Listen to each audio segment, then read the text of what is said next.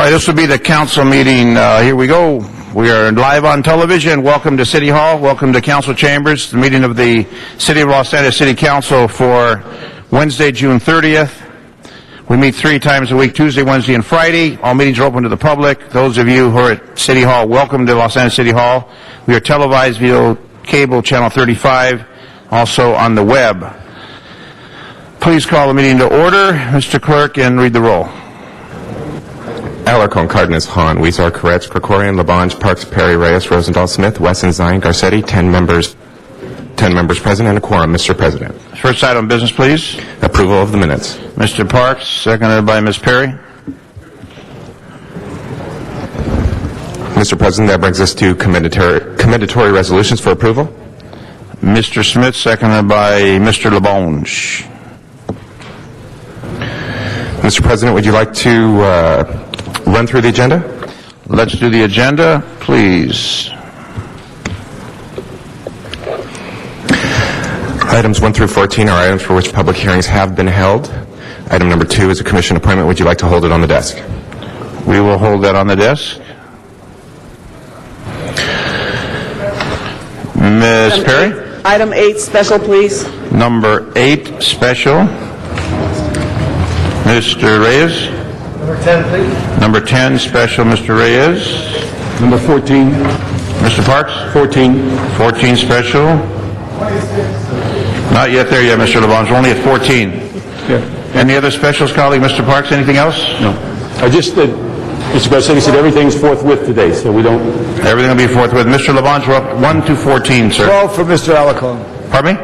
12 for Mr. Alarcon. 12 for Mr. Alarcon. So we have 8, 10, 12, and 14. Colleagues, any other specials? No other specials? 11 for Mr. Alarcon. 11? 11? 11 for Mr. Alarcon. Again, we have 8, 10, 11, 12, and 14. Colleagues, any other specials? See no other specials? Open the roll. Close the roll. Tabulate the vote. 10 ayes. And those will all be forthwith. No action on one. No action on item 1, no action required on item 1. Next items, please. Mr. President, items 15 through 26 are items for which public hearings have not been held. 10 votes are required for consideration.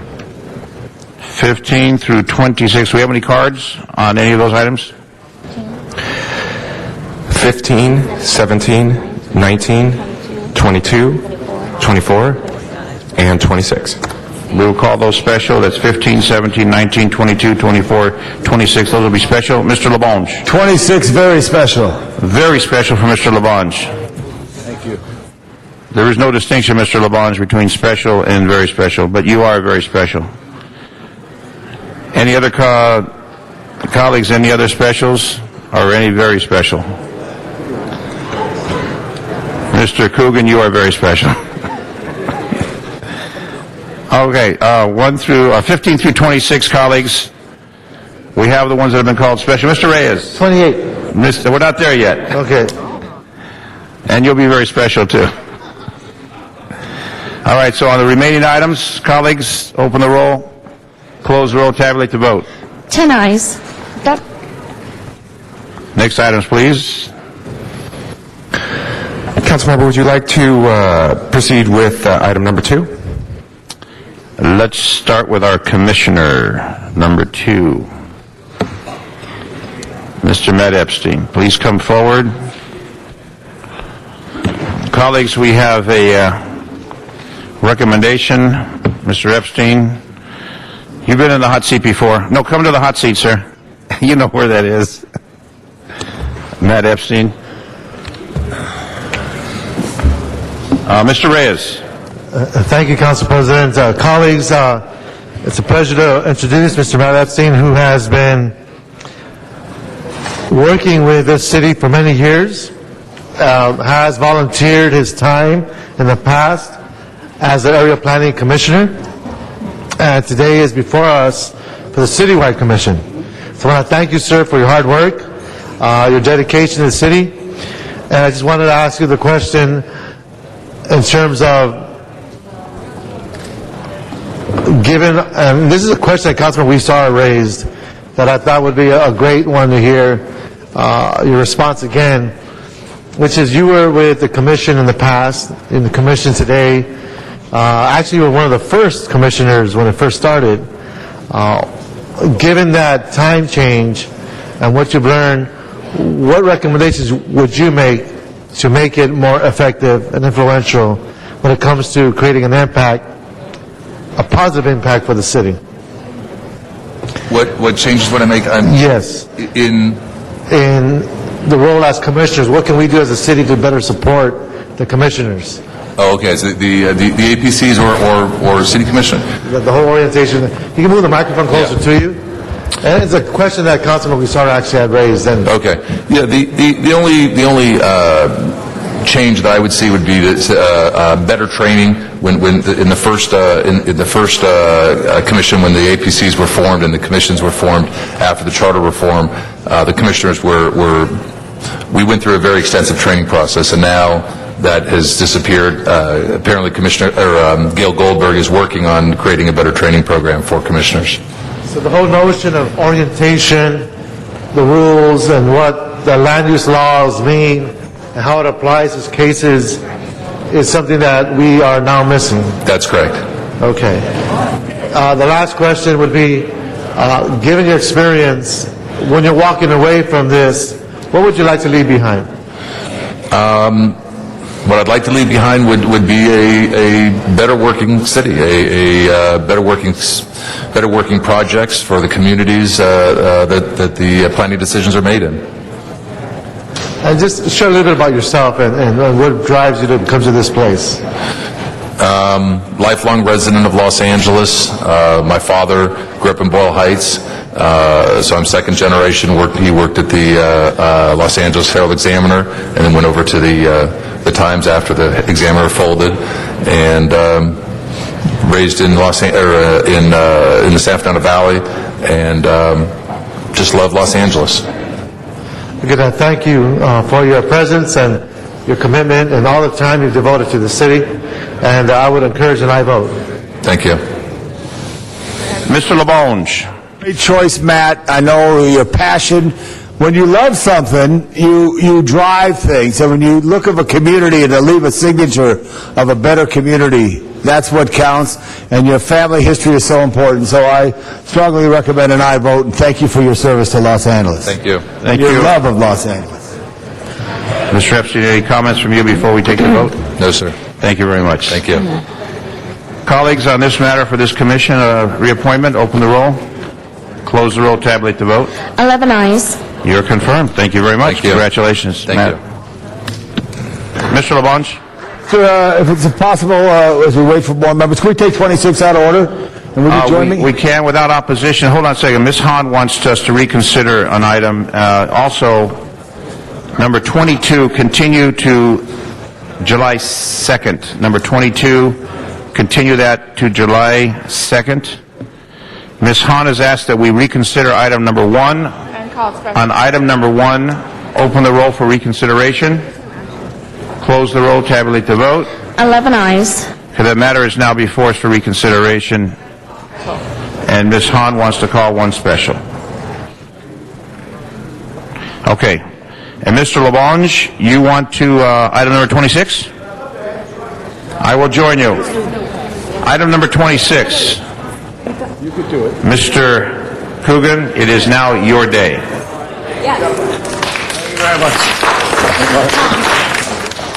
Let's do that again if you join me right there. Video coming. Video. Okay, all right, ready. Let's roll the tape right now, Kenny. Take it over. Yeah, I mean, Paul. It was a Monday in June of 1968. Tuesday night, Sirhan killed Robert Kennedy. My job started a week later. Mark started with KFI Radio in 1968 as a gopher, then became a writer and a reporter and a witness to the biggest stories of the era. The first thing I covered in my life was Manson's trial.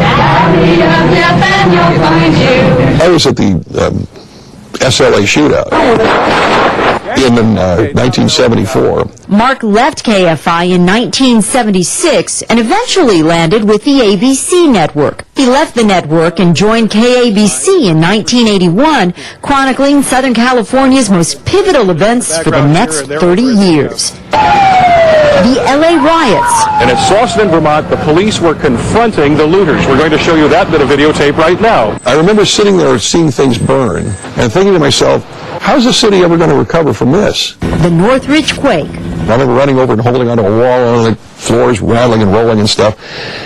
And finally it stops, and I went, I got to get to work. The O.J. Simpson case. He may come and he may not come. And I remember driving down by the airport, and here they come up over the rise, these 3 lanes away.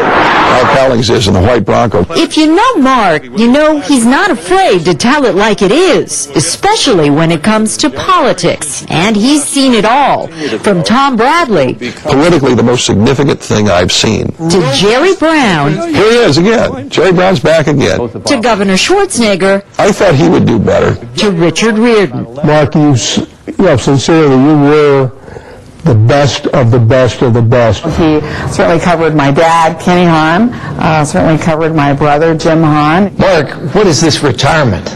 You're just a kid. Mark Coogan really is one of the stalwarts in journalism and broadcast journalism in Los Angeles. The industry is going to lose a person that really made a positive impact on the industry and the people and the issues he covered. Mark joined CBS 2 in the spring of 2000, bringing his no-nonsense approach to the news. At some addresses, the news is not going to be good. Mark, congratulations. We're going to miss him. Mark, congratulations. You got to chronicle the story of the city. It's that simple. There we are. Okay, Mr. LaBonge. Well, thank you, Ms. Perry. Mark Coogan, joined by his beautiful wife, Cynthia, on this day, your day, Mark Coogan Day, in the city of Los Angeles. All right. And what all those people say with the truth. Well, you are very special, Mark, because you work very hard at your profession. And we always didn't get the story angle that we may have wanted, but the people got the story right, and that's what Mark Coogan was all about. But what I loved about your husband, I used to see him at 39th and Figueroa on Sundays.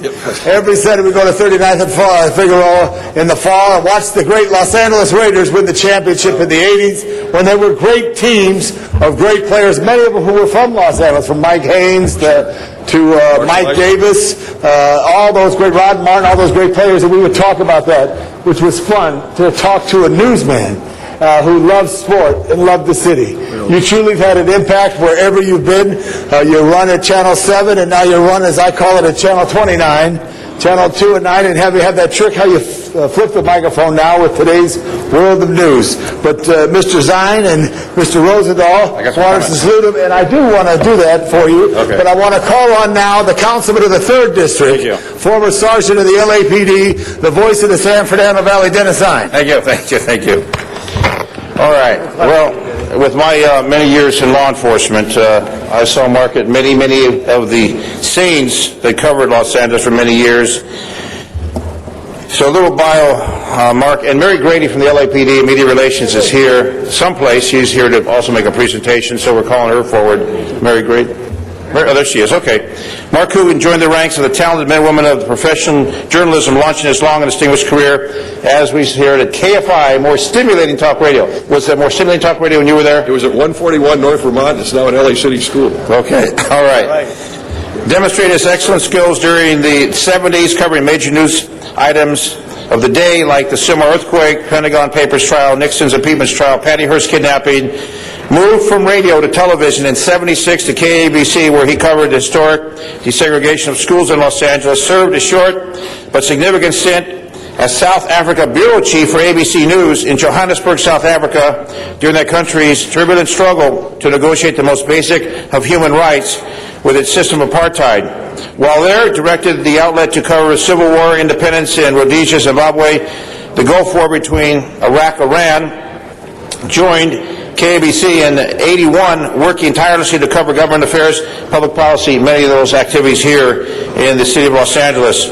Earned 3 Golden Mics. 86, he received a prestigious honor for Best Live Coverage. Also received 2 more Golden Mics for the Best Live Coverage and Best News Series. In 91, won the Emmy for the Best Spot News. 8 years later, LA Chapter Society of Professional Journalists named him Broadcast Journalist of the Year. During his long tenure, when he was at 7, covered some of the most important stories in LA history: Northridge earthquake, O.J. Simpson trial, 92 Los Angeles riots. These events marked a time in city-wide sorrow and challenged us to build, rebuild, and relationships for a brighter tomorrow. Mark earned his bachelor's in political science, University of California, Santa Barbara, covered some of the nation's most momentous political occasions, including party conventions and elections. Adopted by this resolution, we're naming this Mark Coogan Day in the city of L.A., and he honor you for 42 years he spent with us. Thank you for the years of service, and since 2000, you've been with Channel 2, and then you went to 2 and 9, and while you covered 2 stations, you got 1 salary, but you gave the city a mountain full of news and information. So, Mark, you haven't aged much in all those years. You've got 42 years behind you. I got 42 years behind me. I've aged much worse than you in my career, but congratulations, Mark, and to your lovely wife. And I know you're dear friends with one of your former colleagues, Linda Breakstone. We've had celebrations together, and here's another wonderful celebration for you and your lovely wife today. Mark Coogan Day in L.A. Mary Grady. All right, Mary Grady. LAPD Media Relations. Thank you, Dennis. I actually worked with Mark as a colleague in the media here in Los Angeles for about 14 years before I went to work for the LAPD. And Mark and I had many interesting experiences out in the field. You've seen all the stories that he covered that were historic to Los Angeles, but what you didn't see are all those other day-to-day type of stories like storm watch, or the day after Thanksgiving shopping stories, and or the traffic stories, those stories that may not make history but are really the bread and butter of television news here in Los Angeles. And Mark was always very creative in the way he handled all of those stories. And, you know, despite the difficulties that the media industry has gone through over the past several years, Mark has hung in there. And I admire you for that. You will go through some withdrawals, and that's okay. You'll see breaking news on television. You want to jump into it, but give yourself some time, enjoy your retirement, and know that the men and women of the Los Angeles Police Department know that you've been a part of our history, too. So just a little recognition for you here on the occasion of your retirement from an extensive reporting career in the field of broadcast journalism. After 42 years of faithful service to the people of the city of Los Angeles, as a reporter, you have been recognized with numerous awards for your news coverage of politics, government, and public policy. You have been witness and have served as an historian to many significant events in the city of Los Angeles and the Los Angeles Police Department. The men and women of the LAPD join me in extending their warmest congratulations to you for 42 years of outstanding and dedicated service to the people of the city of Los Angeles. We extend heartfelt good wishes and success in all of your future endeavors. It's signed by Chief Charlie Beck, and he wanted to be here for you today, Mark, but he is at the funeral for the CHP officers. So he asked me to present this to you on his behalf. And now that you're retired, can I put a plug in there to actually have you come work as a specialist reserve at the LAPD? Because I could always use somebody of your caliber. I'm moving to San Diego. Before you could come every Before you move on, Mr. Garcetti would like to say a few words, and then Mr. Rosendahl. Thank you so much, Madam President, and thank you, Mr. Zine and Mr. Labange, for doing this. And Mark, I just got off the phone with the mayor who sent his regards to and said what an incredible reporter you've been and a part of Los Angeles. You know, you've covered my dad, you've covered me. You really do embody class. I mean, when I think of one reporter, and I know folks who said you're one of the top ones in this video, I think of the classiest, broadcast reporter I've ever, and now I'm going to get bad coverage from everybody else, but the classiest one I've ever met has been you. You single in on the issues, you ask in a very dispassionate way, and bore into the details that I think inform Angelinos about what's happening in their city. This is probably the most complicated city in the world to cover. So to do something, to boil down into something digestible for all of us, whether it's a social or a political or a cultural issue, you have been able to do that, I think, in an unparalleled way. I didn't know before today that you were retiring. My apologies, but I was very sad to see you sitting there. Though San Diego and your family is going to be a great beneficiary of the time that you will get now with them. But know that you have made me a better elected official. You've made me a better Angelino, and I know for millions of people, they are better informed because of what you have brought into their living room to let them know what's happening so that they can be better citizens participating in this democracy. So thank you. God bless you and your family. And I will always think about you when I'm thinking about who is that reporter straight out of Central Casting, that classy baritone that knows how to get to the core of an issue. Congratulations. Mr. Rosendahl. Well, I started over on that side of the podium a little earlier, but I figured I'd come over where I belong these days, which is over here. Mark and I go back to the 80s, and when I cranked out my television show, he was part of that press group with Linda Breakstone and a few others, and there was a cadre of real professionals out there. And unfortunately, television has turned into a joke when it comes to news in this town. I hate to say it. All he can do now is a 90-second type piece. He's got to get an 8-second soundbite from a person here and a collage of this and that, and tries in 90 seconds to put a story out. And I know the challenge is incredible for a real journalist, which is what you are, Mark, obviously. We had fun together when I was on that side of the rope as well.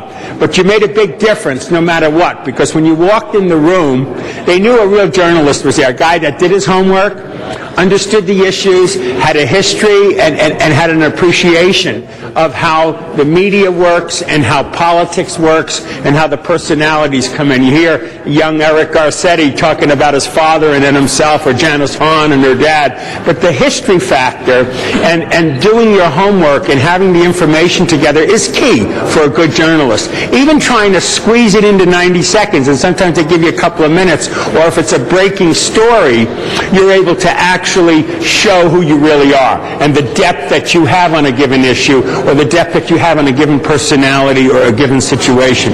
So you've been a tremendous contributor to the health and welfare of the Los Angeles area, informing, educating, and connecting people to the issues and helping make the democracy work.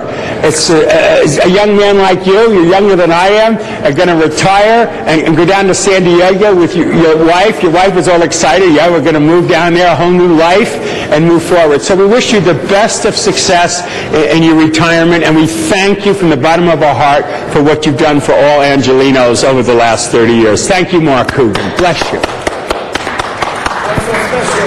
Mr. President, Mark understood Mr. Weezer. I'm sorry. We've got three other speakers, Mr. Wesson, Mr. Parks, and Mr. Weezer. Sorry. Mr. Wesson? Thank you, Mr. President, and members. You know, Mark, in the business that we are in, sometimes you see a reporter and you want to go the other way. Whenever we would see you, because like the President said, you are a class act, no one was ever afraid to speak with you. You were a reporter. You weren't a I got you type of a guy. And I just wanted to get up and say that I think you and I interviewed a couple of times when I was speaker, and it's great to retire when you're young with your wife, play some golf, have some fun. You deserve it. And again, when I think of news reporters, I think of you.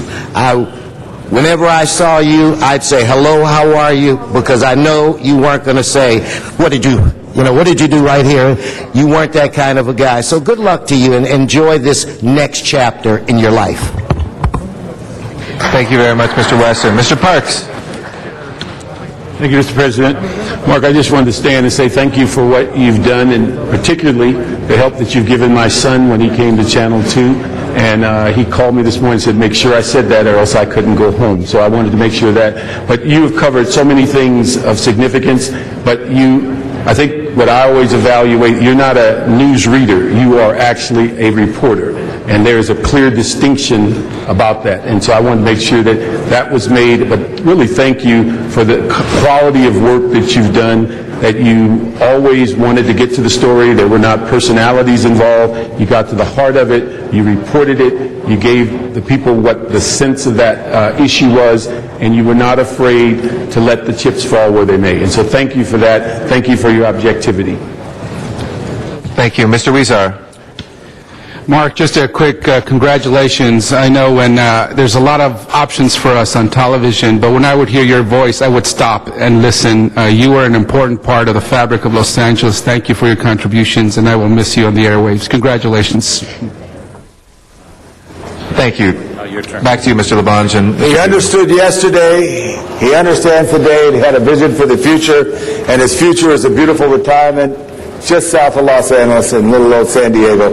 Mark Coogan, on behalf of all of us, Mr. Zine, the mayor, our city attorney, city controller, let's holler it again as Mark Coogan Day in the city of Los Angeles.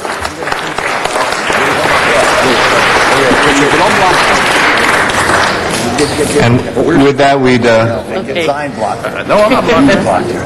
love to hear a few words from the man himself. You got it. Mark. Mark, the microphone is yours. Yeah, these presentations, of course, always drive the reporters nuts because we're saying, let's get to the issues. And now I'm the guilty guy here. But really, just want to say something very, very briefly. My job has allowed me to be enrolled in the world's greatest continuing education. And a lot of the educating was done right in this building right here. When I started in radio out in the field as a reporter, it was 1970. Sam Yorty was the mayor. Tom Bradley sat right over there. And there's all kinds of people on the council that have buildings and streets named after them, and they should be. The city's changed tremendously over that time, and it's been my obligation and also my lucky fate, frankly, with this job, to watch it happen and then to try to explain it. Obviously, these particular days are kind of grim at City Hall. This day is going to be tough for a lot of people that work for us, because I'm a taxpayer here too. And so in thanking you for this recognition, I want to wish everybody here the absolute best. Thank you very much.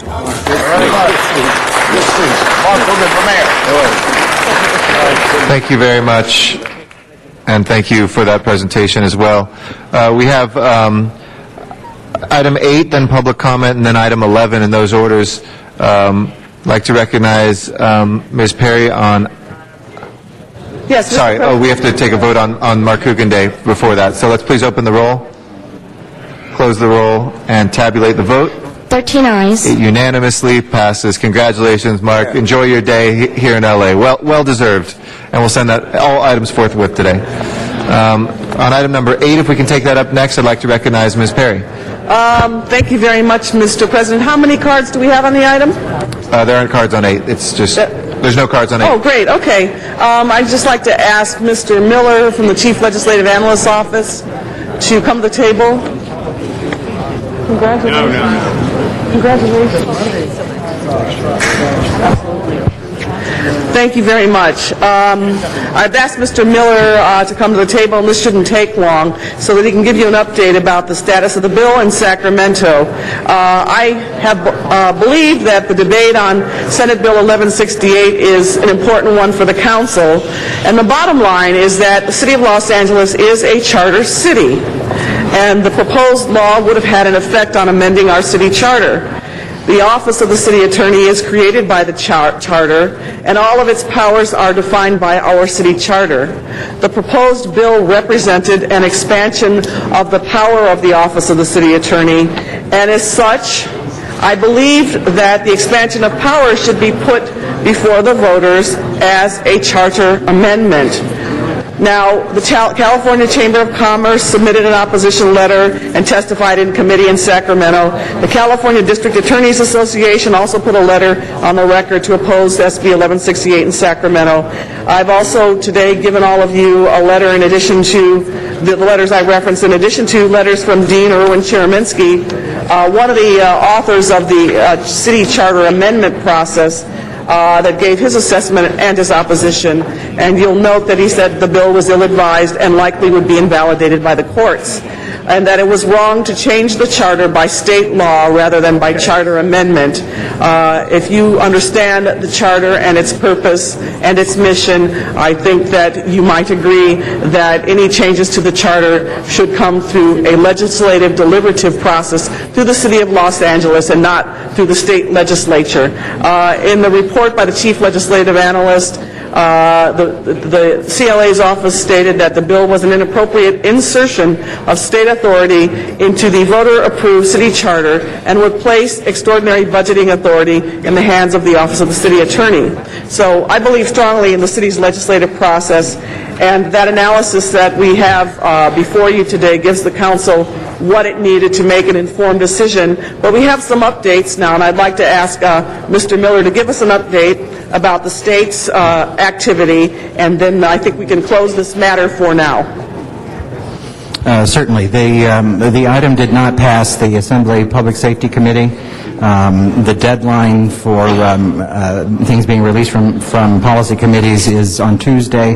There are no plans for the committee to meet between now and then, so the bill is effectively dead. Okay, and then Mr. Miller, if there just in a wild chance, if there is any opportunity to revive it in this session, what would our options be at the city? Would I be able to bring this back as a Rule 23? Yes, you could bring it back as a Rule 23 on either Friday or Tuesday. All right, so as Mr. Miller said, the item was not passed out of the Public Safety Committee yesterday, State Assembly, and so the matter is effectively done. Yes. And so, Mr. President, I would ask that we receive and file this item today. Is there a second to receive and file? Mr. Reyes? Keep it on file as what? Any other speakers? As a what? Well, you know, I'm happy to vote on it. Mr. Smith has a suggestion, too. Okay, Mr. Smith? Mr. President, it would seem to me logical, if this council is so inclined to vote no, or say we're opposed to the bill, that we should go ahead and take that action so that our legislative representatives could have it in hand should an effort be made to gut a bill later on, which is a standard policy in Sacramento. They try and gut a bill that's already there and put something else in its place. That could happen, and that would then require us to come back in Rule 23 and take an emergency action. It'd be, I think, in our best interest to go ahead with the policy vote so that our representatives would have it in hand if there's an attempt to revive it in another format. That would be my recommendation. I don't care one way or the other, but... I agree with you. Ms. Perry? No, actually, I agree with Mr. Smith. I would be pleased to take a definitive action on it today, and the action would be to vote to support my motion to oppose SB 1168. So that would be fine with me. Okay, so have you amended your motion to move the motion? My motion that is before us today Is to oppose? is to oppose Senate Okay. Bill 1168. So you've withdrawn the receive and file and are now... I'm sorry? You've withdrawn the receive and file then? I'll withdraw the receive and file for now. Okay. Mr. Rosendahl? Well, I'm just a little confused here because we know that the Assembly's killed it, so we just note and file it and leave it at that. I personally think giving the city attorney here, who's a lawyer first and a politician second, support was a good idea. But since it's going to be killed in Sacramento, why don't we just note and file it and leave it as is and go forward with what other agenda items we have. Okay. So that Second Mr. Rosendahl moves that and Ms. Hahn seconds. Mr. Zine? I agree. I think that the matter, since it was defeated in Sacramento, would be appropriate to receive and file and leave it at that. I think it has its message if we receive and file it, and I would be supportive of receive and file, which is what Ms. Perry intended to do in the first place on this matter. Ms. Perry?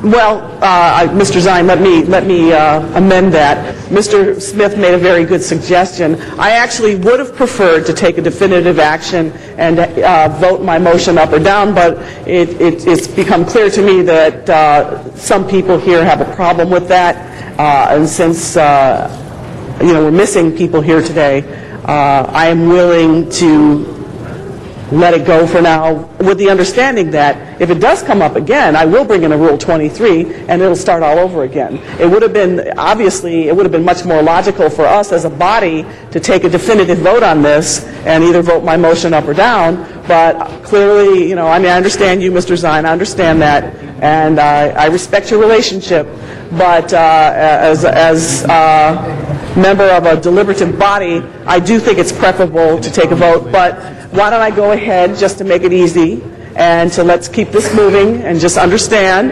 that, you know, if it comes up again, I'm going to Rule 23 this. We haven't even gotten into the substance of what this bill was about.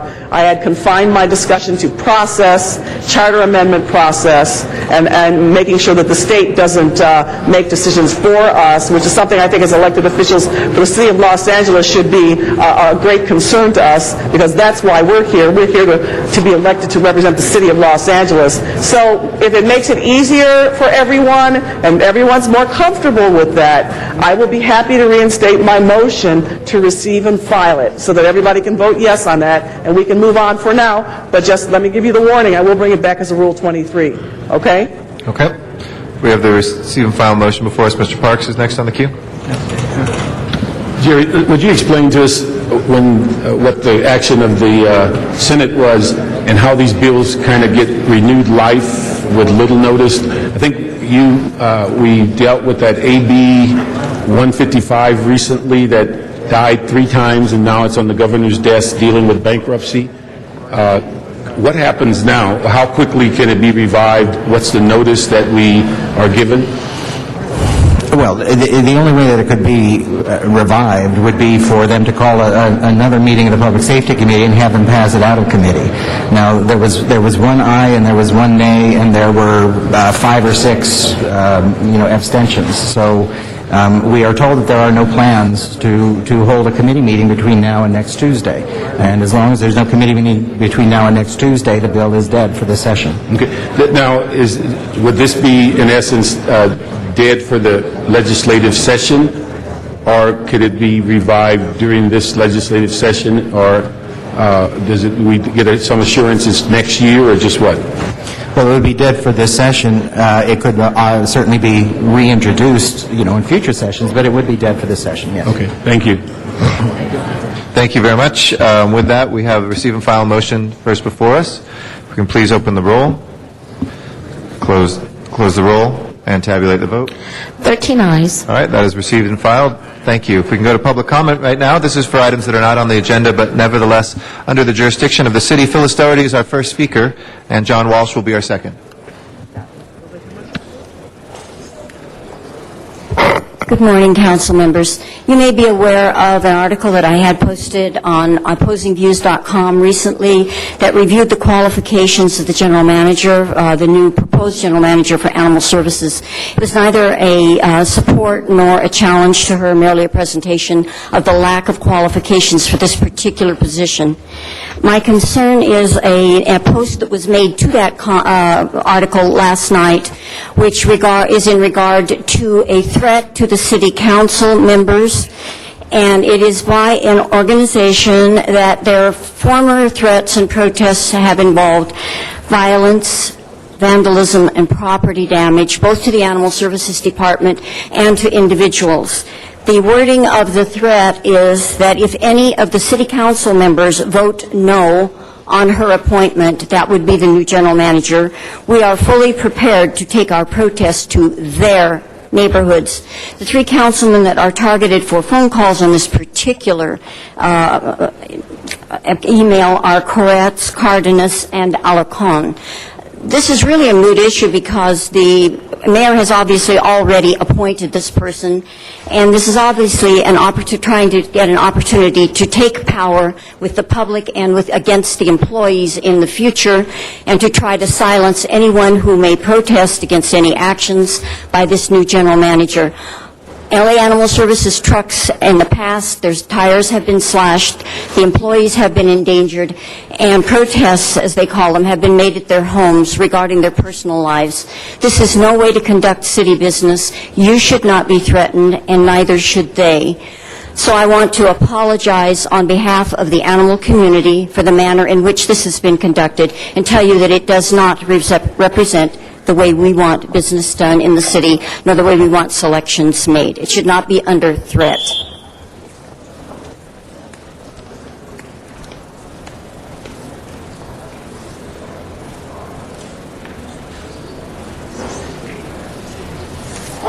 John Walsh needs no introduction, blogging at HollywoodHighlands.org. Mr. Garcetti, you always scold the other members for coming late. You were 15 minutes late today. Los Angeles Community Action Network in the House, thank you very much. Object of police brutality recently. We ask that all charges against them be dropped. Taser. A pedestrian was tasered on video in Hollywood. Hollywood is out of control. We need a new captain. Everything wild. You got rid of every single lookalike. Every single lookalike has been removed. ACLU won't take the case. However, if we were a Hitler lookalike, ACLU would, because ACLU just loves Nazis, defending Nazis. It's a sick thing, but it's them. Drop the charges. Eric, we're happy you're back, Mr. Garcetti. We need the Navy in Afghanistan. We need you in Afghanistan. Cirque du Soleil. Hey, $25 million blowout on Broadway at a proscenium arch stage. The show closed in a couple of weeks. We're going to have an identical show here, but in New York, it were the Angels that supported it. Private people. Here, when Cirque du Soleil opens with a proscenium arch theater show, it is going to die. That is what is going to happen. Mr. Parks, you are now being sued by Mr. Schauman. I tell you, all lobbyists are liars. I believe you, Mr. Parks. Monday and Thursday for awards. Come here, do it. Tuesday, Wednesday, and Friday for city business. Even Mark Coogan said it, and he was getting an award. I was signed up for 26, HollywoodHighlands.org. Ziggy Cruz. Ziggy Cruz. Madam President? Yes, Mr. Just for the record, I was here at 10:07, Mr. Walsh.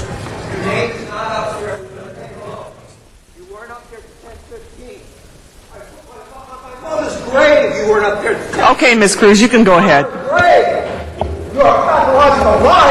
Thank you, Ms. Mr. Walsh, I'm going to have to warn you, otherwise I'll have to ask you to leave. Ms. Cruz, please go ahead. Good morning, I'm Ziggy Cruz.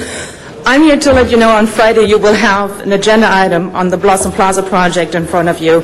That's a project that received about roughly $41 million in money from city, state, and federal funds. Now you're considering to give this developer even more money, even though he bragged about mining subsidies. My question to you, City Council members, is right now, when will the City of Los Angeles start looking deeper into the practices of the people that they're going to do business with and start looking out for the residents that actually have, elected you? Thank you. Dr. Clyde Williams.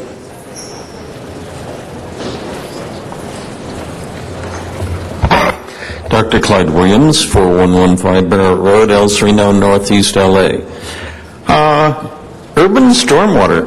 Whatever happened to the property tax fee that was going to be added by the City of Los Angeles as approved by the Board of Public Works and proposed by the Urban Stormwater? How are we paying for the operations and maintenance of Prop O facilities that are being constructed or have been constructed, and they needed roughly $20 or so million a year to operate and maintain the stormwater facilities? Oh, but that was before you decided to cancel that one. So who's paying for it? I don't know. Maybe Bureau of Sanitation suddenly got 10 to $20 million. I don't know where from. Okay, that's one thing. But the overall program, which partner in Proposition O is a piece of, will cost $8 billion as approved by the Board of Public Works. In the year 2020, you'll have $8 billion worth of capital facilities to operate and maintain. Where's the money going to come from? A $500 a year fee for every plot in the city of Los Angeles is required to fund the operations and maintenance of these capital improvements. So there is a concept called life of project costs, which the Board of Public Works and the various public works related departments should follow, so that we know what we're getting into before we arrive at the bill coming from the county. Thank you. Thank you. Mr. Garcetti, did you press your button? Did you? Okay. All right, we'll take him off. So you're okay? Okay. Mr. Al Sabo?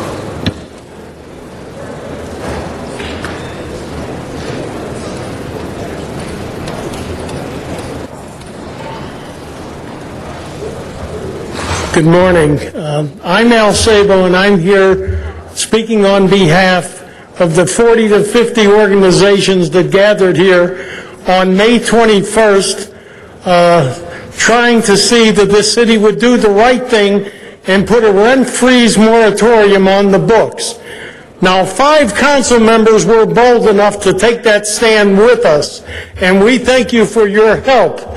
But then there was others, so many others, who now have turned this city into not the city of angels, but one that will further become the city of the homeless, simply because so many of us, with this rent increase that's taking place and D-Day is tomorrow, so many of us will become homeless in the near future. In addition to that, tomorrow we get the bus increase, we get a cut in services, we get increases for the cost of the services that the city is supposed to provide to the citizens at a minimal or no cost at all. Yes, this is the beginning of the end of what once was a great city.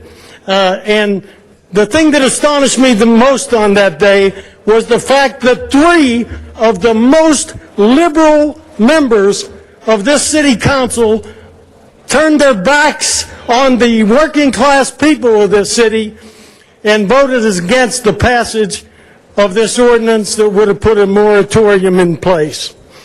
Of course, we knew what the Republicans would do, the 2 Republicans here.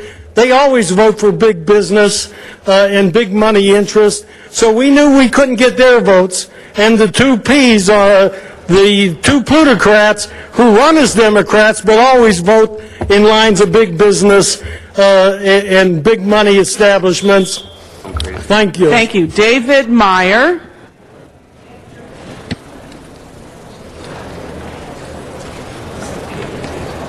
Hi, Mr. Garcetti and the Council. I'm David Meyer. I'm an enrolled agent with the Department of the Treasury. As Councilman Labange just said, when you love something, you let it drive you, you're behind it, you support it. I'm here for the Los Angeles Public Library. I came here to my first council meeting 2 weeks ago and spoke scared because I'd found 2 items in the revenue portion of the budget that I thought called into question your decision to lay off 1,000 extra city employees. These items were the parking fines in the year that ends today, $134 million, and the year that ends a year from today, the same $134 million. I spent the last 2 weeks talking to DOT transportation officers. They say they've been given the mandate to write more tickets, and the tickets are more expensive. So why hasn't the figure gone up? Councilman Labange 2 weeks ago said to me, check with the Comptroller's office. I talked to Daniel Tarica in the office. He said this year's $134 million is unverified because, of course, the year ends today.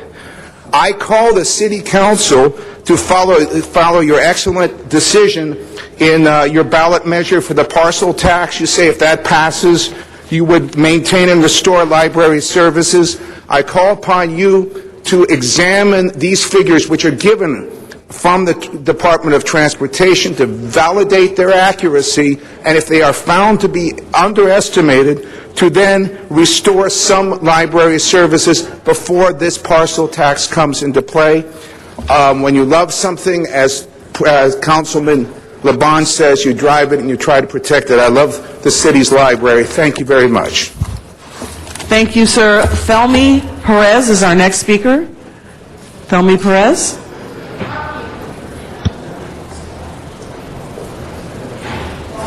Following Felmy Perez will be A.J. Cariaga.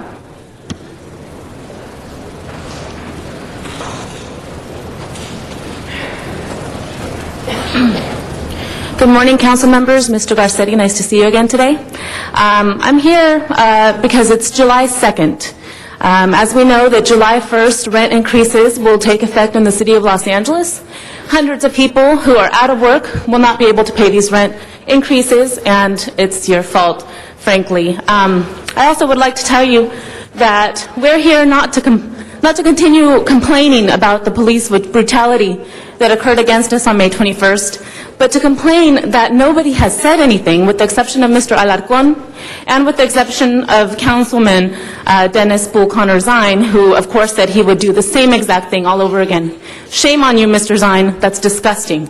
I'm disgusted by that. So we want to know what the City Council is going to do to assure that that kind of use of force does not happen again in these council chambers. It was disgusting. Elderly people, mothers with children in strollers were pushed and shoved out of the way, and I don't have to repeat it because we've seen the video. So I'm just here today as a tenant in the city and as a very concerned citizen of the city, just to let you know that I won't be able to afford an extra $50 a month. I was unemployed. I lost my job. I'm looking for work currently. It's an impossible market. Everybody knows it. So $50 a month more is going to be the difference between transportation or my housing. And I'm already having to make these very difficult choices. And people who are really struggling and really struggling more than me are having to make the choices between housing and between milk for their children. And I think that you all should have that weight on your shoulders every night when you go to sleep. So I would really like to hear the council make a decision and come out and take a stand against police brutality in these chambers, and to call for an investigation and the actions that occurred that day against us. Thank you. Thank you, ma'am. A.J. Cariaga.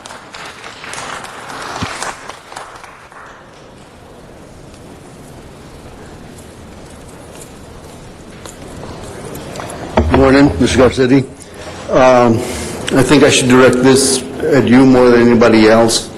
You're a military man like I was. It wasn't easy for me serving 18 years. I was a nuclear weapons specialist. I got special pay for keeping my stuff together. Now I come out and I don't get a COLA adjustment. Not this year. We got one 2 years ago, but we won't get one this year, maybe not even next. I kid with my doctor on my diet. I have one pizza, one beer, one hamburger. And that's going to be about $40-some that I'm going to be losing now. I won't be getting that anymore because my rent is going up. Okay? There's a lot of other vets that I have seen, and we have gotten several of them out of underneath the bridges. That's where they live. I don't like seeing veterans down on the ground. We got a bunch of them out there, and I'm trying myself right now to stay on my feet in an apartment. I am in court right now for eviction, and one of the reasons is that I'm a nuisance now. Wearing this orange shirt to them, it's a nuisance, and that's not cool. You know, we have to control the rents. We have to do everything we can so that our people, low-income people, don't wind up in a tent city. We are 68% of the population of Los Angeles. That's a lot of votes that you guys got to be watching out for, because you're going to have to try to find a way to hang on to a lot of that voting. You're not going to get it if we have an X or horns and beards drawn on your pictures. You're going to wind up with your picture getting photoshopped. Okay? Thank you. Thank you, sir. Joe Thomas is our next speaker.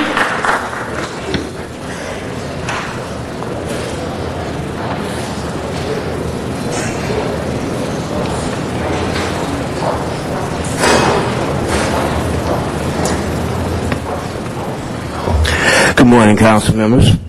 My name is Joseph Thomas, and I'm here today as a tenant for the LA Unity Collective Housing.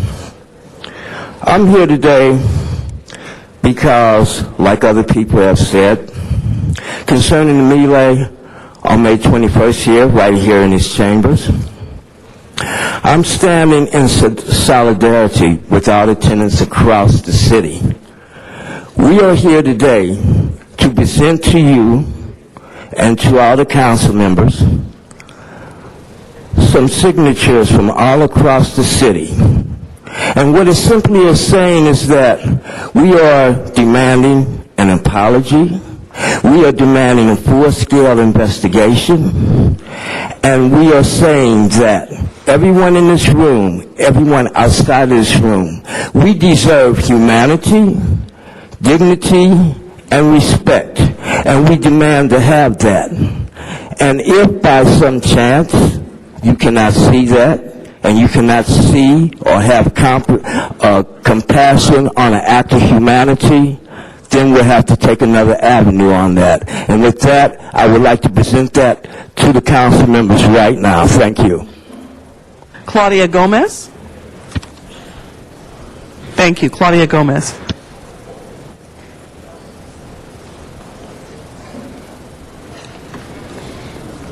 Good morning, my name is Claudia Gomez, and I'm here for the same reason. I'm from Unión de Vecinos and from the Collective Housing Alliance. We are here to see what is going to happen tomorrow. We know that a lot of people is going to get a rent increase, and we know that since May 21st, you haven't done anything about it. You said you were going to do an aerosol reform, and we haven't seen anything. So what are you going to do tomorrow? What are you going to do after? What are you going to do when these people are living on the streets? You have to do something about it, because this is not fair. Thank you. Marta Morales. Marta Morales. Following Marta Morales will be Steve Diaz.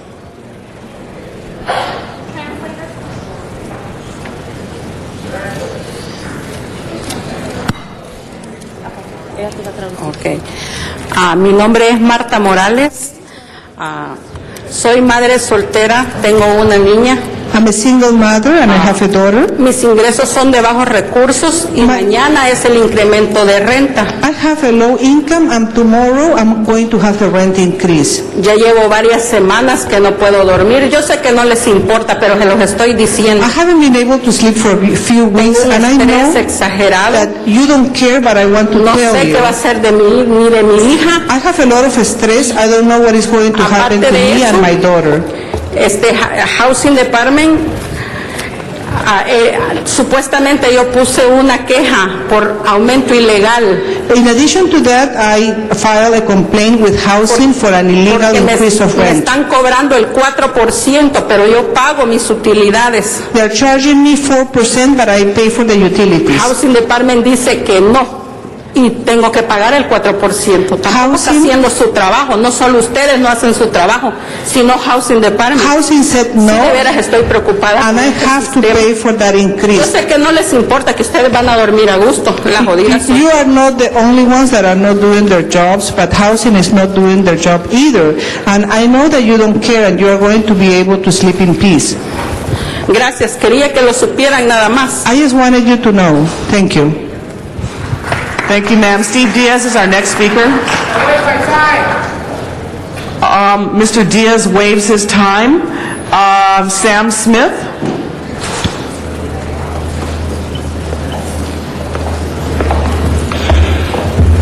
Thank you, Madam President, members of the council. Thank you especially, Tom, and Eric Garcetti for the opportunity to speak. I'm here today representing the over 900 members of the Hollywood Chamber of Commerce, and I'm here with Nicole Milhaka, who is our co-chair of our Economic Development Committee.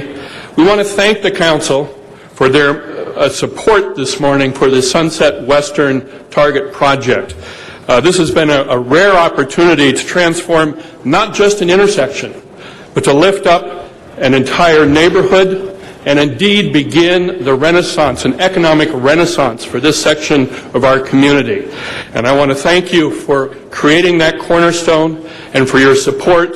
And on behalf of the residents of Hollywood, and I have lived and worked in that city for 30 years. As a resident of Hollywood, thank you for your vision. This is an important project, and it will be an important project for that end of Hollywood. Thank you very much. Thank you, sir. Nancy Mihalka? Oh, that's me. Nicole Mihalka, co-chair of the Hollywood, oh, sorry. Oh, thank you. Thank you very much. That marks the end of our public comment. At the request of one of our colleagues, we will now take up item 24 and then item 11. Is that you? Yes. Mr. Smith. Thank you, Madam President. Appreciate that. And Mr. Bernard Parks and I, on the Budget and Finance Committee, have brought this forward because we had said on a number of occasions that we believe that the public service representatives, law enforcement representatives of the General Services Department that are out protecting our city properties and our city facilities should not be put on furlough, that they should be treated as the rest of LAPD and law enforcement and not be used as furlough because they are really required to be securing our properties right now. As we're looking at reducing hours at our libraries, as we're looking at reducing hours at our parks and other facilities, we need those security guards out there securing our property. So Bernard and I brought forward this motion today to instruct the CAO not to put the security guards that are in the General Services Department on furlough, which is a cost factor of about $400,000. It instructs the CEO to work with us and coming back with a plan on how to fund that. But just from this point forward, which begins tomorrow, say that we need those people out there doing their law enforcement duties, protecting our buildings from graffiti and break-ins that will come if we close some facilities down, and that they're really required. That includes all the officers as well as the supervisorial 12 sergeants and lieutenants, etc., within General Services Department Police Force. We need them out there. We need them doing their job, and that is the purpose of this motion. The Budget Committee had instructed the CAO on 3 occasions to do that. It never got done. Somehow the language was left out of the budget instructions, so this fixes that problem and just says, let's go forward and preserve our properties. Thank you. Thank you, Mr. Smith. Mr. Alarcon, you're our next speaker. I will take the council colleagues first, and then I will go to the public comment cards. Mr. Alarcon. Actually, Mr. Smith, I just wanted to clarify that this would cover the supervisory personnel as well. The 12 sergeants and above, as well as all the blue patch security post-certified officers. Thank you. Mr. Parks. Okay. Thank you, Madam Chair. I just wanted to make sure, and Greg just clarified this, the blue patches, that this impacts not the yellow patches. Sworn officers. Mr. Garcetti. Got it. Okay. Mr. Rosendahl. Yes, could I ask Tony Ruster to come up for a quick second, please, who runs the department, just to put a few more facts on the table. Colleagues, you know I've circulated a motion to charge for our spaces that we generously provide, some 160,000 of them, to the public for free. And I have proposed that we charge $7 a spot. That would bring well over $1 million in and would cover the entire operation. We talked about it a couple of times. It's been in reports. And I'd just like to ask you, Tony, what kind of layoffs are we talking about here right now? What is the whole system? What is this item 24? And what Mr. Smith said and Mr. Parks. Concerning layoffs, generally for the Department of General Services, we're looking at this time about 136. And concerning OPS, when it relates to the cost to provide no furloughs for those sworn officers, I think it's about $555,000 to do that. As it relates to the item that you're talking about concerning the visitor parking, we're working with the ITAGA committee to get that on agendized to determine what needs to be done and bring it to council and see if it's approved, whatever the process is on that. Okay. How many employees do you have, and are we talking about any layoffs or just furloughs, or explain? We have a total close to about 2,000 employees at GSD. We lost about 484 positions. We're looking to lay off 136. You have looking probably about 40 custodians. You're looking at storekeepers. You're looking at clerk typists, of a variety of positions that provide support, essential services for the city of Los Angeles in order for other departments to perform their mission and their job. So how many layoffs? 136. And when would that take place? They're taking place already. And as soon as we get information from the personnel department, we deliver the layoffs. At this point, we're looking probably laid off close to about 10 to 15, which we have probably another 115 to go. Another 115 to go to get laid off? Yes, sir. And how many for furloughs? Furloughs, probably, I say, about 95% of our department is furloughed. And what kind of furloughs? Out of probably 80% of them, they're like 26 days. I think only 2 groups. Now this was passed for the police office. Only one group, which are the non-reps, will be taking 16-day furloughs. Okay, so if we charge for parking, would that cover the whole thing and you wouldn't have to lay these people off and we would continue to provide services and keep jobs? The $1 million wouldn't be enough to cover those 136 positions, because our average salary is about $58,000 per individual. When you divide that into $1 million, that doesn't get you 136 employees. How many does it get you? You're probably looking at maybe probably 20. 20 jobs for $1 million? Yeah. That's it. That's about $58,000 a person. And this on top of that, then you have to provide the indirect cost with another 30% there, which would probably bring that down to 15. Okay, what I'm proposing is we're going to go forward with where we are here now. Right. It's where it is. But I do have a motion out there to talk about a revenue stream. Yeah, we'll work with the ITA GS through the committee. Budget Committee and the ITA. Yeah, we'll get that done for you. That we should find a way to keep as many employees employed as we can, because once they hit the street, there's no other jobs out there. Yeah, I agree. So I take this very seriously, that if we can charge $7, I don't care if it's the ceremonial stuff or people coming down for issues, $7 to park here is cheaper than anywhere else, and it will save jobs and save services, and I'm for all that. So I look forward to our Budget Committee dealing with it at that point. Thank you. Thank you. Thank you, Mr. Rosendahl. Mr. Garcetti. No, when there's a break between items, if you could recognize me. Okay, sorry, your name is popping don't up worry. on the board. Okay, great. Mr. Walsh, John Walsh. Is he out of time? All right.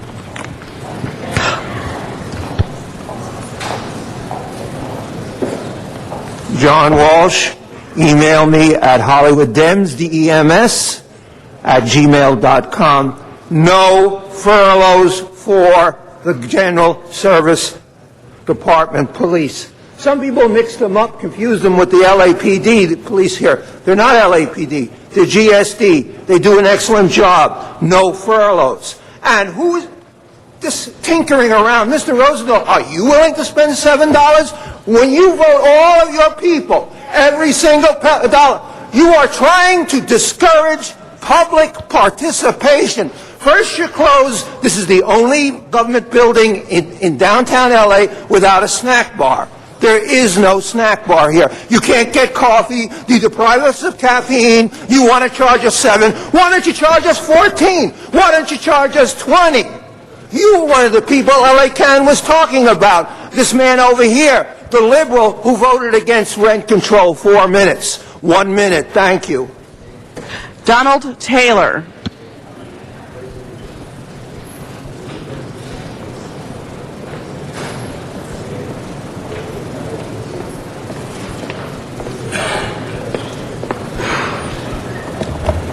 Good morning.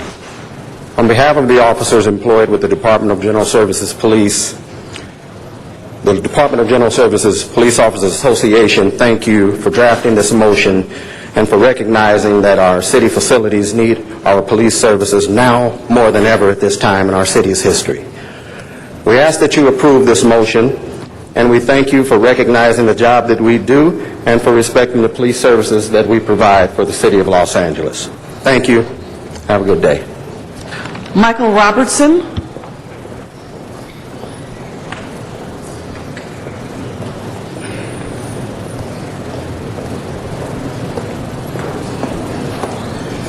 Good morning, Madam President and Council. Michael Robertson, President of the Los Angeles General Service Police Officers Association.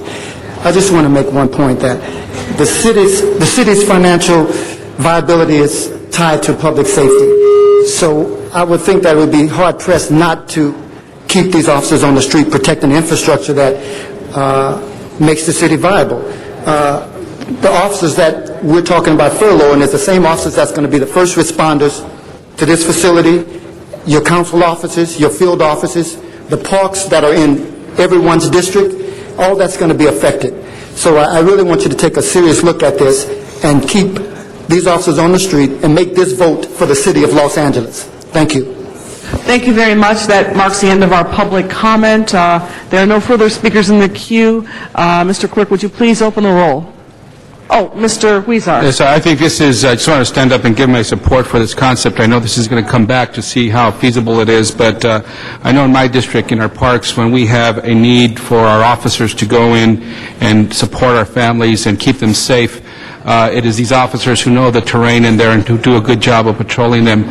Certainly when I was a kid in these same parks, I wouldn't go to any of these parks. Now we've made a big difference, and we want to keep it that way. And if these officers are not there on certain days, I'm concerned that the gangs will once again take over our parks. I think this is a very good motion. I look forward to finding ways of financially supporting this. Thank you. Okay, Mr. Clerk, before we vote, I believe there is an amendment 24A from Mr. Rosendahl, seconded by Mr. Reyes. And Mr. Smith, are you aware of that? It's been circulated, 24A. Oh, we already, it wasn't, well, what, didn't we already do this in Schedule H? It's in Schedule H on the budget already, so I don't think it's necessary. I don't mind you putting it in because it's an instruction to just, yeah, we can send it back to committee. It's a report back, but we already did that in Schedule H in the budget, so it's kind of duplicative, but it's fine, we already did it, so. All right, so just for the record, Mr. Smith says that 24A has already been done in the budget and that he believes it is duplicative. Committee. So we will send this to committee. Okay, say it into the mic, Mr. Parks, for the record. ITGA and Budget and Finance. All right, so we ask that this item as amended goes to ITGA and... Amendment 24A. 24A specifically and individually will go to ITGA and to... Budget. All right, so, Mr. Clerk, should we vote on this as amended or not? No, not amended. We should vote on it. We should separate the two. All right, let's vote on the 24A first and send that to committee. Open the roll on 24A. That will go to ITGA and Budget Committee. Close the roll, tabulate the vote. 13 ayes. And then item 24 itself. Open the roll, close the roll, tabulate the vote. 13 ayes. Next item is item 11, I believe. Yes. Can I just reconsider an item that I believe that there is an incorrect switching of two numbers on it. It's item number 7. If we can open the roll reconsideration, then I'd like to make an amendment. Yes, would you please open the roll for reconsideration on item number 7? Close the roll, tabulate the vote. 13 ayes. Now item 7 is before us, Mr. Garcetti. Thank you. All the supporting materials had the address right, but the council agenda should have read 1601 North Hobart Avenue, not 1061 Hobart Avenue. I'd like to see if there's any public comment on that today, and continue the item so that it'll be properly agendized for folks on July 2nd. That's Friday. All right. So technical correction and a continuance. Would you please open the roll on that? Is there anybody here who wants to comment on that item? Okay. Anyone? No one is coming forward, so let's open the roll on that, and it will be continued. Close the roll, tabulate the vote. 13 ayes. Thank you very much, Mr. Garcetti. All right, the next item is item number 11. We have a large number of cards on this item. Mr. Alarcon. Chair, the public hearings have been heard at various levels, but I'd like to ask for, with the consideration of the council, 10 minutes on either side of this issue. All right. Let's see if they're separated. Why don't we take the opposition first, and we're going to go 10 minutes on either side, so I urge each speaker to be judicious in their comments so that as many people as possible can speak. And I'll call you up before we start running the clock. Rosemary Jenkins, are you here? Come on up. Electra, I think it's Electra Kruger? And Madam President, this is a reminder to council members that this is a fair hearing matter requiring the council members heighten attention to the speaker at the podium or at their monitors at their desks. All right, great. All members, if you could be in your seats, I'm going to call at least 5 of you up so that we can save you time. Electra Kruger, Sandra Cattell. Is Sandra Cattell here? Marion Dodge. And Mike, it looks like O'Gara. Mike O'Gara. All right, we'll start out with Rosemary. Good morning, Mr. President and council members. I'm Rosemary Jenkins. I've been a teacher in LA Unified for over 37 years, and my husband has been a professional truck driver for about the same amount of time. Both of us share the knowledge that education is so important, and we're talking about an area in the Lopez Canyon area, the Somar area, that is underemployed, a large unemployment number. A truck driver, no matter how technological we get, we'll always need truck drivers to carry cargo, etc., from point A to point B. This education is essential. There's been a number of environmental impact studies. The program is only for 5 years. Work has been done to make sure that there will not be a negative environmental impact. The trucks are allowed for 8 trucks. There will be 4 that are energy efficient. Thank you, Ms. Kruger. Ms. Jenkins. Electra Kruger will be our next speaker. Okay, I may be having the card on the wrong side there. I am opposing this project as proposed. My name is Electra Kruger. I'm the current president of the Shadow Hills Property Owners Association. Now, if you have had occasion to... For just a second. Ma'am, hold on just a second. I believe there's some confusion amongst the testifiers. The opponents would be those who are opposed to the appeal. The appeal... Okay, then my card is in the wrong section. Yeah, so- I apologize. So if you're opposed to the appeal, then you would be for the project. If you are opposed to the project, then I you am are for the appeal, So please. you get the second 10 minutes. All right, Mr. Alarcon, what about the first speaker? Was that okay? Yeah, the first one was right. Okay, fine. All right, so I'll put Ms. Kruger back in the pile. How about Sandra Cattell? Excuse me, Madam Chair. The way the speaker cards are checked, either you're for the proposal, against proposal. And I believe where the confusion is, Councilman Alarcon, is most of the people that support the appeal, the way that the agenda is The written. proposal is the appeal. So if you support the appeal, you're for the proposal. Okay, so then there's a lot of people that misunderstood. All right, so what do you need for me to do? Do I need to change all the cards? Or I have no idea. All right, why don't we just call them?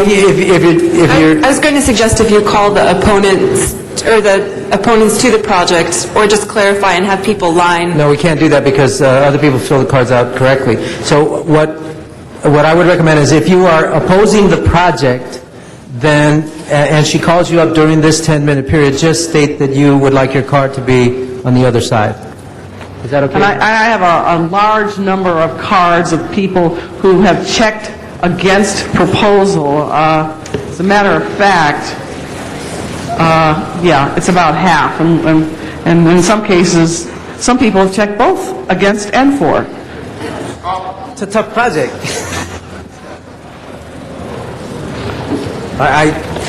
This is the first time I've had this. Unless people want to fill out their cards again. Well, I could. Okay, we have one here that says appeal against project. I could go through all the cards that say against the project and make sure that that is their position. I'd appreciate it. Okay, do you want me to just read their names and then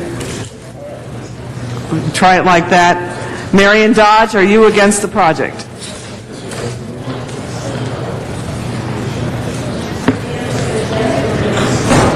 Okay, Marion Dodson, why don't you come on up? You'll be our next speaker. And then I'll put Ms. Kruger back in the pile for the project. All right, so Marion Dodge. No, I'm against the project. I am for the appeal.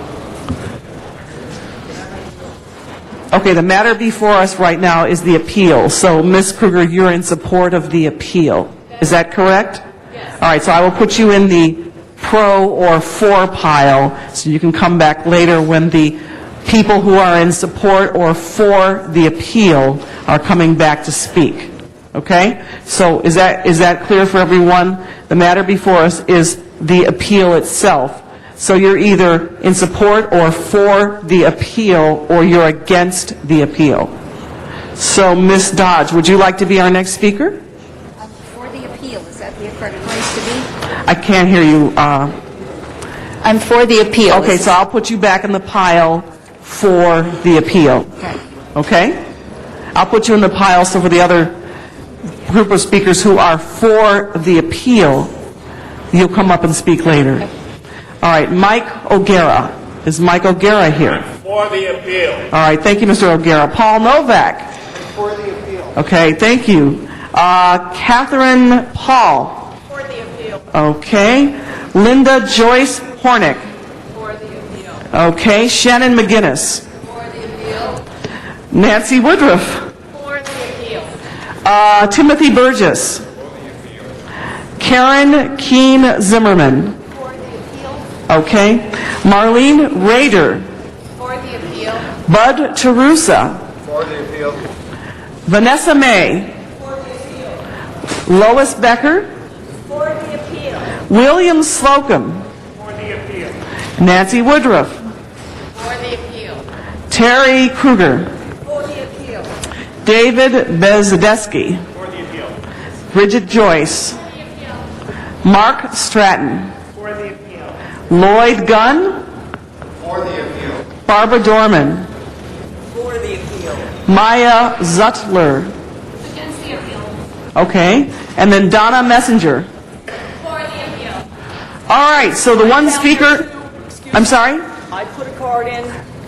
Ma'am, come to the mic and tell me what your name is. Joan Lux. Let's see. You are... Hold on. I saw your card, and I believe that you... First thing I checked. You said appeal, you're for the appeal, and against the project. Thank you. All right? So your name will come up in the next group of speakers. All right, so Maya Zutler. Madam Chair, I'm also in that list and representing the appellant. I need your name. Daniel Wright. You filled out a card? Yes. I think I have two. Under the name of David Wright? Daniel.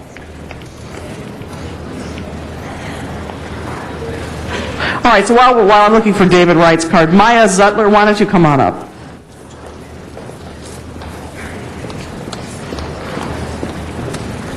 Good morning. Maya Zutler on behalf of VICA, Valley Industry and Commerce Association. VICA is here today to express our strong support for this project, and we respectfully request that you oppose the appeal that is before you today. We believe that this project is not only good for the Valley, but it is good for business, it's good for residents, and it's good for the entire city of Los Angeles. Our community is currently facing the worst economic conditions since the Great Depression and extremely high unemployment rates. We need this much-needed program. These trainees will be able to compete for positions that pay substantial wages in an industry that has been identified as one of the top 10 growth industries. This academy, just to be clear, will occupy less than 1/4% of this entire 600-acre site. We ask that you support the project, and we request that you oppose the appeal before you today.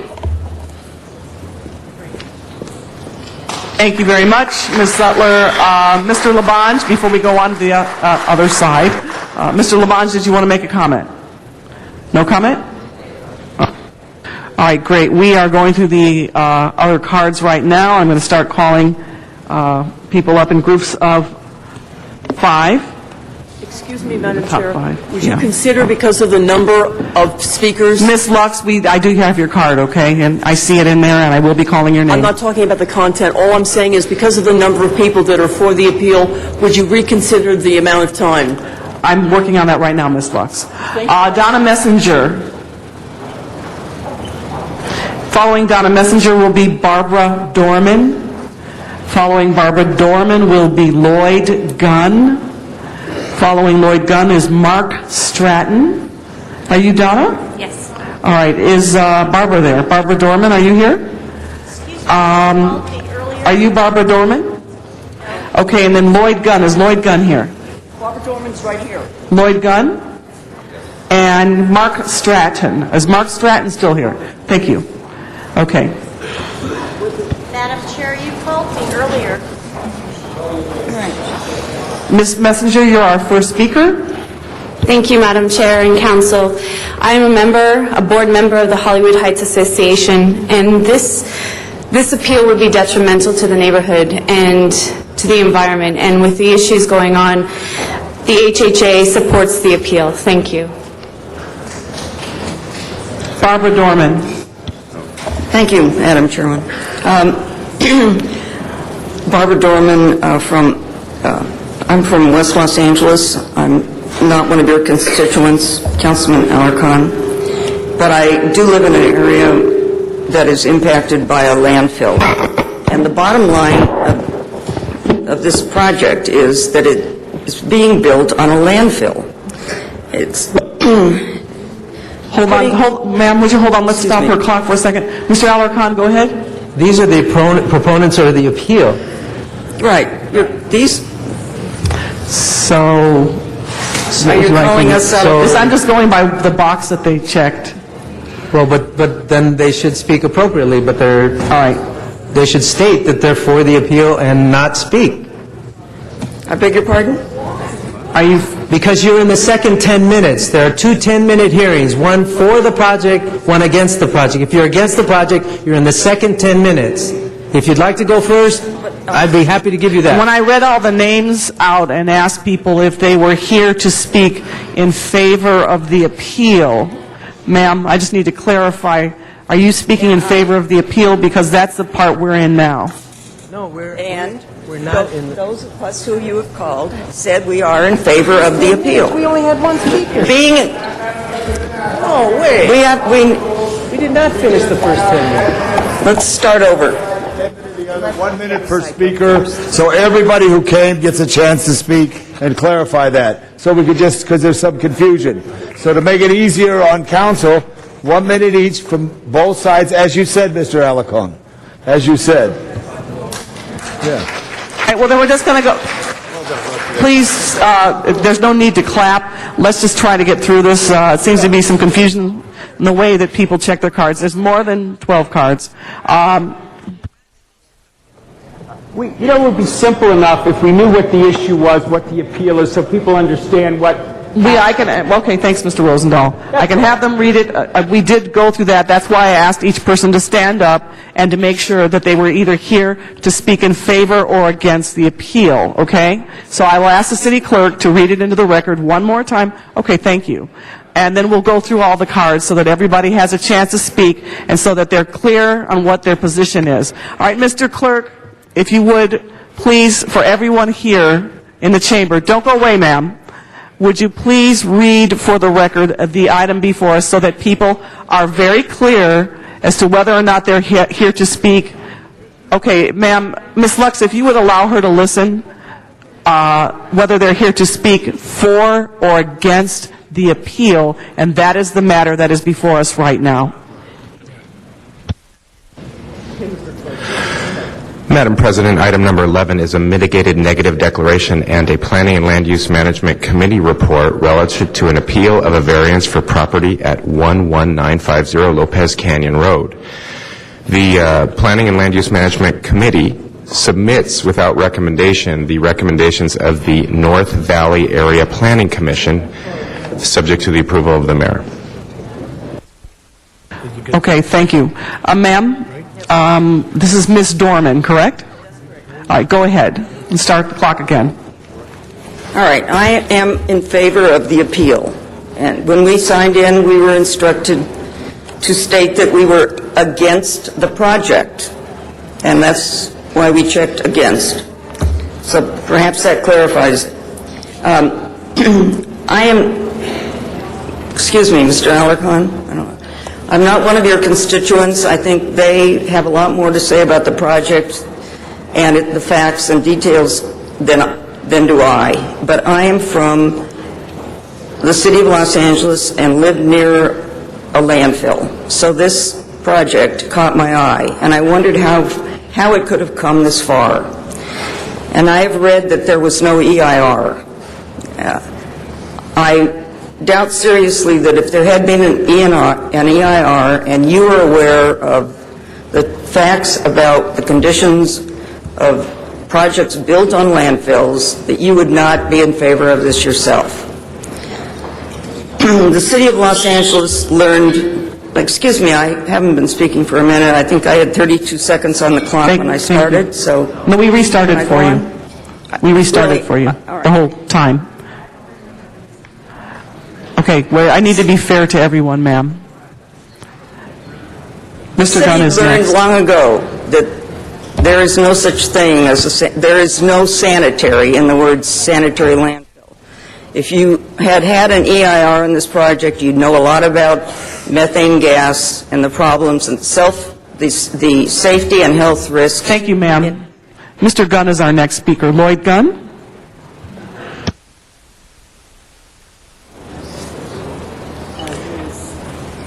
My name is Lloyd Gunn. I'm a resident of Cagle Canyon, and I'm for the appeal. To make room for Lopez Canyon Dump, the oak and sycamore trees on the hillsides above our neighborhood, which are very near the dump, they were cut down. They would have protected us from some of the pollution and diesel fumes coming from the dump. At that time, the city promised that when the dump closed, the area would be returned to natural open space land, and some of the trees that were cut down would be replaced. Mr. Alarcon has already taken or diverted environmental money for the area and used it to help fund a museum at Hansen Dam. Now he wants to void the promises the city made to us decades ago and add even more pollution and noise by adding a truck driving school in the Lopez Canyon Dump area. Thank you, sir. Mark Stratton is our next speaker.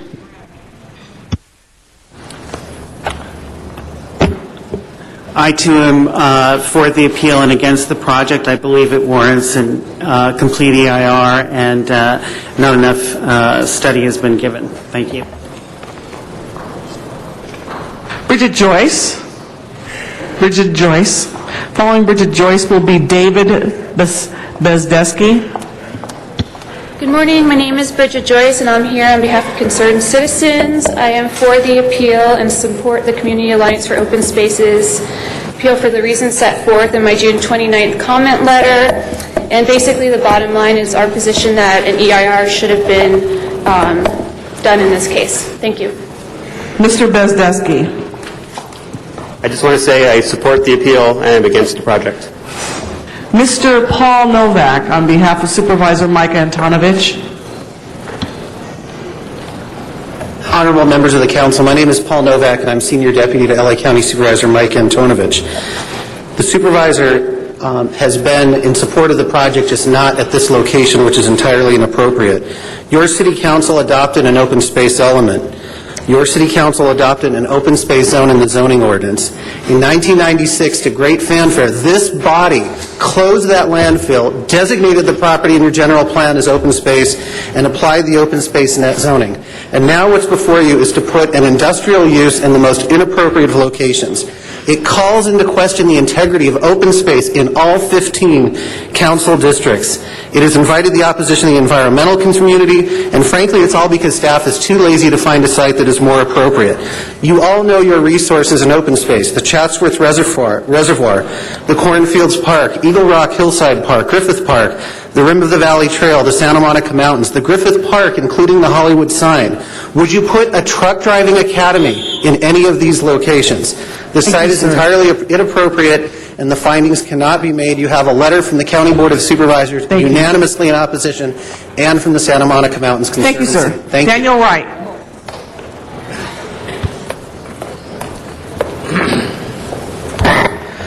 Daniel Wright of the Silverstein Law Firm on behalf of Community Alliance for Open Space. First, let me enter into the record an objection that a fair hearing requires more than 1 minute per speaker. Council members, in my career, I have never seen a more disturbing case of a zoning variance process than that's been hatched up by Deputy Mayor Larry Frank.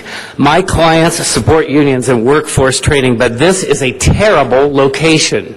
You should follow the lead of your colleague, Paul Krikorian, who at the hearing before Plum said, we can all agree that workforce is a great thing and we need to do it. But in the name of expediency, we cannot toss out our most fundamental zoning values and create such a horrible precedent. And he supported the appeal. We would urge that you do the same. There are many reasons that this record is inadequate from the environmental standpoint and from the findings for a variance. 1 minute does not allow me to go into that. Thank you very much, sir. And I object to the failure of a fair hearing. Thank you very much, sir. Sandra Cattell.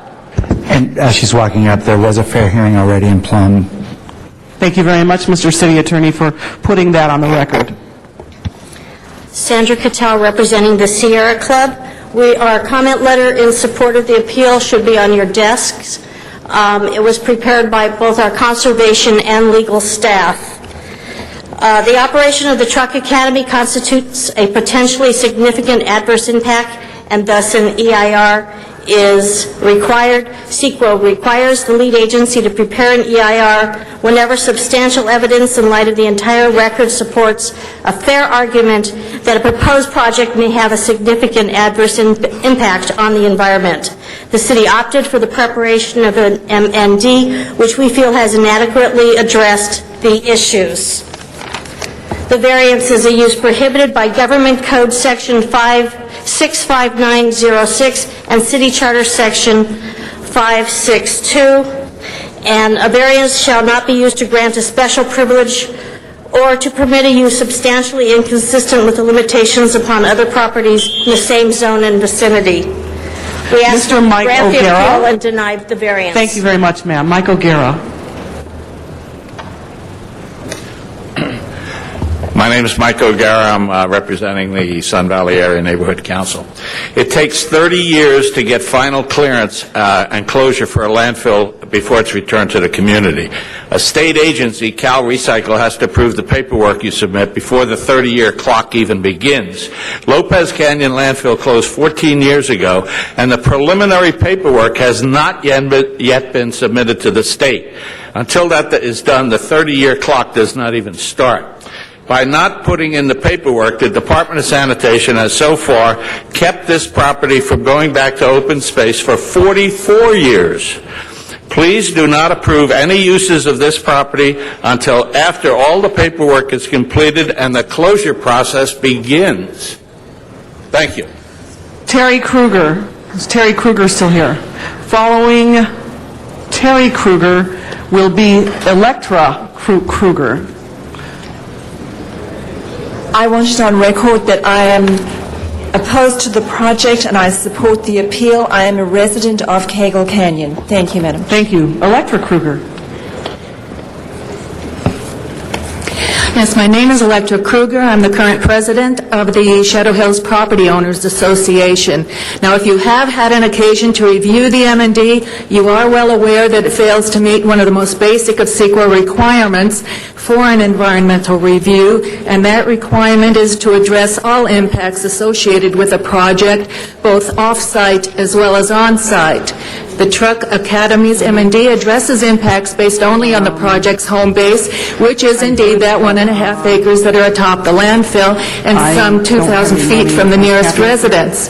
However, per the Academy's own proposed training schedule, 20% of a 6-hour training session for 4 trucks at a time every weekday is to take place on 2-lane rural residential roads, which are our community roads. on a route that, by the way, the applicant staunchly refuses to designate. These routes could be bordered by our private residences, our schools, our parks. Thank you, ma'am. Etc. Thank you very much, ma'am. Nancy Woodruff, and following Nancy Woodruff will be William Slocum.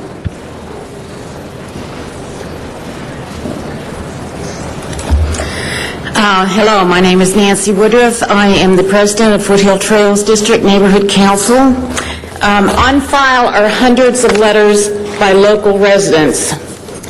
9 NCs, including the 2 major NCs adjacent to the landfill, that's Sylmar and Foothill Trails District, the entire Board of County Supervisors, State Assemblyman Smythe, the Sierra Club, the Santa Monica Conservancy, San Fernando Valley Historical Society, community organizations include Shadow Hills, Lakeview Terrace Improvement, Cagle Canyon, Civic, Sunland Tujunga Alliance, North Valley Coalition, Los Feliz Improvement, La Brea, Willoughby Coalition, Hollywood Heights, Franklin Hills, Oak Forest Canyon Homeowners, Mount Washington, San Fernando Valley Green Party, and Bel Air Skycrest are passionately against any zone variance in open space, especially for industrial use. Thank you very much.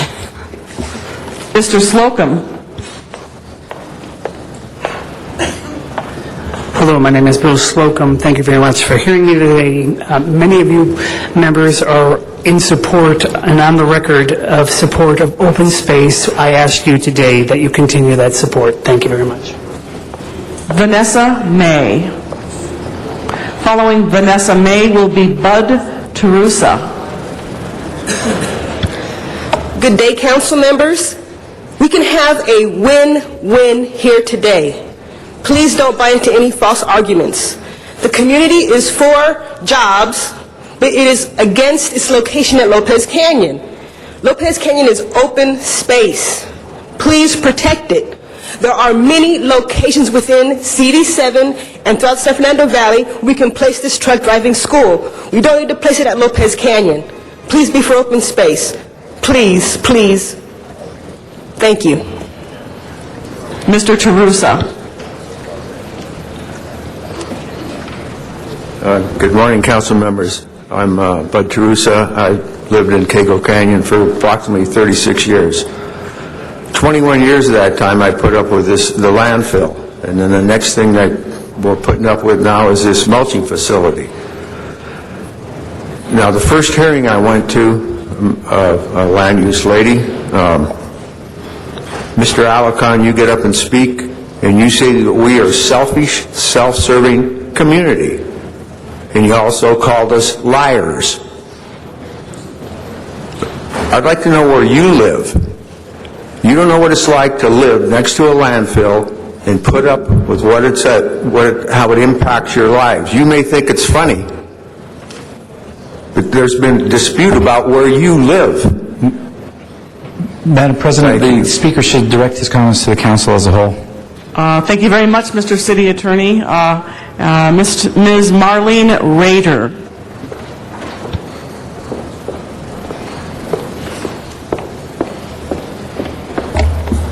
Good afternoon, members of the council.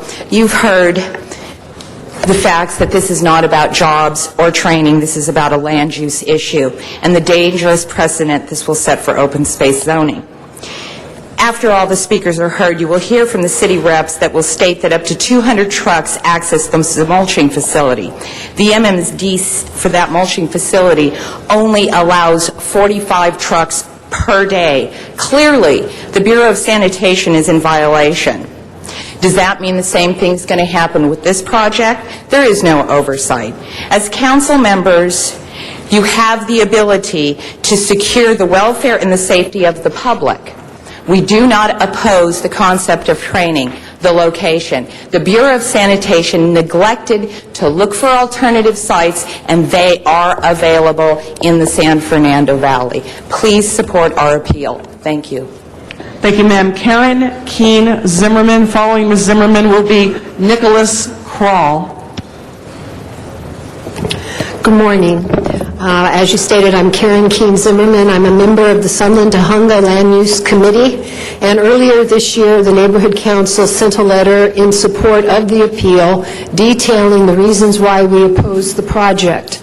Primarily, and I'll get to be very brief, we think this sets a very bad precedent to be going about making a change to open space by using a variance. It raises a lot of questions in many people's minds, and in this instance sets a very bad precedent.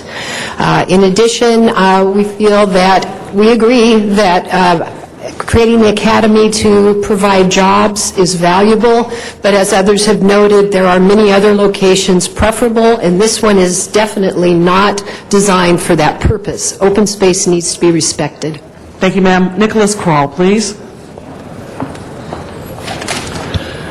Good morning, Chairwoman and council members. I'm Public Relations Coordinator for Summer Neighborhood Council.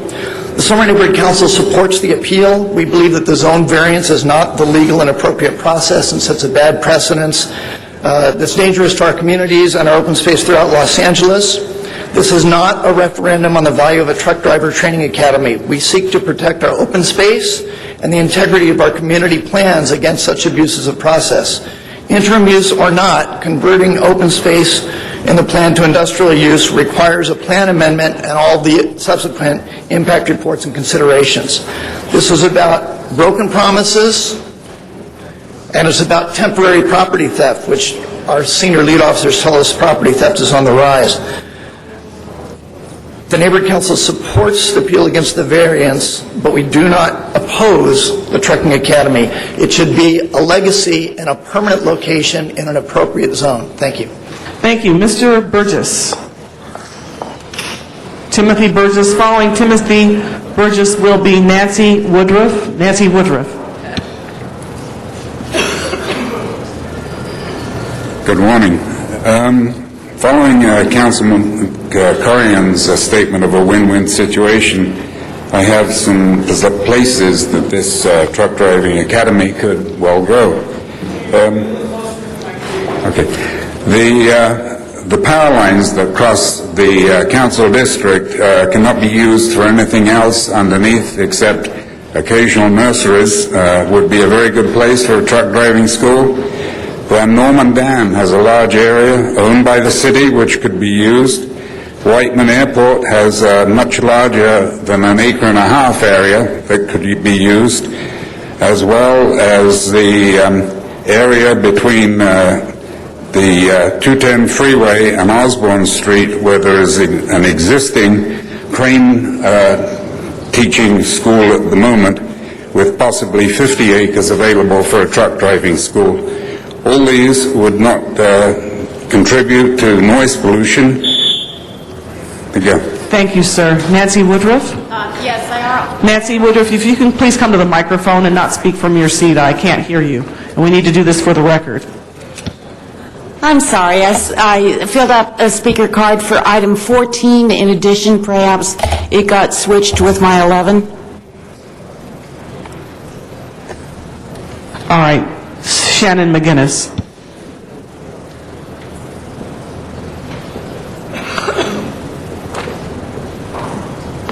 Shannon McGinnis.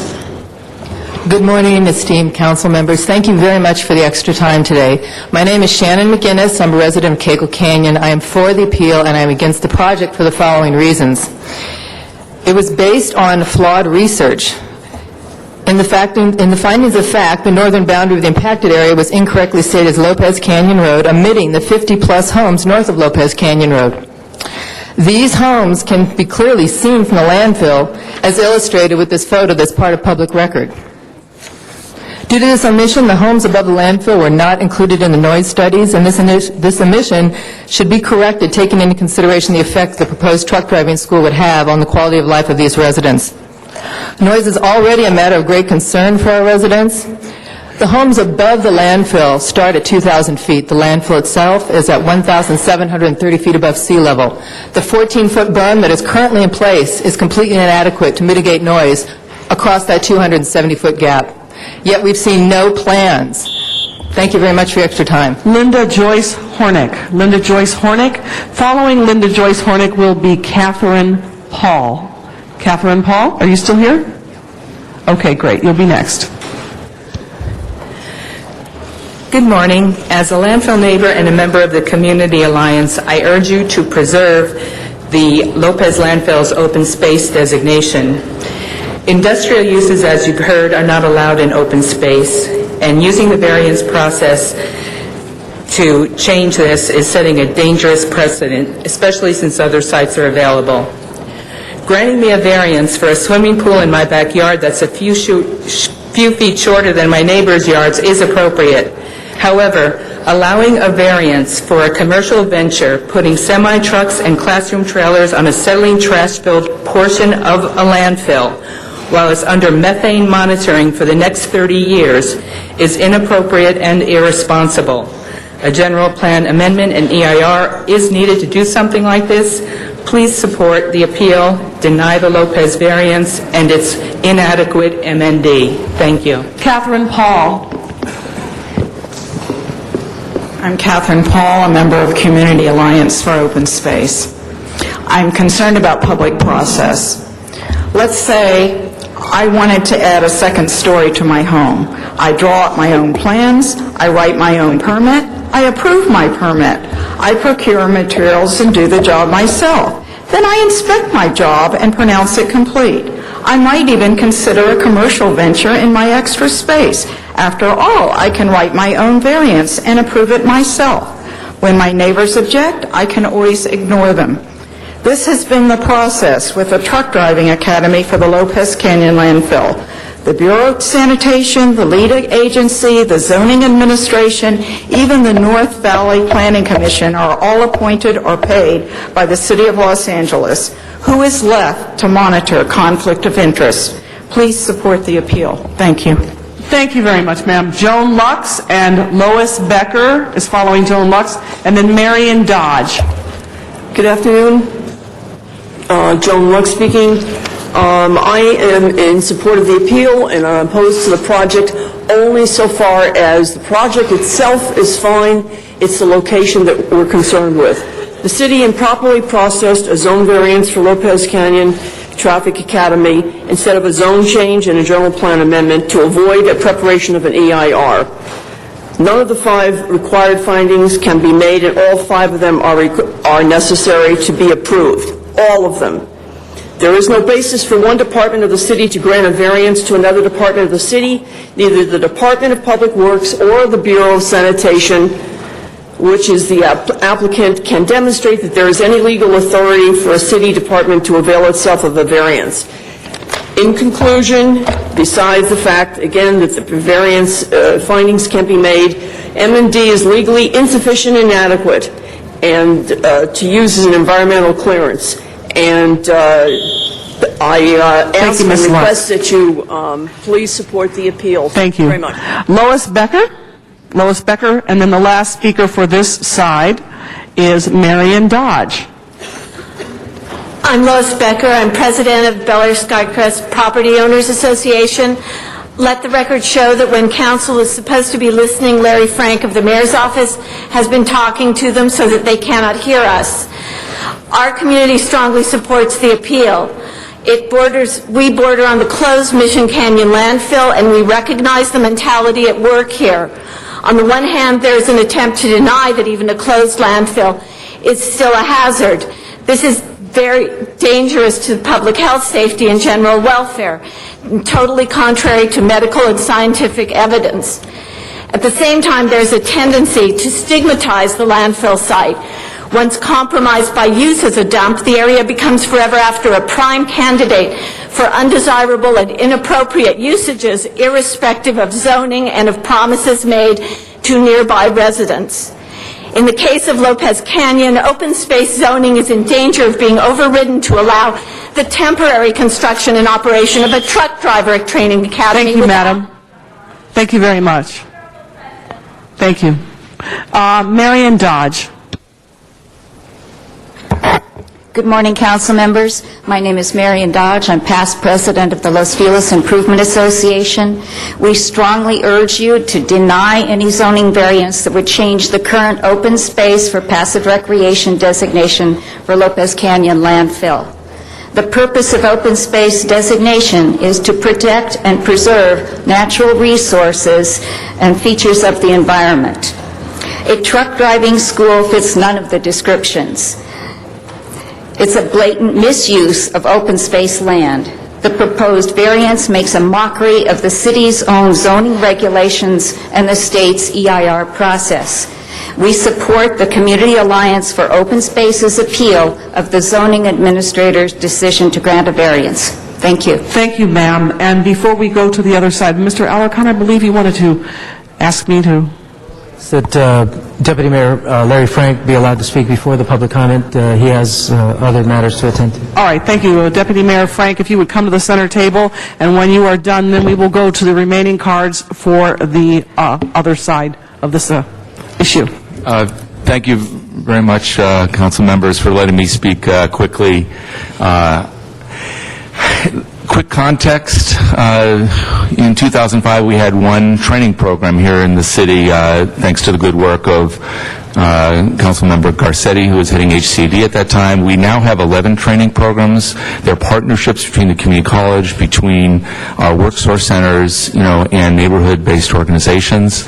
This is, in that context, this is one of our 11 training programs. It's the Transportation Opportunity Program. We did procure $1.5 million off the top of the work source centers back in 2006 to be able to bring training to Los Angeles residents.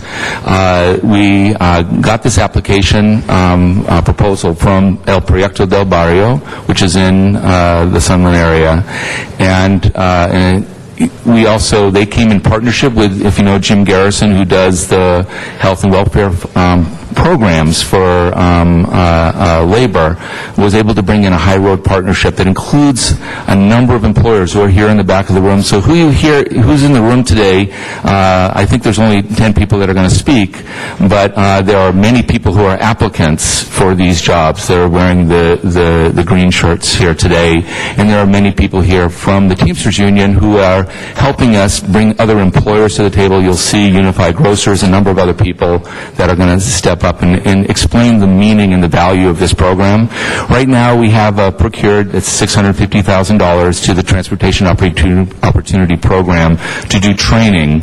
On that site we have set up, we believe, 120 individuals. We have hundreds and hundreds who have applied to be able to do the training in the San Fernando Valley.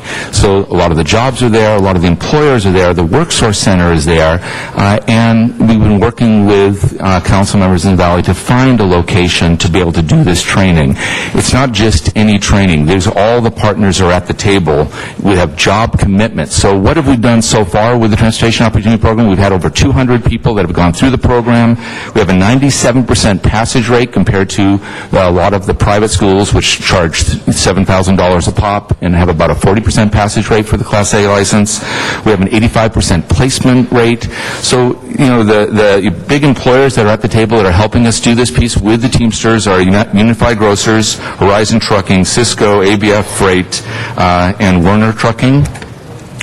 We have money that comes from the Employment Training Panel. That's a 2-to-1 match with the money the city puts up to do this work.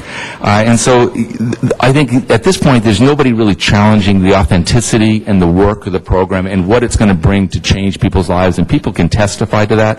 The issue obviously is the issue of where we're doing the program, which is at Lopez Canyon. So the Lopez Canyon, conversation, ultimately I think what's important for people to know is that we do have a variance. We operate our green waste program there. We actually provide horse waste transfer as well for the horse community in that area. And right next to this area is where the staging would be for the Truck Driver Academy. It says that we're asking for a total of 8 trucks. That's if we can actually get additional funding to operate a second, unit at the same time. Quite honestly, it's going to be 4 trucks on top of the average 200 trucks that come to the site every day. So the issue before you truly is 204 trucks versus 200 trucks coming to Lopez Canyon. We're very circumscribed, prescribed as where we can go. The entrance to Lopez Canyon goes right to the freeway. There's nobody going to be driving their trucks up and down the roads to the platform site. We put in huge mitigations into the process in terms of how it can be seen, how it can be heard on a number of fronts. And the mayor's office is strongly supporting the Valley having access to the jobs that are coming with this high road partnership to actually change 120 people's lives that can be based in the San Fernando Valley. We have operated out of Long Beach on a truck, on a parking lot that actually really truly doesn't work for us anymore, right? We would like to bring this to the city. We would like to bring these opportunities to the city. We would like to bring these opportunities to the San Fernando Valley. There are, like I said, hundreds of people that have already applied to be part of the program, and what's unique about it is the employers that are with us every step of the way. This is industry-driven training to actually be able to bring jobs to the San Fernando Valley in a time when it's really kind of a crisis is happening in our city. As you know, there's 255,000 people right now that are looking for work, and we are trying to do it as responsibly as we possibly can. We have looked at all the other sites that have been provided to us. We will continue to look at those. We want to work with the community, but we do also have huge community support, not as obviously from Cagle Canyon and not from a couple of the neighborhood councils, but there are other neighborhood councils that actually represent that area that do support this program. Mr. Alarcon, did you wish to have Mr. Frank say anything else, or just talk further? Any other questions? No, I think he's covered from the mayor's perspective fine. Later on, I'd like to ask the planning department to come and explain how they came to their conclusions. But right now, we can move forward with the public. All right, great. Let's move forward with the cards. And colleagues, those of you who are on the queue, I will leave your names on the queue, and we're going to let the rest of the people speak, and then we'll come back to you. Thank you for your time. If you would stay nearby, Mr. Frank, in case you're needed again for questions. I'm going to call you. Oh, you want to ask Mr. Frank questions? Okay, Mr. Frank, come back. All right, we still have remaining cards, so let's keep that in mind. Mr. Labange, you have questions for Mr. Frank?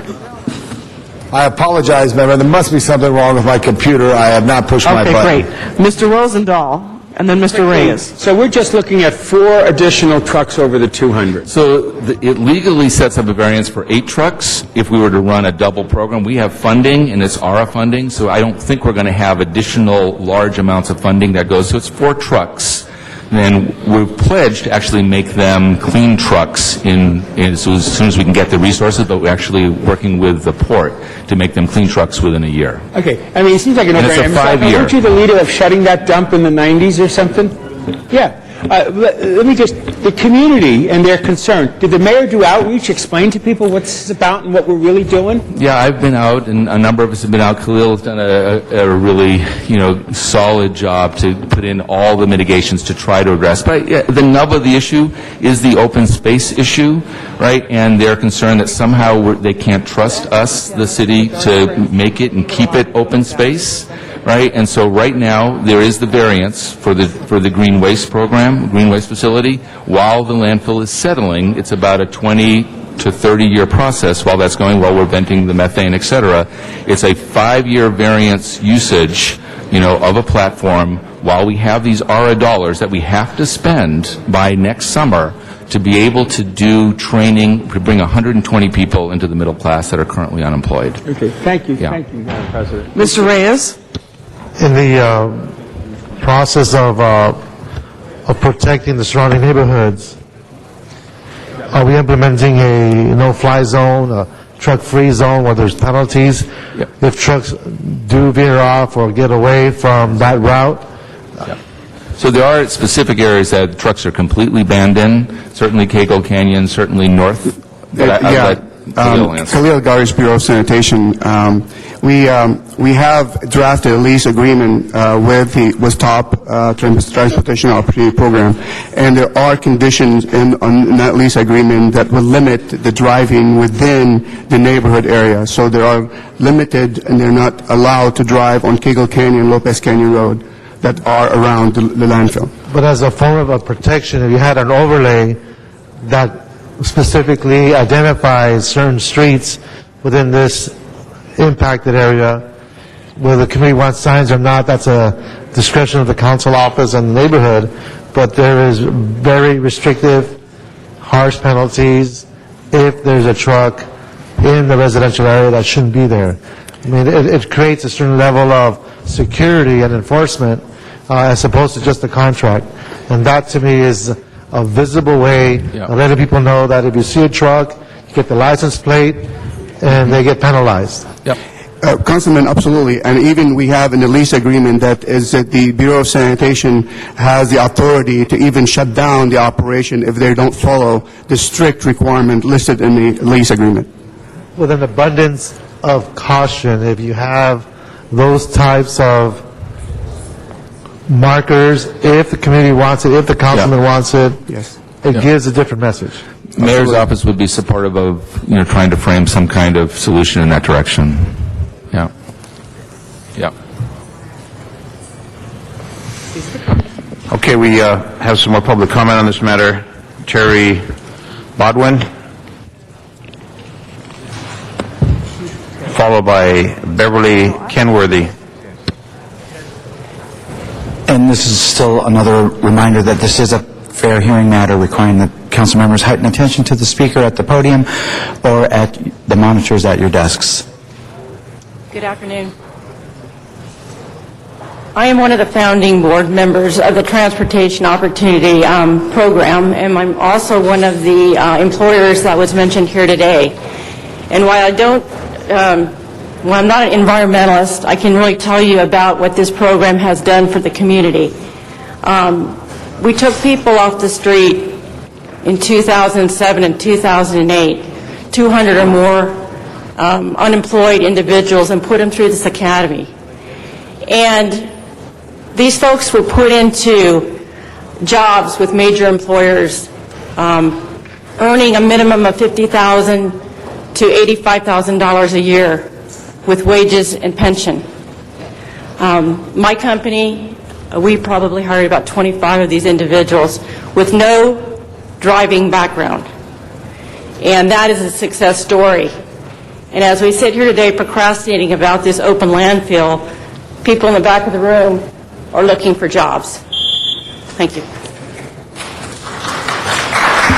Are you Beverly Kenworthy? Beverly Kenworthy with the Los Angeles Area Chamber of Commerce. The LA Area Chamber of Commerce opposes the appeal. We do not believe for one instance that this is a precedent-setting case. While the land use designation might be open space, this is a closed landfill. There's no public open space here, and the comparison to Griffith Park is certainly erroneous because we would never support something like that.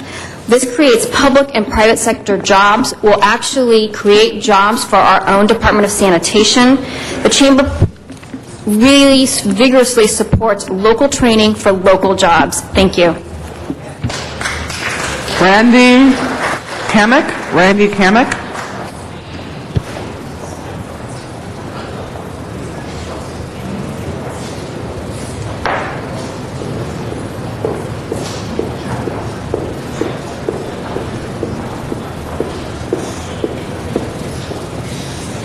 I was going to say good morning, but it's now afternoon. Good afternoon, Council. My name is Randy Kamek, and I'm the International Vice President of the Teamsters Union and President of Teamsters Joint Council 42 here in Southern California. We have about 150,000 members. Also co-chairman of the Transportation Opportunity Program, and it's probably one of the best things in my 45-year career that we've had an opportunity to partner with employers and the community and the city through the Southern California Workforce Partnership to do something good for folks that may not have an opportunity without it. putting aside the location, you have to look at the fundamental project and what it's meant to do is to help people get a leg up. You know, there are jobs out there. It's very unusual to have employers commit. They're donating the equipment. They're involved in setting up the curriculum so that they're willing to accept the graduates without the usual criteria of 3 to 5 years driving experience, and give people not just jobs, good jobs with pensions and health and welfare and a better way of life. Thank you. This country is sustainable. Thank you, sir. So thank you very much for your consideration. Laura Ankim. Laura Ankim.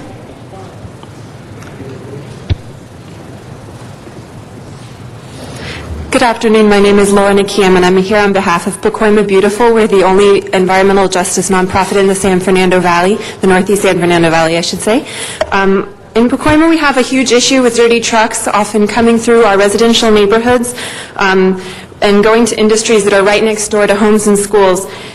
And we certainly have a lack of open space, so we appreciate the concerns of the opponents to this project. However, in contrast, this project has taken great lengths to be a benefit to the community rather than a hazard, to provide good training, good jobs, clean trucks, and only use a small portion of currently unusable space that's directly off the freeway, thus avoiding the residential streets that we have in Pacoima that constantly face diesel traffic.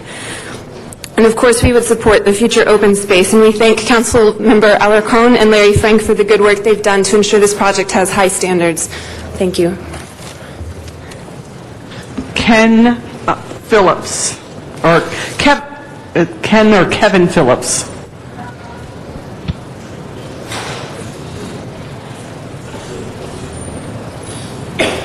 Ken Phillips with the Valley Economic Alliance.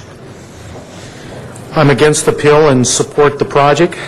The City of Los Angeles Workforce Investment Board in 2008 published a report and identified 2 specific public sector areas of growth of jobs. One was logistics, the other was healthcare. The primarily area of logistics was the growth and movement of product directly from the Port of Los Angeles.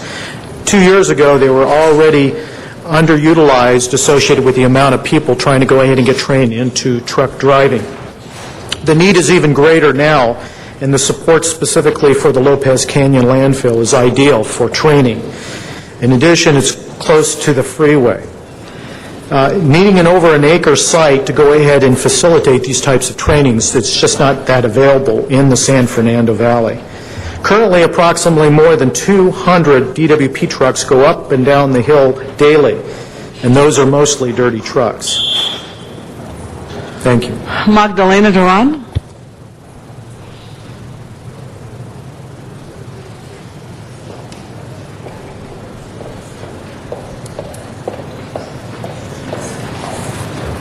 Good afternoon, Magdalena Duran with Proyecto del Barrio. We have been working with this project for quite a while, and the folks that have gone through our training, 236 of them with about an 88% placement rate in good wages and good careers, as Unified Grocers Terry mentioned, they had to go all the way to Long Beach to be able to get their 5 weeks of training.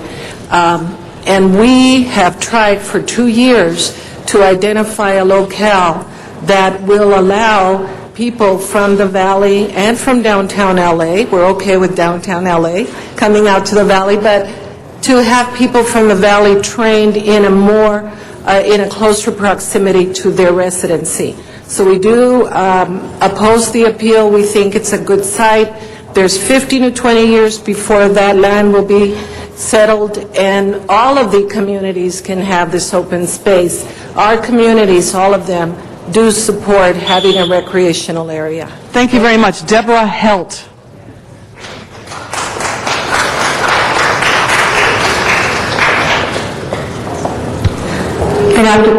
Good afternoon. My name is Deborah Helt. I'm the Deputy Director of Initiating Change in Our Neighborhoods. We're a nonprofit located in Pacoima and serving the entire Northeast San Fernando Valley.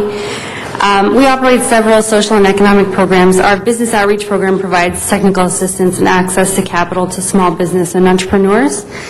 and has been responsible for the creation and retention of over 100 jobs in the Northeast San Fernando Valley. So with this mission in mind, ICON CDC wholeheartedly supports the Lopez Canyon Truck Driving Academy.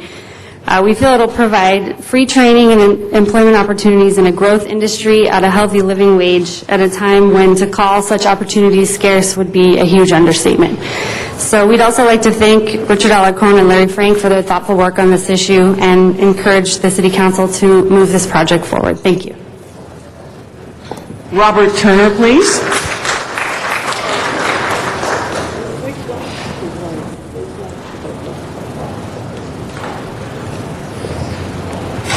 Good afternoon. These delays have probably caused 200 people not to get jobs. 40 years ago, I was a recipient of a program like this, and I don't know why these people keep stonewalling and costing our citizens, people that's disadvantaged from getting good jobs. Thank you. Ron Herrera. Ron Herrera.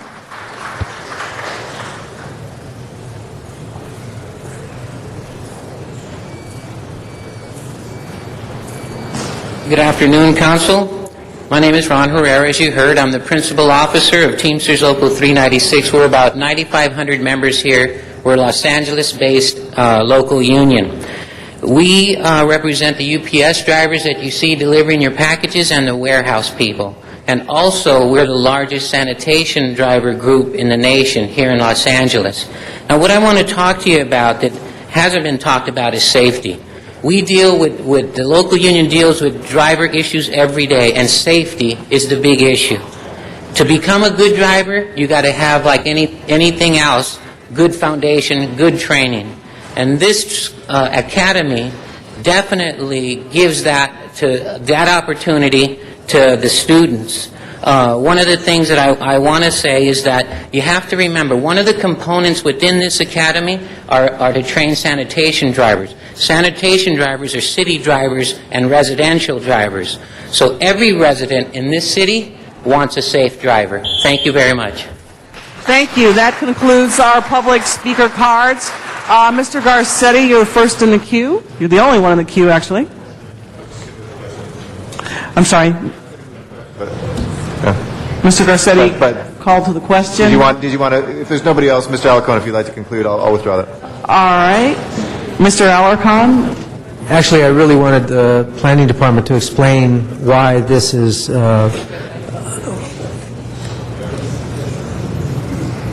want to take a time out?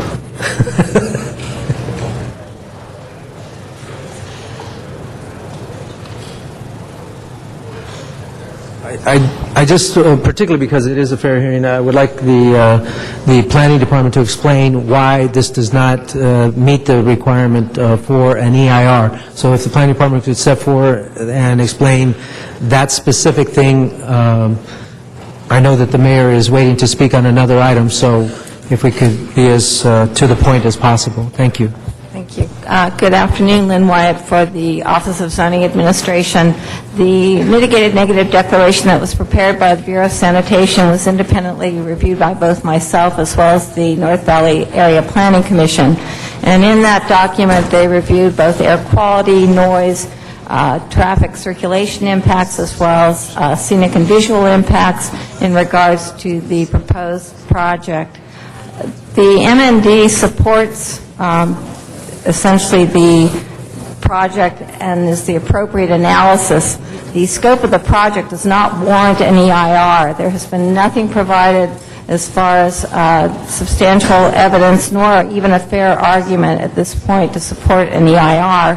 I think part of the misinterpretation by the public is that somehow a general plan amendment and a zone change, if it had undergone that process as opposed to a variance, that an EIR would automatically be required. That is not the case. The initial study is prepared, and ultimately, based on that initial study, you determine what level of analysis is appropriate. The environmental clearance, again, under the MND, provided mitigated negative declaration, provided mitigation measures that address any of the potential impacts that may have been associated with this project. The net result is that there's no exceedance of the thresholds established by the AQMD, the Regional Water Quality Board, and the other agencies involved in regards to the project.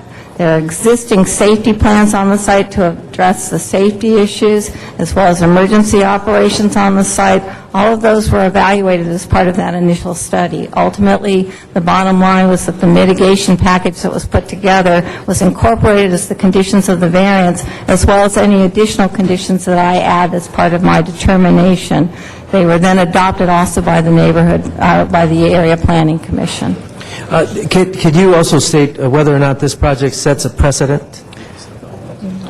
Michael LeGrand, Department of City Planning, Chief Zoning Administrator.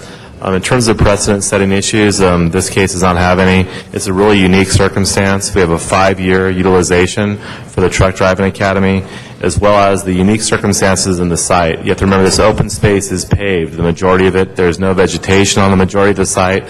Therefore, any other open space we would look to in the city would be very different from this. So we don't feel at all that this creates any type of precedent for other uses or other sites. This is a very unique situation. In my 13 years in the planning department, I've seen nothing come close to this type of application on how unique it is in nature, so I don't feel there's any precedent items here. Thank you. Council members, we have a very pressing agenda with the last day of the year and the potential for layoffs tomorrow, so I want to expedite my comments. Suffice to say, Mr. Teresa, I didn't mean to insult you by laughing. I wasn't laughing at what you were saying. I was laughing at the implication that I don't know landfills. Because I lived in Sun Valley for the vast majority of my life, I grew up within a mile of landfills in every direction of my house. And I can tell you, my family worked in the landfills. I'm very familiar with the landfills. One of my most proud moments on the City Council, indeed, has been the closure of this landfill. It took a lot of work, and those of you that were chief deputies at the time know that it was not easy for me to get that passed, but we got it passed. It was also one of my proudest moments to come back to the City Council and have this same site designated for open space, seconded by Mr. Rosendahl, to declare that the future use of this site would be for open space. Nobody is more upset that this site has not been finally closed than me. If you saw me talking to the Director of Sanitation, I was telling him we have to close faster. And so, as part of my motion to deny the appeal and support the North Valley Area Planning Commission action, I would also like to ask that we direct Bureau of Sanitation to expedite with all resources possible, including asking for an exemption from the state from the 30-year provision, because you're right, Mike, this should be closed in 30 years from when I passed the motion. Because we think significant settlement has occurred and we might be able to get an exemption for that clause. That would be part of my motion. Folks, let me just read the mitigations real quick because I think it's important for you to understand. We are retrofitting all the training trucks to clean burning fuel, either CNG or clean diesel, within 12 months of operation. Backup alarms used on the training trucks will be reduced to low-frequency sound set at the lowest possible volume. Hours of operation for the Truck Driver Training Academy will be restricted from 8 a.m. to 3:30 p.m. Trainees will not be allowed to drive on the Lopez Canyon site, and only licensed truck drivers will drive the trucks to the entrance where the trainee will then drive out to the freeway. No training will occur on nearby residential roads, limiting the exact location of classroom operations to the area that was already previously approved and supported by the Community for Green Recycling Mulching Facility of 20 additional trucks. In other words, there's going to be fewer trucks than what was already approved. Building a 12-foot earthen berm at the edge of the top deck to create a sound buffer before any training operation occur. Mr. Labange, you were asking me about that. There will also be a shuttle service transportation for trainees to and from the training site to reduce the carbon footprint and air quality impacts. Folks, I didn't talk about jobs because everybody agrees we need the jobs. These are good-paying jobs. I think we've done an adequate job of, not inadequate, I think we've done a good job of mitigating the negative impacts And this is a very small, I've described it as a postage stamp on this site, and the activity will have extremely minimal impact on the community. So I'd like for us to deny the appeal, sustain the North Valley Area Planning Commission action, direct sanitation to report back on why it's taken so long to get the final closure, and also ask for them to apply at the soonest possible date for an exemption to the 30-year rule to shorten that time period, of course, in accordance with all environmental regulations. With that, I make that motion. Okay, Mr. Reyes.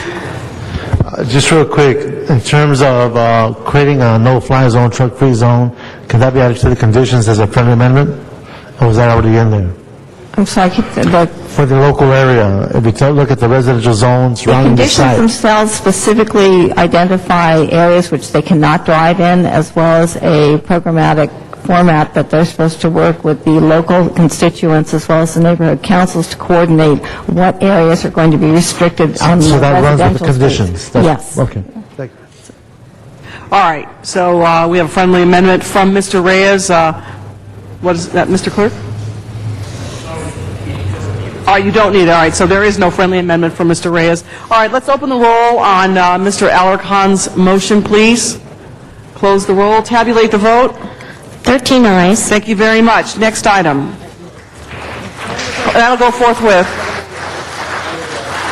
Move that we take up, I think it's item 8, is that right? We did Item 8. 1, I'm sorry. Is it item 1? Yes, item And go into executive session. We will come back for folks who are waiting for other items. All right, We go Mr. into City executive Attorney. session. Yes, I said forthwith already. Mr. City Attorney, may we have an admonition on item number 1 as we go into closed session? Yes, Council is recessing into a closed session as it relates to bargaining instructions to his labor negotiator pursuant to Government Code Section 54957.6.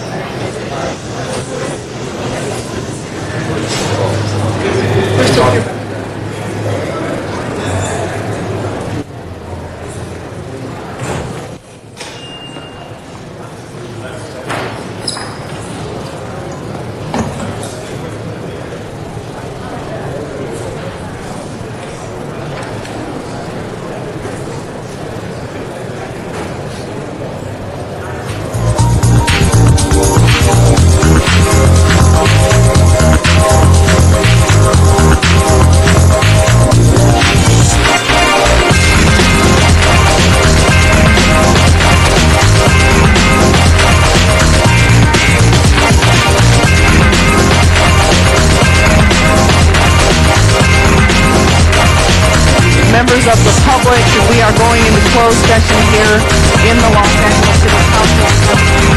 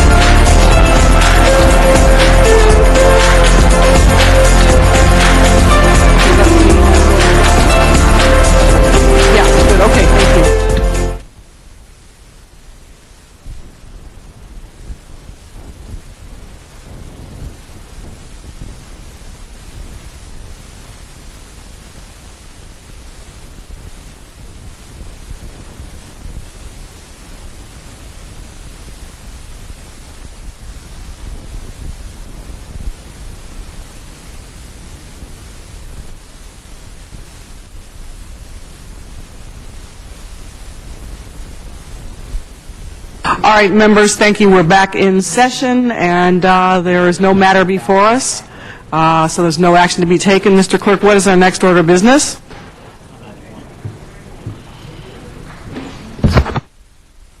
Madam President, would you like to go to item number 10, called special by Mr. Reyes?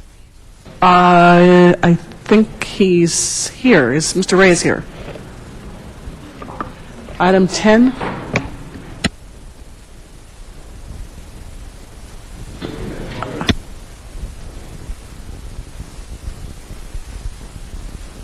Let's go to the next item and circle back and give him a minute to come in. That would bring us to item number 12.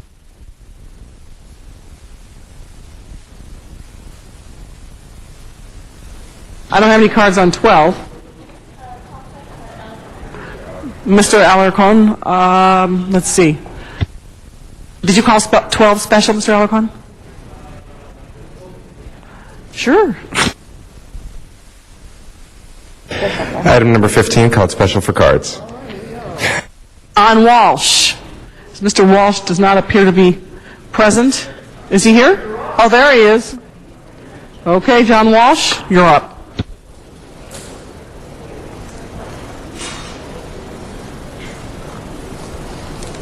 Say 2 minutes up here. I only had 1 minute so far today. I don't know why. This thing doesn't work. Like everything here at in this august council, it doesn't work. You know, if you want to save a little money, I expect turn down the air conditioning.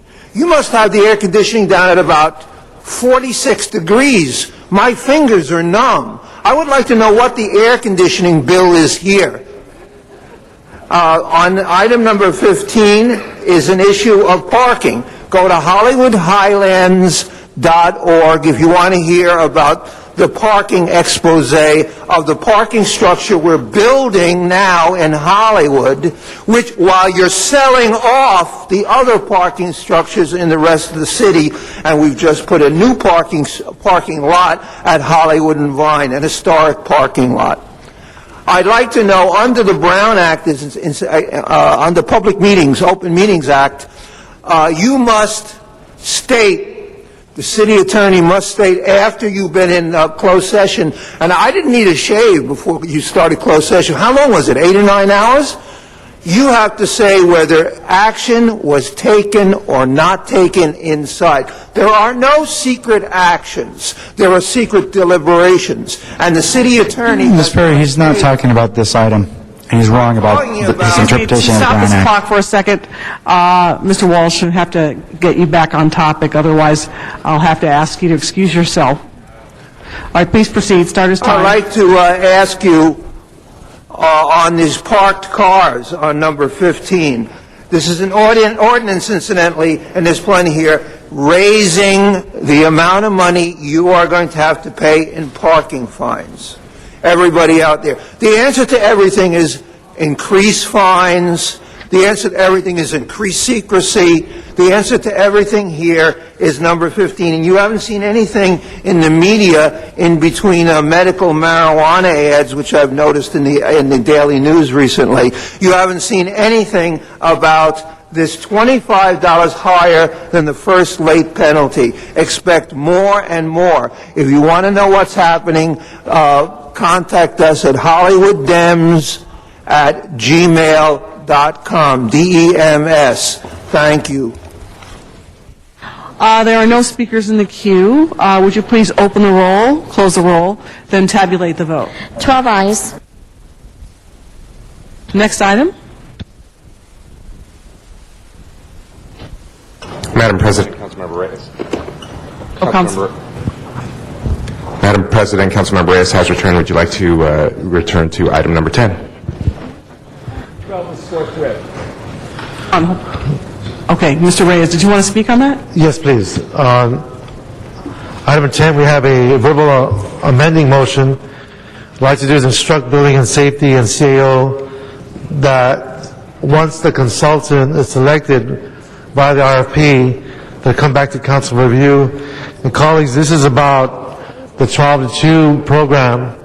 We've all been trying to do our best to streamline and facilitate how we move our cases through the city. moving it through building and safety and planning. And it's important, it's significant that we achieve these efficiencies. But at the same time, I don't want to lose focus on our priorities, not only as interpreted by the mayor's office, but also by the council members who have specific goals and priorities in how they see their district unfolding and being impacted by these land use decisions. That being said, we have to create these efficiencies. We're trying to see how we can streamline the process, get to that place we can actually have an implementable 12-2 program, which means trying to bring down the number of steps that it takes for developments and projects to run through the system. And but I want to make sure it comes back to the council and that we have the ability to review those recommendations. Okay, thank you very much, Mr. Reyes. No further speakers in the queue. So I will open up the roll on that. Close the roll. Hold on. Tabulate the vote. 12 ayes. Next item. Are we ready with Mr. Alarcon's item? Mr. Alarcon, are you ready with? Yeah. Are we on 12 now? We're going to talk. If you're ready, we can do it Yes. now. I am. Okay, Thank you. great. You want to open the roll on that? Actually, I'm speaking for Tony Cardenas. In committee, we wanted to add Sharp Avenue Elementary to the application for safer passages to schools, and I believe it was neglected in the report. All this does is add one school to the proposed application for safe routes to schools. It doesn't have any fiscal impact whatsoever. So I would make that a motion. Do you have a second? Someone wish to give Mr. Alarcon a second on his motion? Mr. Labange has given you a second on that. All right, so... Don't worry, it's for Tony, not for me. Sorry, I'm sorry. You're right. Mr. Alarcon has done this as a courtesy for Mr. Cardenas, with a second from Mr. Labange. So let's go ahead and open the roll on this motion. Close the roll, tabulate the vote. 12 ayes. Next item? Councilmember, that would, Madam President, that would bring us to item number 17, called special for cards. Dr. Clyde Williams. I don't see Dr. Williams here in chamber, and then John Walsh.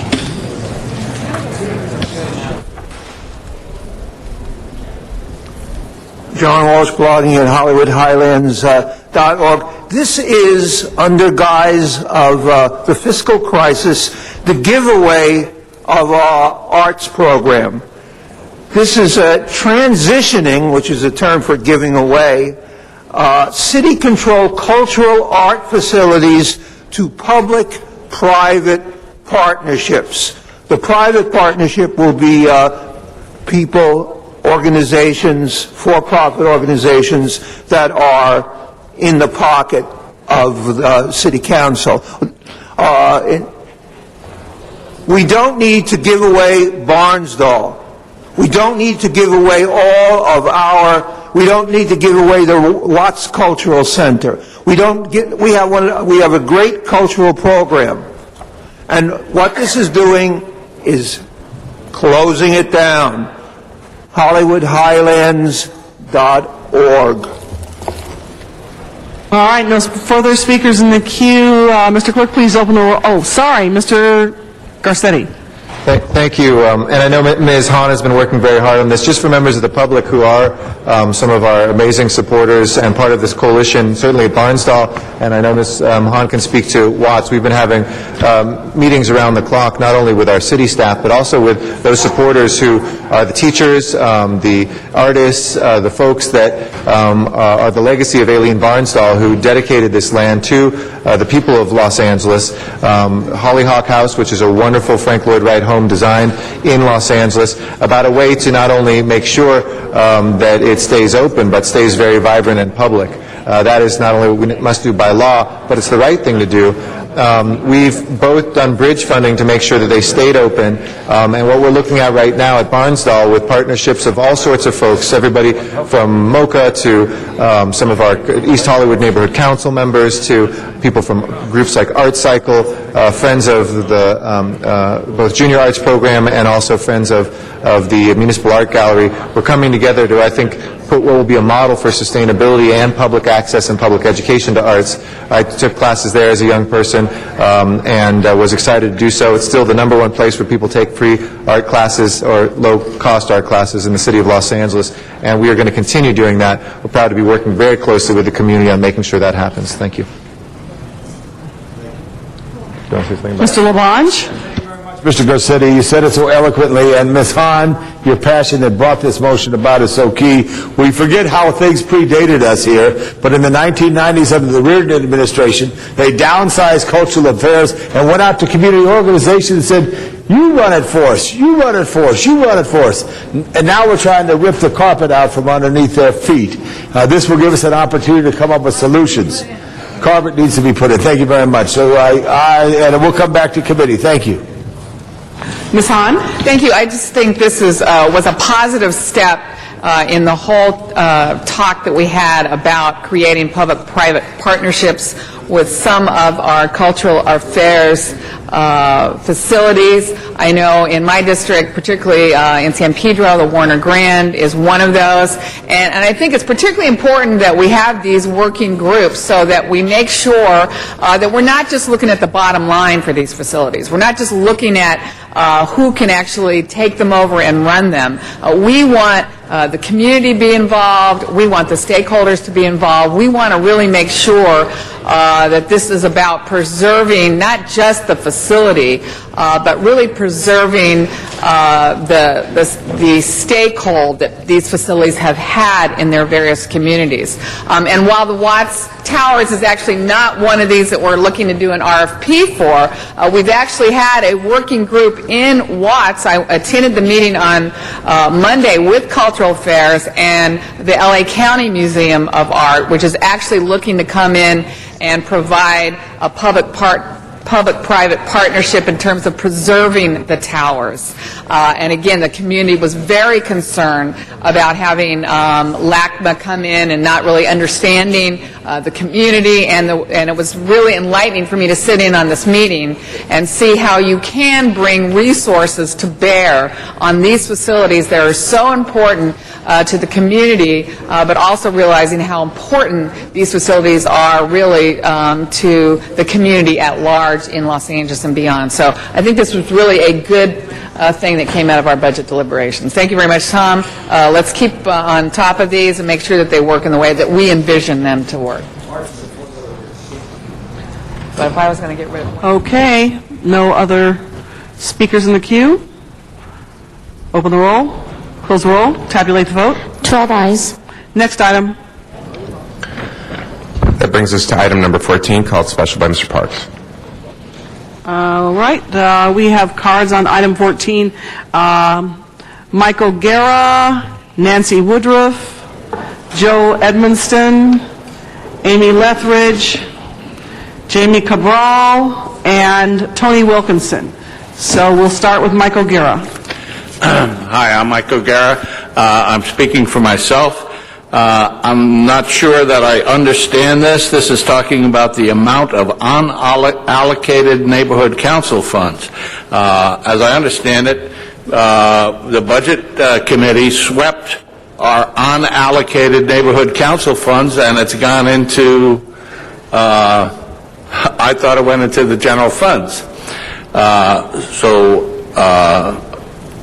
I'd like to know where the unallocated neighborhood council funds are, and those that are allocated, and I think we're talking about funds from 2 years ago.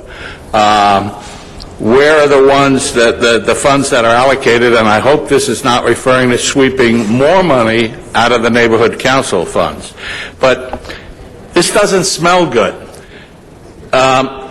You're taking monies that were at one time allocated to the neighborhood council funds. Now you're taking it into council members' funds where you have discretionary funds to pay for buses, and you've taken it away from a grassroots organization.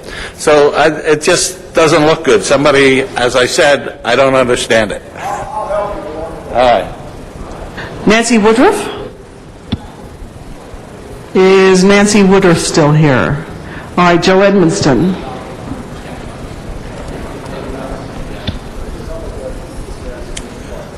Madam President and members of the Council, Joe Edmonston, Executive Director of the Santa Monica Mountains Conservancy.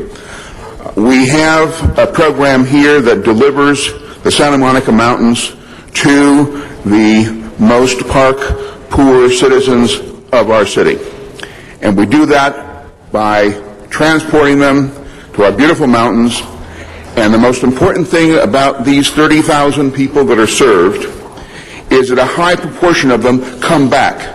They don't know that the Santa Monica Mountains is so close and accessible. And they come back and they enjoy it on their own. This program makes the 60,000 acres that we've acquired in the Santa Monica Mountains, makes this accessible to the people of Los Angeles who otherwise wouldn't even know that these parks exist. So I urge you to adopt the recommendation that you have in front of you of the $200,000 for the Santa Monica Mountains Conservancy. Allow us to make these mountains accessible to your constituents. Thank you. Amy Lethbridge.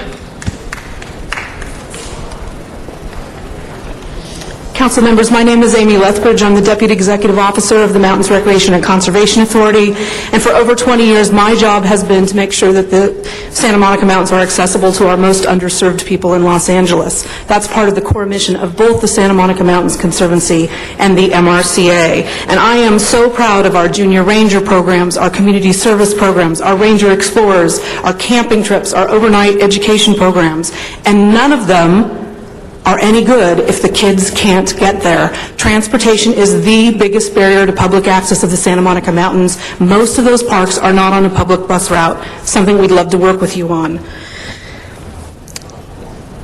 I've often thought in the 20 years with the Conservancy, as I listen to the enemies of public access oppose new trails, public parking, camping, and programming, I've often thought, well, if they were really evil geniuses, what they would do is they would just kill the transportation program. And I'm so happy that you are all not evil, but perhaps geniuses, to find this money that will be spent for organizations in the district the money comes from to make sure that the Santa Monica Mountains is the heritage of every Angelino.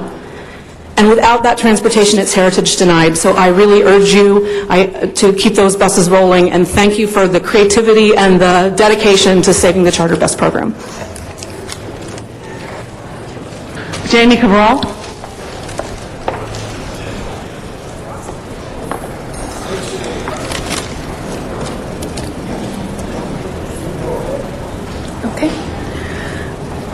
Hello, everybody. Good afternoon. My name is Jamie Cabral. I'm the Chief of Interpretation with the Mountains Recreation and Conservation Authority. Just wanted to take a few moments to describe that fresh air, sweeping vistas, lush vegetation, wildlife viewing, and exploration are all part of our public open space parks.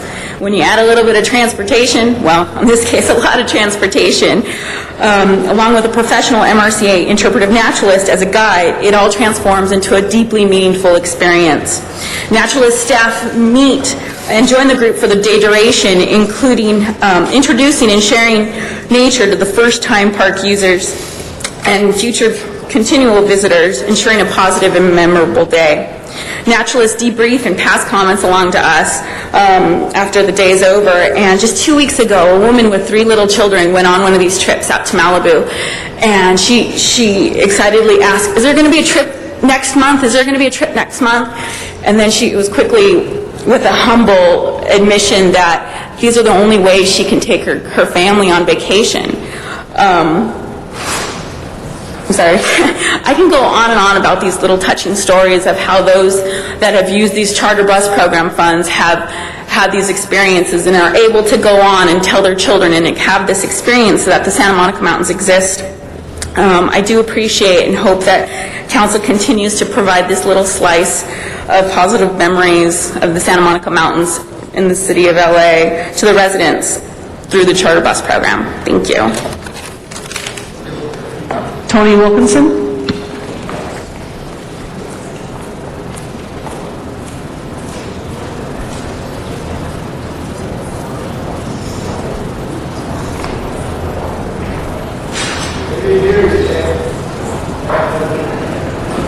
Tony Wilkinson, he's not here?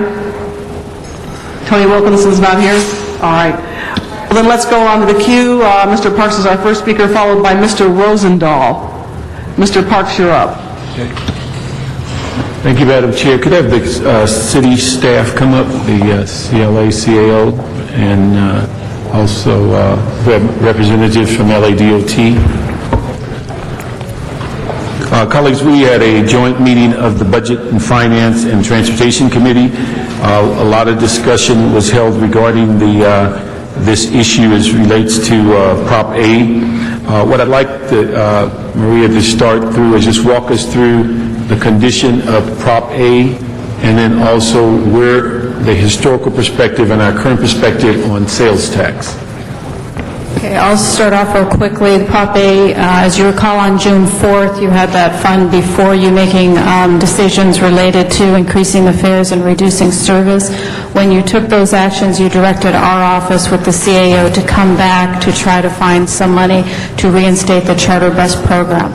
Your actions on June 4th approved the department's recommendation to completely defund the program. So as of now, there is no funding available for the charter bus program. The council got a portion of that money. Mayor's office, Santa Monica Mountains Conservancy, and a few other organizations received some of that money. So that's the position we're in right now.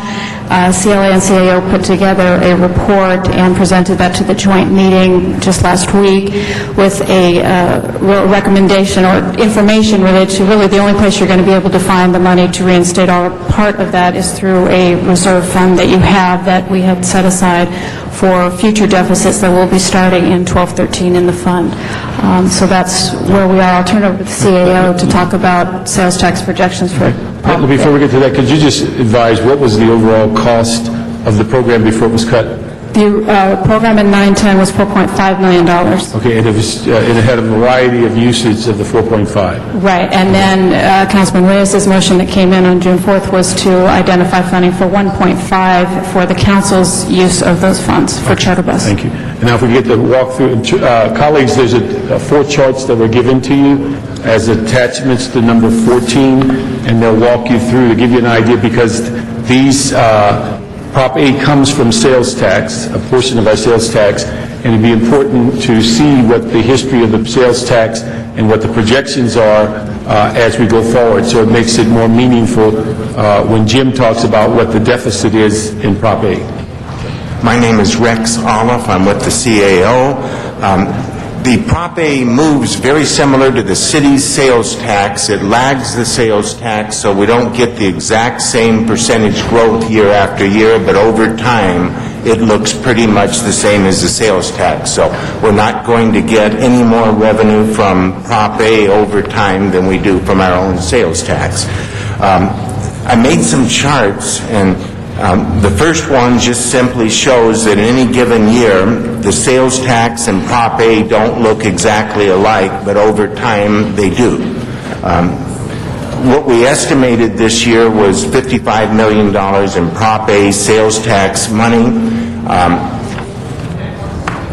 It's about a 6% growth over what we actually think we're going to get this year, and that's because, again, the numbers didn't follow exactly. But there's no more likelihood that we'll get more Proposition A money than we're going to get more sales tax money, and it's just too early in the year to make that kind of estimate. Let me ask you, just interrupt you one thing. Was sales tax one of those sensitive revenues that we, in Budget Committee, reduced because we thought it was projected too high? Yes. The Budget Committee and the Council reduced the original sales tax estimate by about 1%. We did not make a similar adjustment in Prop A, but within a reasonable tolerance, they're both figure to move about the same way. So we'll see. But in any case, there's not going to be, at least based on what we see, a whole lot more growth in either of those two. And then you're going to go to the next chart? Yeah. The second chart just shows Proposition A over the last 5 years, and what it shows is it's a rather erratic pattern of receipts. It has to do with the sales tax comes to us 1 month, 1 quarter after the actual taxable event, but in Proposition A, the sales tax goes to the county and then is distributed to the city on a rhythm that's just different, and it takes sometimes 6, sometimes 5, sometimes 4 months for the money to get here, and we get a very erratic pattern of receipts. Some years we get 13 months, some years we get 11. So all this shows is, on the surface, it doesn't look like the sales tax, but on the first chart, it shows over time they do. The third chart shows what is really going on underneath for both of them. They took a 17% drop over the last 2 years. We expect moderate growth, but it's going to take 4 or 5 years to get back to where we were in 2008. Okay. Would we, if we looked at this chart from the dotted line below, yes, and where that V, is that basically can be viewed as the deficit? Well, the dotted line on the third chart shows that's what we had in 2008, and it says it's going to be about 4 to 5 years before we get back to that level again. All right. Okay, and then next chart. Okay. The final chart was just put in because Prop A runs off of the county sales tax, not the city sales tax. And all the last chart shows is, over time, the county did a little bit better than the city in any given year. In the last 3 or 4 years, the city did a little better. But again, whatever's going on in either the city or the county is going to be, over time, about the same, and there's just no expectation that the county sales tax is going to grow faster than the city sales tax. Okay. Jim, could you just give us briefly with the numbers that Rex just dealt with, what the current deficit in Prop A and what we project over the next couple of years? Jim Lefton with the Department of Transportation. Based on the actions taken by the council to reduce city transit services and raise fares, we were looking at a projected surplus, actually, of about $15 million in 10-11. So we're in pretty good shape for 10-11 and 11-12. The problem really is 12-13. We bought ourselves a couple of years with the changes, but we were looking at a projected shortfall with the 1-month delay factored in of about $2.7 million in 12-13, where we'd have to look at canceling additional services and or raising fares. Obviously, any additional Prop A funds out of that surplus that are used to fund the charter bus program are going to increase that shortfall in 12-13, which just means that we have to cut that much more service. Okay. And what was the amount of money we gained from raising fares, and how much did we save in the cuts that we made for this year? Combined, the fare increases and the service cuts amounted to about $24 million in 10-11, so it's a significant amount, and that'll go up because they're phasing the fare increase over a 2-year period. It'll go up to about $26 million a year starting in fiscal year 11-12. Okay, so we're projecting that if, in this motion today, I think you looked at, if you move 1.5 into this equation, you're 2 years down the road, your deficit would jump from 700,000 to about 2-point-something million. Yeah, with the addition of the 1-month delay that wasn't factored into the CLA-CAO report, if we did 1.5 million for 1 year, our shortfall in 12-13 would be about 4.2 million. If we did 1.5 million a year for the next 2 years, it would jump to about 5.7 million. Okay, and then would you just comment, my last question, comment on what the 1-month delay issue so everybody understands it? Yeah, as I mentioned, we have about a $24 million savings in terms of the cuts and the fare increases, but because we were not able to implement on July 1st, we're implementing on August 1st. That 1-month delay came up to about a $2 million loss in projected savings. Thank you. All right, thank you. Mr. Rosendahl, you're next. This was a joint committee, so you are committee chair also. Thank you, Madam President. This was a joint meeting of Transportation and Budget, and unfortunately, the overall package cost $4.5 million to do the charter bus program. We all know how valuable the charter bus program is. It does things like the Conservancy, that the Good Conservancy is strong for. It does the adoptive trips for disabled individuals. It does disability buses for disabled individuals. It sets aside citywide trips that cover offices.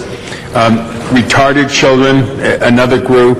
I mean, this is as important as it gets, folks, in terms of providing charter buses. I know in all of our 15 districts, one of the nicest thank you notes we always get are from seniors, from schools, from community groups that no other way could get anywhere unless there was a charter bus. So all $4.5 million worth of projects are very, very valuable. But the question is, where do we get the money from to keep this going under the worst of terms? There's been some discussion about taking money from the reserve fund. Is that where the $1.5 million was going to come from?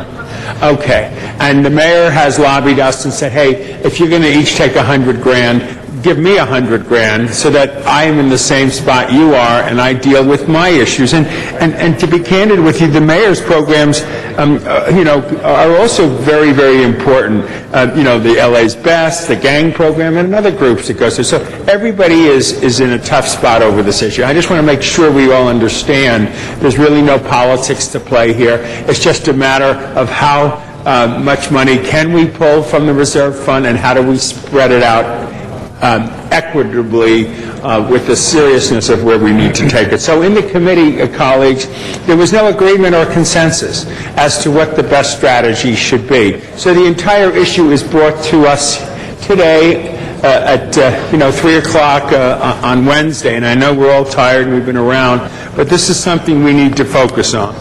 My hope is this: as difficult as this may be, if we did give $1.6 million to the governmental elected people and it becomes our responsibility to figure out who gets what within each of our districts, we're all sharing within that challenge and that responsibility.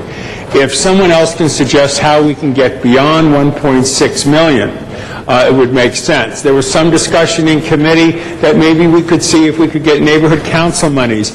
If neighborhood councils want to volunteer and be part of the charter program, and they're willing to take some of their monies and do it, that would even be better, because we could add up those 90 councils times X dollars. There's a motion floating around that says 5,000. Maybe they could be generous enough. Maybe they could be more generous than that. Or maybe they just can't do anything. But I don't want to put the pressure on the neighborhood council specifically to take on this burden. I think they, like everybody else, needs to think of how do we keep these programs going. So at this point in time, colleagues, my recommendation would be to go with the city staff saying that we come up with $1.6 million from the reserve fund and try to distribute that within our own minds in our own districts. And if other groups are willing to volunteer and assist us, we could have more money, and maybe we could do the entire list just as it was done before. Did you want to say something more? I just want to clarify, for the purposes of this discussion, when we're talking about the reserve fund, we're talking about the Prop A reserve for future capital. So just and make the sure Prop A everybody's... reserve for future capital, Ms. Parks is concerned about that in terms of, the conservative nature of where we are. Could somebody respond again to what Mr. Parks said on that? Well, if you do take it out of that, you will increase your deficit in 12-13 significantly. So that is something to consider. We understand how important That's the obviously a Charter Buses compelling program. point Yes. as well. Yeah. Could it come out of another fund? There really is nothing else available. The discussion at the joint meeting was, can we take some money from the neighborhood councils, the uncommitted money, and we do have a one-page report that was circulated today that identifies, at best, we've come up with possibly $400,000 from the neighborhood councils that could be swept for this purpose, but that number is still very tentative because we're at the end of the fiscal year and we're still reconciling, or the department is still reconciling that. And that $400,000, that is funds that weren't committed? What is that $400,000, or what is the story on the Let me neighborhood turn it over council to the funds? neighborhood council people. Sure, we'd love to hear that fleshed out a little bit more. Mr. President, Paul Smith, CLI's office. As you know, the neighborhood councils have a funding program. They get about $45,000 a year. Every year around the budget time, the CAO does a calculation about how many of those dollars are going to be rolled over or kept within the neighborhood councils. They can't exceed $145,000 annually. So when the budget analysis is done, we look at how much they have in committed and uncommitted funds, and the CAO makes an analysis of how much money is going to roll back into the general fund, how much they will keep. And the CAO has done a calculation where they're looking at about $1.7 million in both committed and uncommitted funds. Of that amount, the uncommitted portion is about $403,000. But these dollars are unreconciled right now. We need to go back, take a hard look at each of those accounts. This is a slice in time look at what they have. We need to be more due diligence as to the exact amounts. So we're not saying it's actually $403,000. We think it's in the range of there's about $800,000 in demand warrants that need further examination. There may be some double counting. They may have paid them through their credit cards, their P cards, or another method. So at this point in time, where we try to corral the uncommitted number as best we could, and we're looking in about the $400,000 range. Okay, if we could just take your 400, I know you're trying to get the book straight, and it is the end of one fiscal year going into the other, and all those issues you just raised. But if there is $400,000, this would be $400,000 that the neighborhood council did not commit in documentation that they were going to spend it of last year's money. This would be money that they have not utilized in the prior time. And it's an aggregate number. It's spread over the 90 different neighborhood councils, with each one having separate amounts that they have not utilized and not committed. Yeah, but those who have not utilized, not committed, is different than they don't have any documentation on it, correct? Right. Okay. So what I said to my neighborhood councils, get down to my 6 that are certified with the city, when we were going through the budget process in April and May, we made it very clear that if they had documentation that they had made commitments to spend money, that rollover money would end up actually being spent because they committed to it, correct? Right. Correct. So what we're talking about now, the 400,000 potential figure, is those monies that were never committed by the neighborhood council that could conceivably be used and not get the aura of anybody in the community because they realized they never did commit it at that certain point, and therefore it's okay or not. But they may have, on those dollars, they may be utilizing those dollars for something they want to collect money over time. In other words, they're saving some of their money, they're putting it aside. They have yet to commit it, but they may have committed it at a community level, saying we don't have any real data yet on that particular money. And so obviously we can't make a decision until that clarity is given on all of it. Well, it would just be a cautionary note that right now the dollars are blurry around the edges. We don't know how much exactly would be there in an uncommitted form that could be utilized for another purpose. Because what I would rather do with my council, because I have great respect for all of my 8, even the 2 that aren't affiliated with the city, I have no problem going to my 6 neighborhood councils and meeting with them all and discuss the situation, talk about uncommitted rollover money, once we know exactly what it is, know what the status of that is, and then be able to assist with an answer. I mean, I don't like people just going after money from other people and then everybody getting paranoid and freaking out, and that's unnecessary in a circumstance like this. Is it possible for us to have time to do our homework as elected officials, talking to our neighborhood councils, find out what rollover money that they did not commit for, was it something they were committing to, and have a healthy discussion, and then be able to come back more intelligently and either appreciate it or not. Thank you, Mr. Rosendahl. I think between the NCs themselves and the Dunn management, we need to have a better reconciliation. We need to know, and they need to know, what is there, what's available, what have they asked for in a demand warrant that has yet to be processed or is set aside because there's additional information necessary. Yeah. So it's a little You uncertain. answered enough for me. Thank you very much. Thank you, Mr. Rosendahl. Before we go on, I think Mr. Smith would like to make a quick introduction, and then we'll go back into the queue. Thank you, Madam President. Appreciate the opportunity. My entire family's here, some for the very first time today. You know my wife, Chris, in the Aqua back there. My son, Matthew, who is back home for the first time in almost 2 years from his deployment in the U.S. Navy. And the little one that's clapping is Alexis. You've seen her a few times, and my daughter, Krista, holding her. And for the very first time ever in the council chambers, my son-in-law, Duncan, is here today, too. So, whole family's here. Welcome. Thank you, Madam President. Thank you, Mr. Smith. Mr. Labange. Thank you very much. 14A, Mr. Rosendahl handles it. I couldn't get the motion out of my mind, written by the CLA in committee. It's a voluntary request to all the 90 neighborhood councils. If they want to contribute, they can. Mr. Krikorian asked me to have it in committee. I asked you to approve 14A. That will go to committee for that robust conversation that you want on neighborhood councils ask. Number 2, go to that fund and fund this program, members. Nothing we do more than to take children, whether it's the Santa Monica Mountains, to Venice Beach, to Griffith Park, to the zoo, to Exposition Park, to our seniors, wherever they want to go.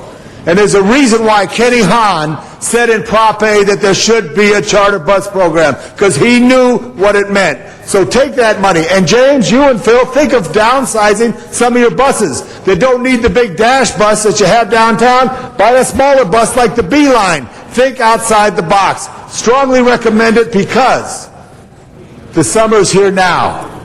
And if children and adults, seniors and others can't get on a bus and get out of the neighborhood to see a different sight, they may not be ignited with their beautiful imaginations to have the joy that this city and county has to offer. Thank you very much. As for an aye vote on Mr. Reyes' motion. Mr. Alarcon. Mr. Reyes. Thank you, Madam President.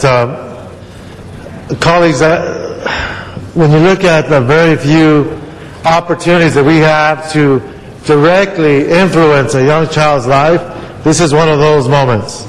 To see Jordan Mitson out there with the Santa Monica Conservancy and looking at support, you look at the destinations that has been cultivated over the years by this great city, and yet you're going to find hundreds and hundreds and hundreds of kids have a hard time just getting out of the apartment complex because it's not safe to be out in the neighborhood. Here they get on the bus, they get to go to the beach, they get to go to the zoo, as Tom was saying, and so we need to find that money, and we need to make this happen. And I would follow along with Councilman Rosendahl's approach. I will meet with my neighborhood council authorities, ask them if they could contribute, be part of the solution in this effort, but we must fund this program. These are the few occasions that many of these young people ever have to get out of their neighborhood. This might sound a little bizarre, I'll get a little personal here, but I didn't get to the beach until I was 15 or 16, and I grew up in the Northeast area. Just didn't happen. Busy working, busy going to school, parents didn't have the time, and this is very common. And for the thousands and thousands of families who don't have access because of the pressures that are caused given today's struggles, this is a short reprieve, but it's a great memory and gives them a reason to become that much more participatory in this great society as contributing citizens. So I would hope that we can figure out a way to get this done. I'm willing to go, if we have to go to the reserve. I understand the charts, I understand the trends, but also know that I'm hoping in the next 3 or 4 years the city can get out of this predicament. But in the meantime, we shouldn't forsake the children. And I really think this is one of the few times that we have to make this type of sacrifice. I would ask for an aye vote in making this happen. Mr. Parks. Colleagues, I just want to... Mr. Zine, Mr. Parks, you pressed your button, your name came up after I called on Mr. Parks, so I'll take you. Okay. Mr. Zine, all right, fine. So I was just going to remind everybody that this fund that we're talking about is finite on dealing with Prop A, and although I think I get the benefit of sending kids to the park and to the ocean and seniors, on the other hand, within 18 months or so, you're going to be cutting dash services, and you know how long it took us to just cut a couple of lines this year, but real live dash services where poor people ride the bus just to get to the market and other places. That's what you're going to compare it with, because if you do it this year, you're not going to cut it next year. That's $3 million that then pushes a $5 million deficit down the road. Where does the $5 million come from? It comes from actual service from Commuter Express to Dash buses. That's what you're going to give up. So we shouldn't vote on this blindly and say maybe sales tax will get better later.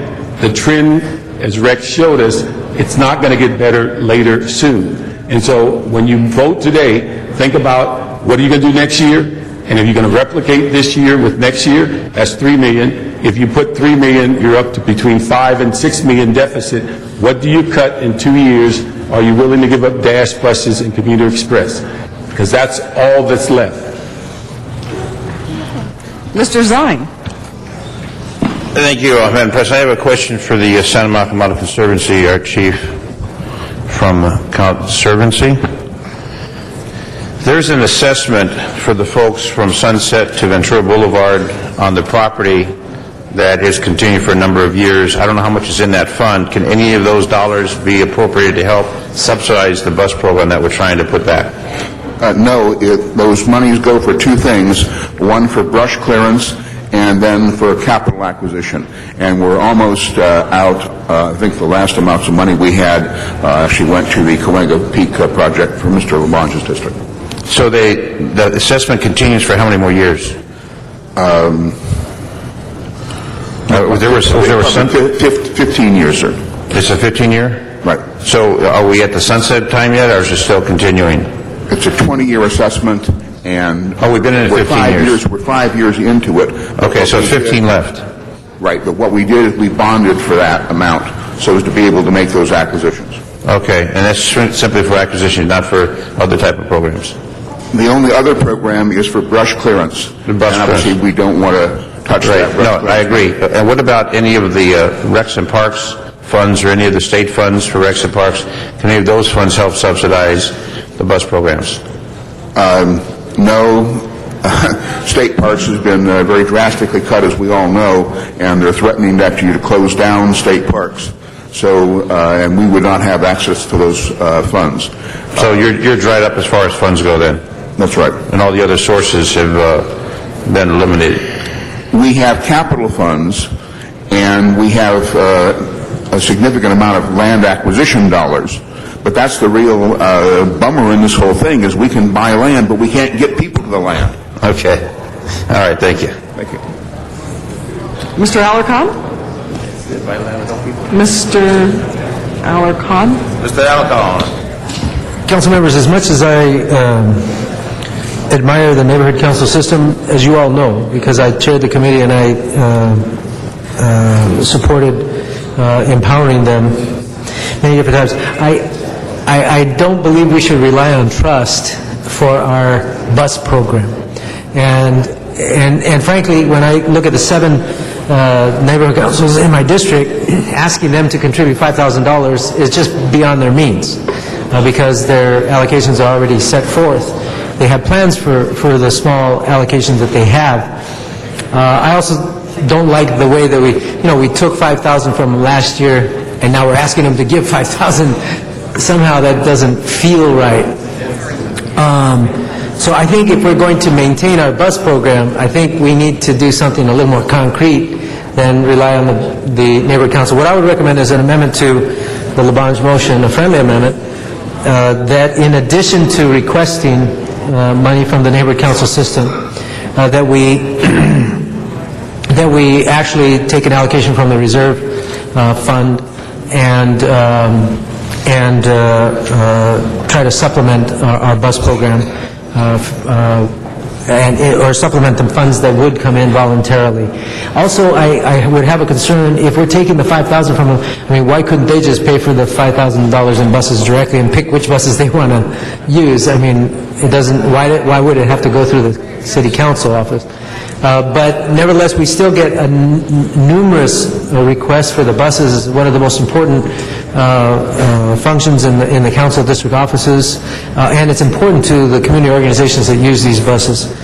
So I would like to figure out a more concrete way to do this, whether we take, the other concern I have is this. We're asking all the neighborhood councils to contribute $5,000, and yet there were numerous neighborhood councils who didn't spend their money when others were very responsible and spent the money they got. So why should they be penalized by having to contribute when they did the right thing? So I believe that we should take the $400,000. Is it $400,000 that's remaining?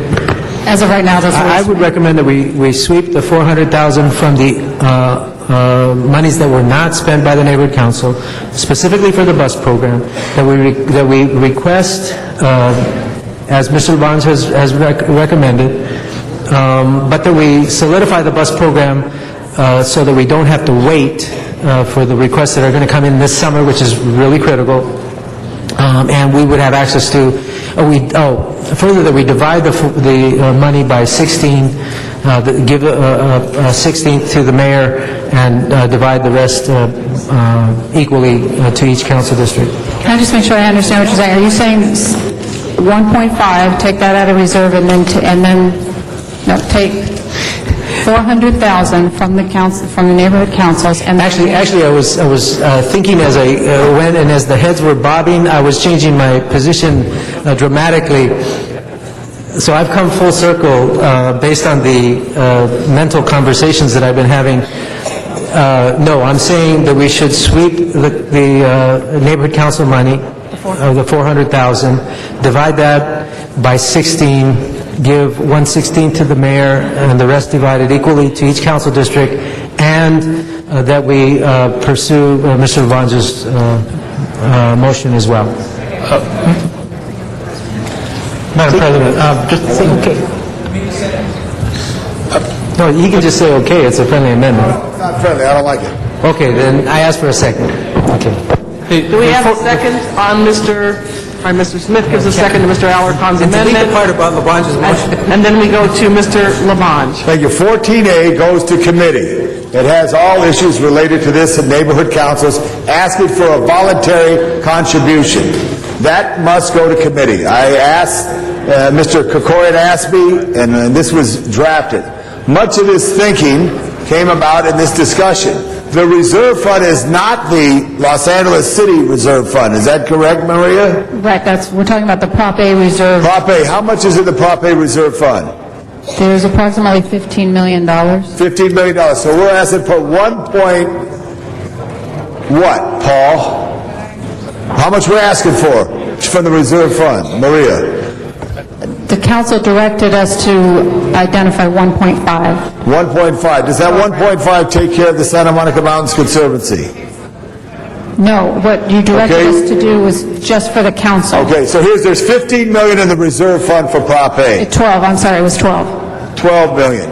Of that, I would ask us that the neighborhood council issue go to committee and let them vet that out, because this is going to be an ongoing challenge to serve this. At the same time, to continue the program, the 1.5, which is in Mr. Reyes's motion, be 1.7. This is the friendly amendment. The $200,000 go to the Conservancy. That leaves you $10 million and $300,000, if I have my math right.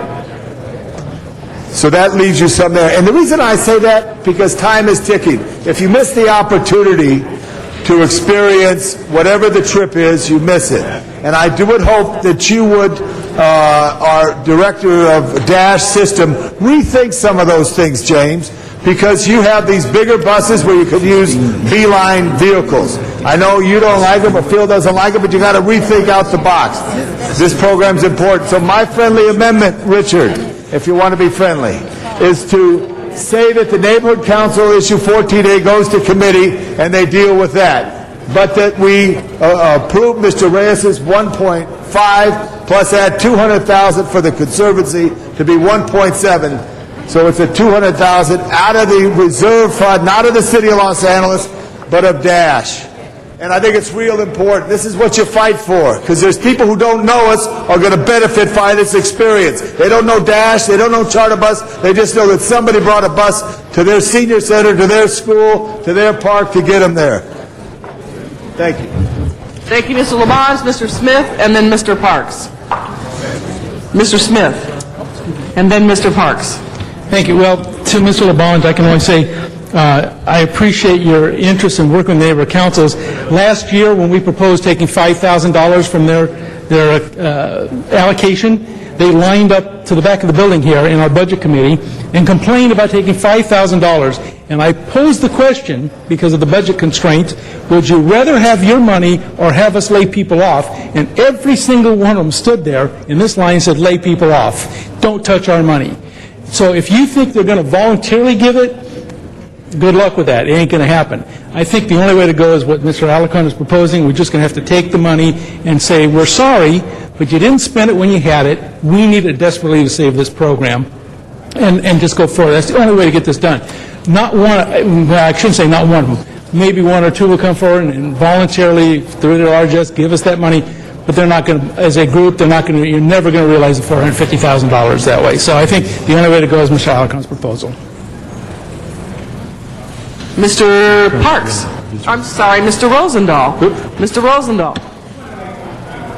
I will not vote to take money from my neighborhood councils until I have an opportunity to sit with them, talk to them, see what monies they had left that went into the rollover or didn't go into the rollover, and have a healthy discussion with each neighborhood council. And I will take personal responsibility with the 6 that are within the city charter to have that discussion with them, and I'll see what I can do. I don't feel it's right for us to arbitrarily raid them when they're the beginnings of a grassroots democracy strategy that came out of that whole secession movement about bringing together people in the community, not just us electeds, but the others who work for free, hundreds of hours in neighborhood councils, trying to make a huge difference with their community. I think it's an insult to them to go after them just summarily here in an open forum on a Wednesday afternoon. I want to go and do my homework with my neighborhood councils. I want the Dunn group to reconcile the monies they said that isn't reconciled yet, so I have a clean sheet of paper and I know what I'm going with out of respect to my neighborhood councils. Thank you. Mr. Parks for the third time, then Mr. Labange for the third time. Are we counting? First of all, colleagues, first of all, to start off 15 million, it's now the 12, is because we didn't get the fee increases and the cuts for July 1st. It was moved to August 1st, so we lost a couple of million. The 12 million is in reserve, and we hate to use that word because people think it's free. It's in reserve to keep you from making cuts in services over the next 2 years. So if you use that money as we're talking about, you will be back at this table saying what Dash service and what Community Express will be cut over the next 2 years in order to make this solvent, because there's no general fund money that supplements Prop A. So it is not free money, it's money set aside to cover the deficit for 2 years. If you add 1.5 and again 1.5, you push 5 million in 3 years later. So that's the dilemma you have. The other thing is, what I would suggest as we move forward, again, whatever you do today, you'll want to do next year. I would recommend that we do not take 1.5, that you do something in the neighborhood of half the money, 750, and do a 50-50 program to where you work with the community and help subsidize, or they subsidize the ride. You have a portion of a program, but to go forward on 1.5, all you're doing is basically prolonging the cuts or accelerating the cuts that you're going to deal with soon. So if on the reserve fund is important for the next 2 years to keep the program solvent, if you push it off in 2 years, you'll have drastic cuts in 2 years. And then you're cutting into the bone of the overall busing program that the city has.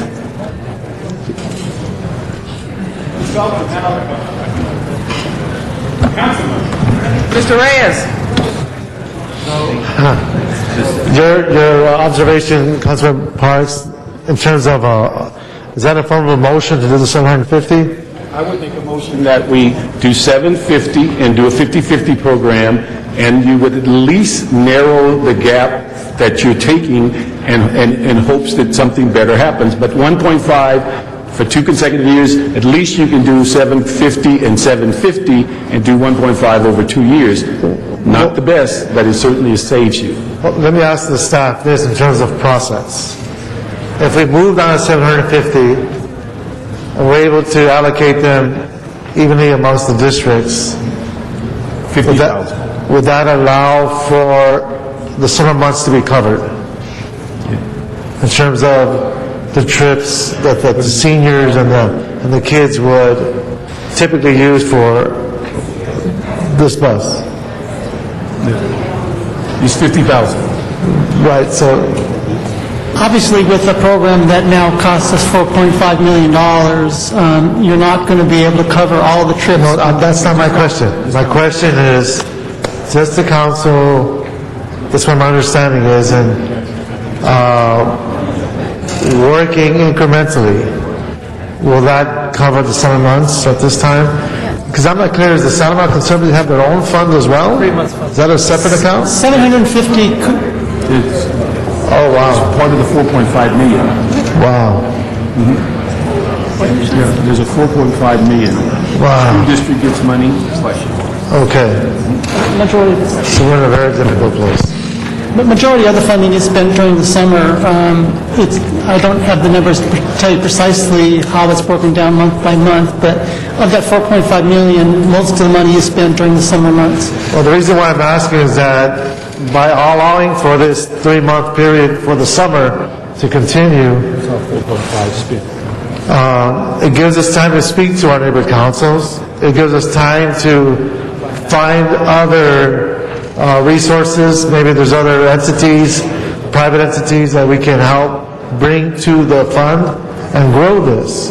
But to penalize them this summer, I think, would be wrong. But if we can do it incrementally and come back with a 3-month report and see how we can move on supporting the Santa Monica Conservancy and others as well. So the motion would be that we, at a very fundamental baseline level, fund for the summer programs, come back with a 3-month report to see how much was spent, gives us time to speak to our respective supporters, neighborhood councils, any other companies, not-for-profits, philanthropic, and see if we can build up this fund. And I'll second that motion. But all I'm saying is that it comes from the Property Reserve Fund, but it's just that increment to get us through the summer. Keeps everything going, we'll get the report back, and then we'll see what we can push after those 3 months. And not abandon everyone the way it seems to be. And that would be my motion. And I second that, and I think it's a very reasonable way of looking at it. How much would that be? We have a second? That's the whole 4.5 million. Second from Mr. Rosendahl. All right, now, Mr. Alarcon rescinds his motion. Now, Mr. Labange. Mr. Members, we have 15 commuter lines, okay, 15 commuter lines. Those commuters may have options. The children who get on these buses don't have options. The seniors don't have options, okay? So if we have to, James, if we have to make tough decisions, I want to make tough decisions to support a charter bus program. The Orange Line comes across the valley. The Metrolink comes throughout the county. All those other things mixed with it. And how much do you spend out of this money, James, is commuter, and how much is Dash? Commuter's about a $20 million program, but I would like to add that about 70% of the cost of running Commuter Express comes from subsidies through the MTA, so the city shares only about 30% of that. Right, because the MTA doesn't want to run the lines. And that's how it all grew. You know what DASH stands for, Mr. Rosendahl? Downtown Area Short Hop. And that's what it started downtown. Now it's morphed into this. We're running an MTA system at DOT. If we got to look at things to kind of cut and push back on other county agencies, that's something to look at. But the charter bus program, commuters have an option. They could figure it out. Children go to a park and they say, hey, we're going to go to Disneyland, or we're going to go to San Pedro, to Cabrillo Museum. We're going to go these places.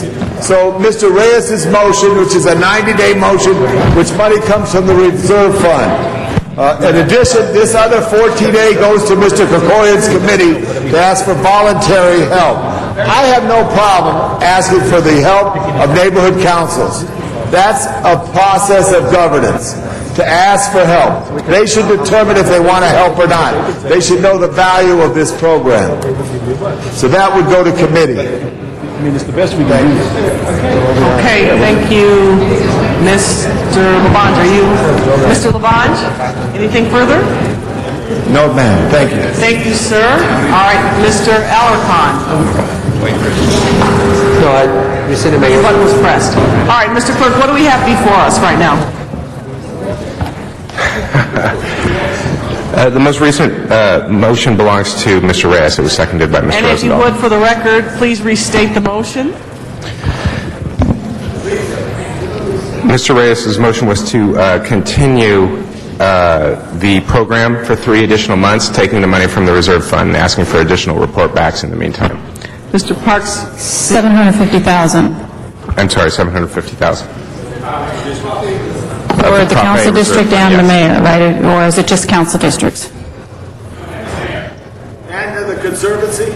No, not conservative. We have to make those decisions internally. Well, let me make a correction if I may. Okay, wait a minute. Hold on a second before we get out of control. All right. Let's state the motion for the record, and then let's go to Mr. Labange if he wants to make some revisions. Mr. Clerk, if you would state the motion in its entirety for the record. As stated, Mr. Reyes' motion was to take $750,000 from the Prop A reserve fund to continue the program for 3 additional months. right, And in the there was- meantime, ask for additional report backs from CAO and CLA. Okay, and the second was by Mr. Rosendahl. Mr. Rosendahl, second that motion. So that is correct, Mr. Reyes? 3 months, so we can reassess where we're at and what we can do. All right, now before we vote on Mr. Reyes' motion, Mr. Labange, is there something you needed to say? Mr.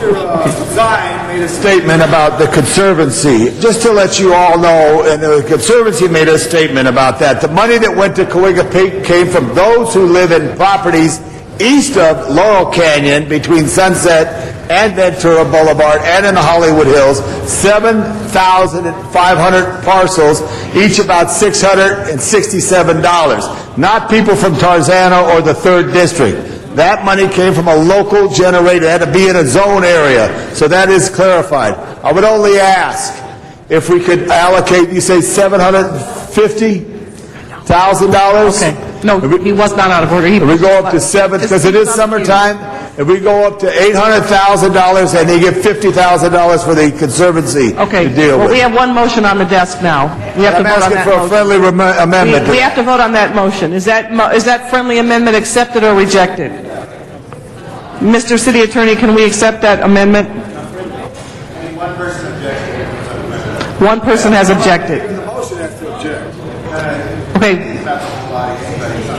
Can we have a legal, okay, let me just get the opinion on the record. One person has objected to Mr. Labange's amendment, so on that basis, Mr. City Attorney, does that mean that we cannot accept Mr. Labange's amendment? All right, we can't have any more motions, we'll call the question. No, Madam President, can I have a vote on the amendment after you have a vote? Okay?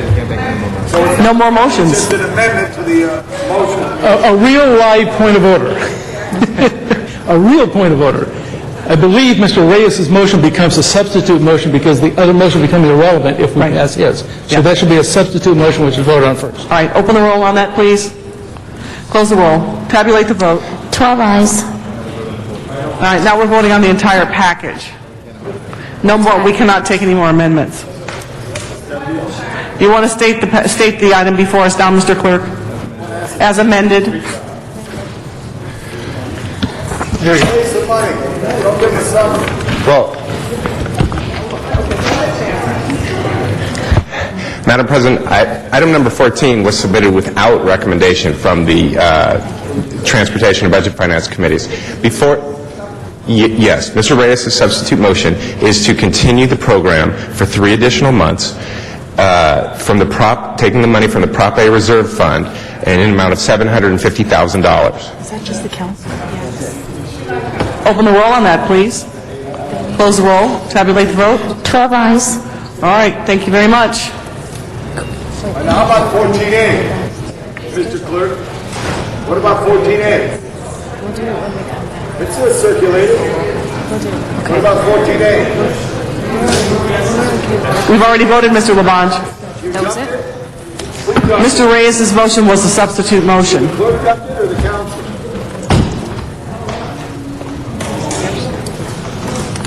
Madam President, that brings us to item number 19, called Special for Cars. Madam President. 14A, which I asked to go to committee. Well, how did it get disappeared? And I know it's Alan's first day, first week on the job as the city All right, clerk. let's not scare him off so he'll come back, okay? What happened to 14A? Did it go to committee? That's all I asked. No, it didn't. Okay, but it got circulated. It didn't get voted on.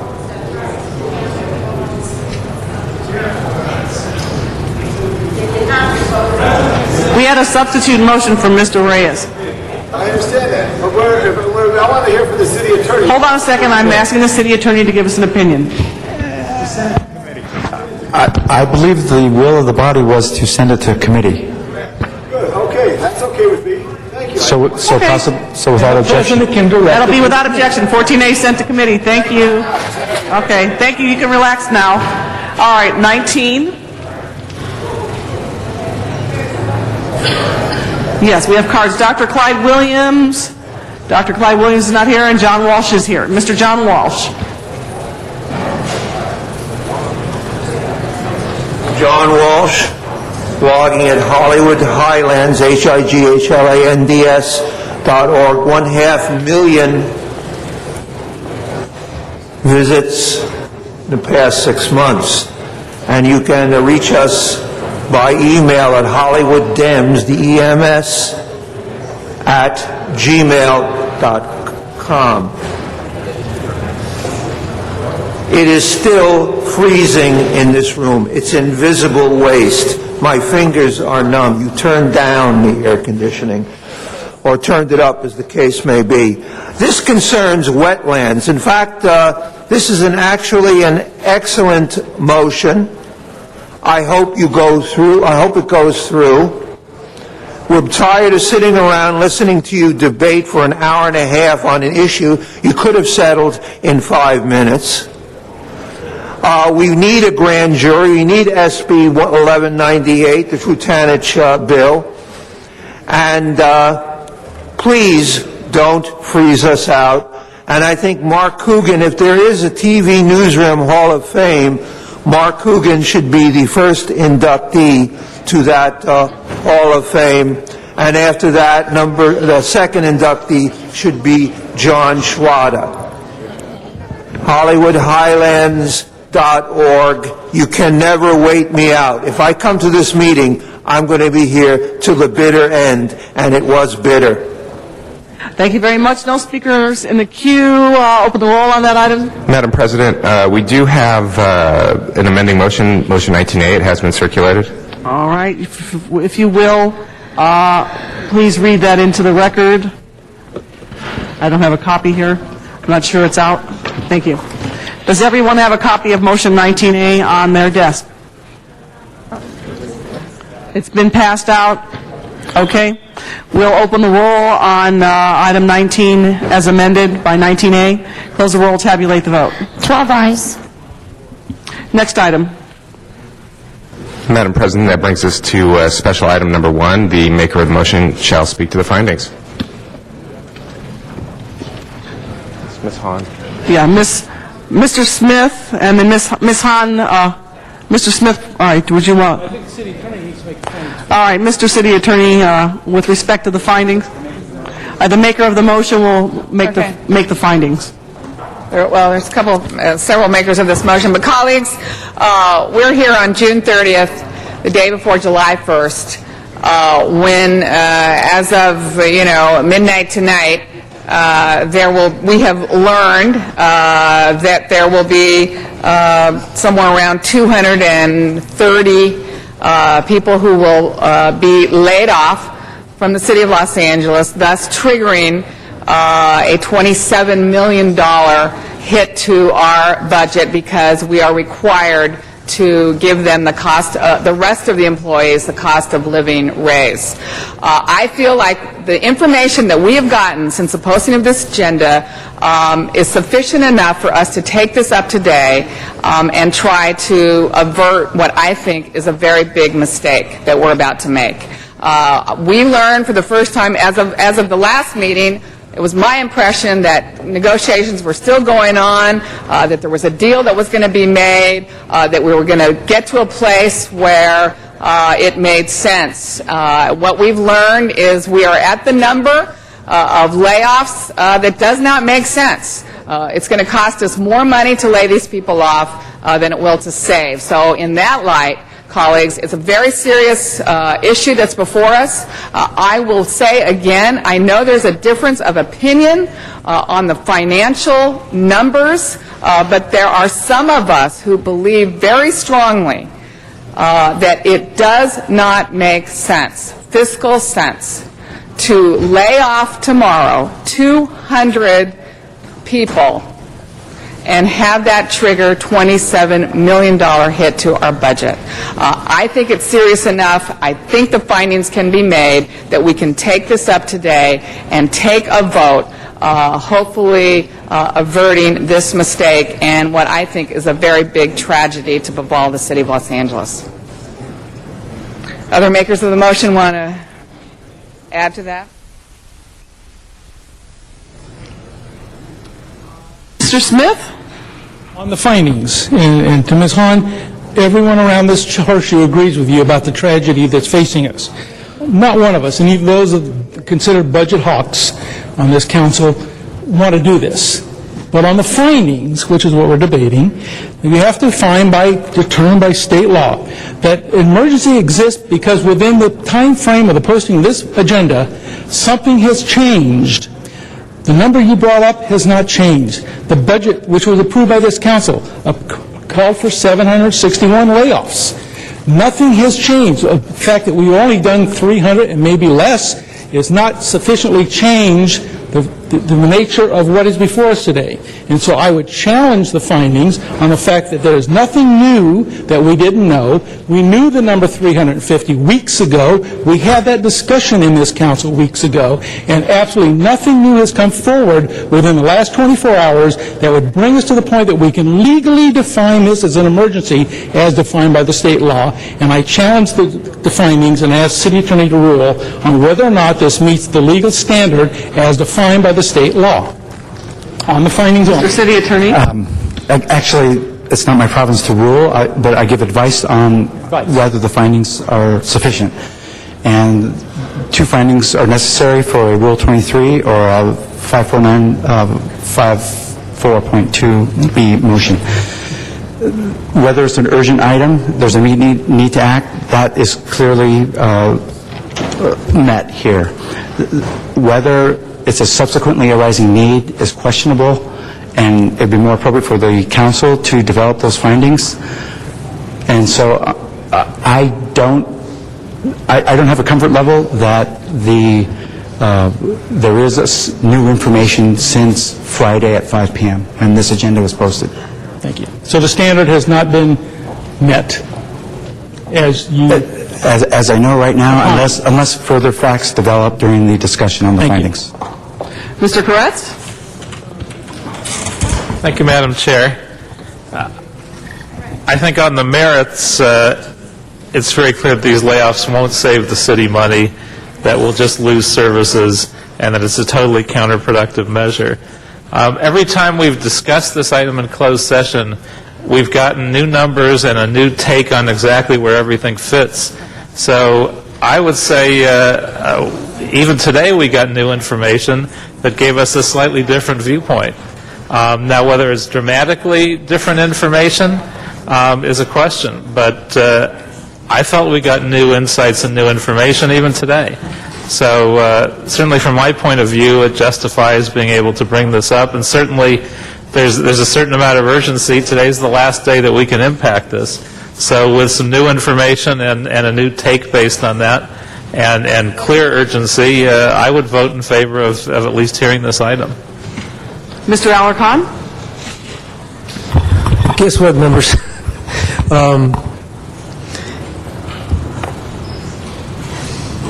There is no question that we are in urgent times.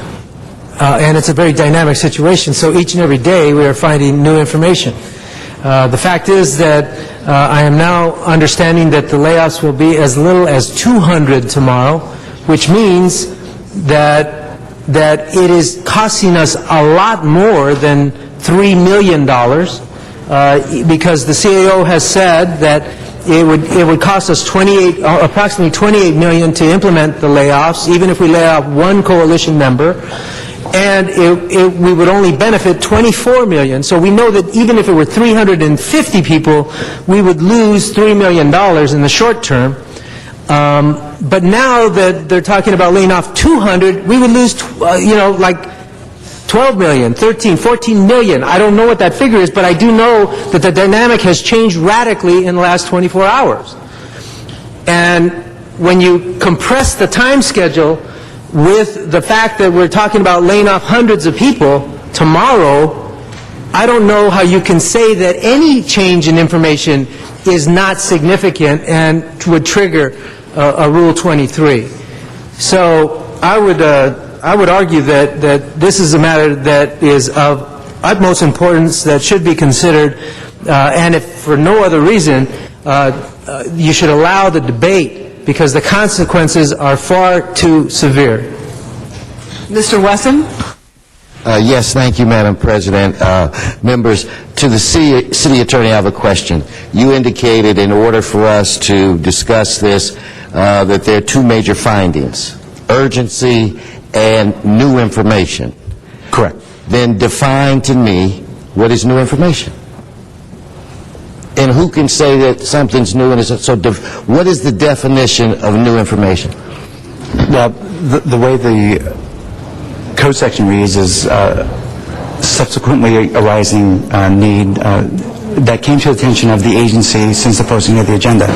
So information. So that seems like information is pretty broad term. I mean, so I'm curious as to why your comfort level is not elevated to a point where you would make the findings, given the fact that it's based on new data.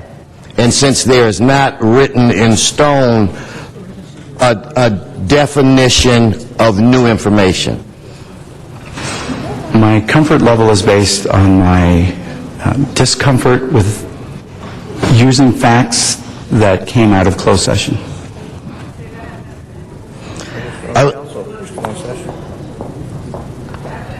But then you're saying that there is. Are you saying there is no new information? See, anyway, I think that, and I apologize for putting you on the spot, but I do believe that this is Tom may believe there's no new information, and Greg may believe there's no information. Richard may believe there is, Janice may believe there is, Paul may believe there is, but who's the referee? Everybody's right. Ultimately, Mr. Smith is right in his views. Mrs. Hahn is right in her, Ms. Hahn is right in her view. So I'm comfortable that there's new data. If I could just follow through. Yes. It is up to the body to make the findings. And right. During the discussion, if the findings, if 10 out of your membership here finds that there is a subsequently arising need, then that's what the vote is. So the decision is up to us. Okay, so I still have 23 seconds left on my clock. So does that mean in the future you will depend on us to make the findings and you will not make the findings in the future on Rule 23s? I thought that was kind of like your gig. I give council advice as to whether the facts as stated in a motion are sufficient to satisfy the two prongs of the Rule 23, the two prongs of the Brown Act urgency matter. In this matter, because the facts came out of closed session, I do not have personally a sufficient comfort level in giving advice on the first prong. So hopefully in the future, there won't be other matters like this. Thank you. Mr. Labange. An earthquake, that we would have new information every moment, and we would act on it. And I remember when Mr. Burnson was here sometimes, they had these drills where they had council meetings outside of council in preparation for an earthquake. There's going to be an earthquake tomorrow. So I just stand with the colleagues to the left just to hear it, if we could hear it. That's all I want to say. I don't know, all these issues are very, very, very deep, but I think, Mr. City Attorney, I'm not a lawyer, but I am understand when the earth moves, things happen, and the earth is moving on our issues that relate to the city of Los Angeles, and I think we should discuss it. Thank you. Thank you, Mr. Labange. That's known as a punt. All right, Ms. Hahn. Well, thank No you. And punting. I do think that new information, certainly the first leg of urgency we've met. It's urgent. Today's June 30th. Tomorrow, the earthquake is going to happen. 220 people, 30 people are going to lose their jobs tomorrow, which will trigger 6% pay increase for over 15,000 employees in the worst possible fiscal crisis. So I think urgency we've met. New, this is new to me, that where new comes from makes a difference on whether or not it's new.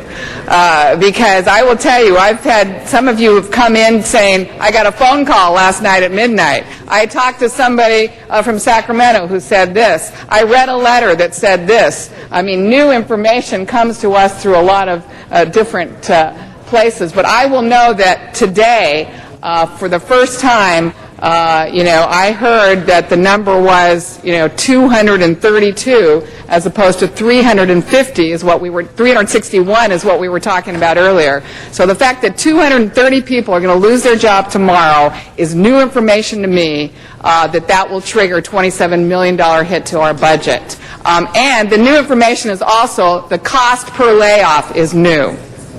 When we were talking about 360, and now we're talking about 230, that's a new cost that we are going to absorb per layoff, and it just does not make sense to give 232 people the boot tomorrow, throw them out into this fiscal crisis out there while we offer a pay raise to everybody else. I think it's wrong, and I think we have a right to talk about it and to vote on it as policymakers on, is this the direction we want our city to go tomorrow, July 1st?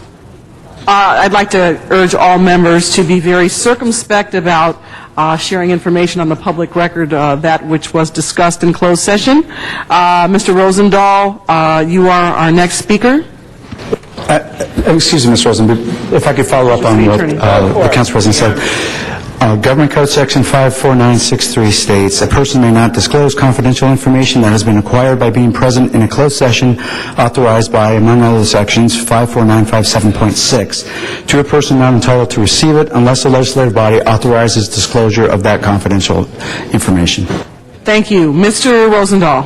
Yeah, look, we have Channel 2 here and Channel 11 here, Fox, right? You get N9, and you got some journalists writing notes because their interest has been perked by the discussion that allegedly there might have been new information in closed session. Was there new information? Was there not new information? We got a city attorney that's vacillating on it and leaving it kind of to us. Okay, so why don't we just clear up the myth and just go for it, and let's just have the discussion, bring the CLA and the CAO. Mr. Rosendahl, we have to vote on the findings first. Well, I'm just saying, so we can get over this hump here that's... Well, procedurally, that's what's before us is the findings. Okay, so let's move forward and go public with it, whatever. Mr. Smith, you're our next speaker.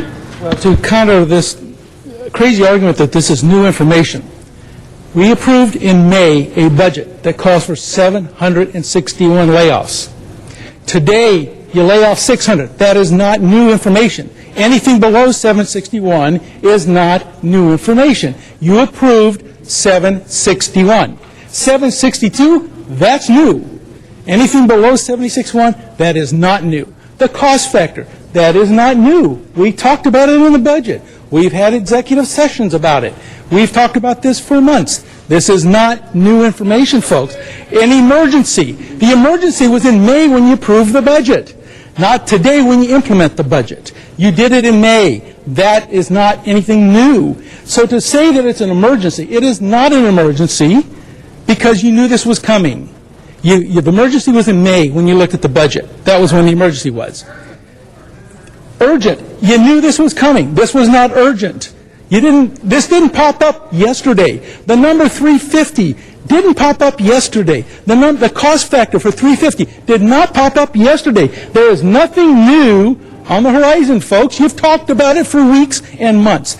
Nothing new has popped up, and there's nothing that rises to the legal level that you're now trying to say we have the right to hear this. If you hear this, I will walk out because it is an illegal meeting.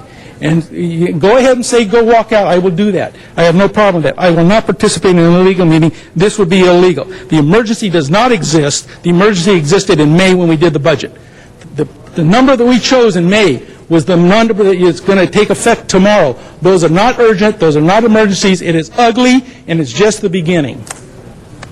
All right, Mr. Koretz. Well, I would say the exact opposite of Mr. Smith on this one. We had new numbers from the CAO, I believe, as recently as last night we heard of them before the closed session. The fact that the cost of layoffs are different as opposed to the fact that we were doing them or the fact that we were in the budget, the actual dollar cost has changed day to day. And based on the new information of the dollar costs, there is an urgency because we have to decide whether we do layoffs based on the current dollar costs. The dollar costs are different, and the urgency is present. So we have both those items. So let's be fair, let's hear it. Doesn't necessarily mean we have the votes to do it, but we certainly meet the findings. Mr. Alarcon. Yes. Council members, to suggest that it isn't new that when the council considered the budget, they factored into the equation, because we had a discussion right here about it because I asked those questions. The consideration when calculating the 761 positions for layoff in the budget included a consideration that we had to lay off at least 350 or we would lose money. The fact that we are hearing that the layoff proposal for tomorrow is less than 350 is new information that should trigger an entirely new debate. That's what we're talking about here. It is not correct to suggest that it is illegal. I mean, the one good thing about this discussion is I just love it that Mr. Smith is agreeing with the city attorney on this. Just to get you to agree with the city attorney on something. You know, I like it. Yeah, I know. In 1 week, you agree with me. Wait, hold on. Mr. Alarcon has the floor. Mr. Alarcon has the floor. Mr. Smith, please compose yourself. Ms. Hahn, please compose yourself. Mr. Alarcon, continue. Let the record show that Mr. Smith did note that he agreed with me this week. But the bottom line is we definitely are in an urgent situation. The question I have is, if you are so determined on your position, and if you believe that your position is so righteous, why wouldn't you allow us to have a discussion about it? The information is new. The council, up until just today, we were under the impression that the discussion was going to be about 361 layoffs. And now we're hearing it's going to be somewhere around 220. That's new information.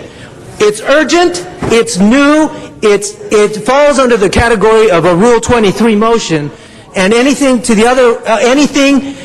countering that is simply a tactic to disallow a debate on an issue that is urgent to the families that are working for the city of Los Angeles.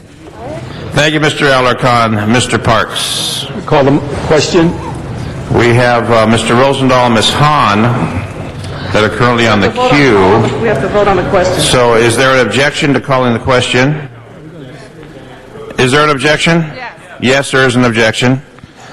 So let's vote on calling the question, colleagues.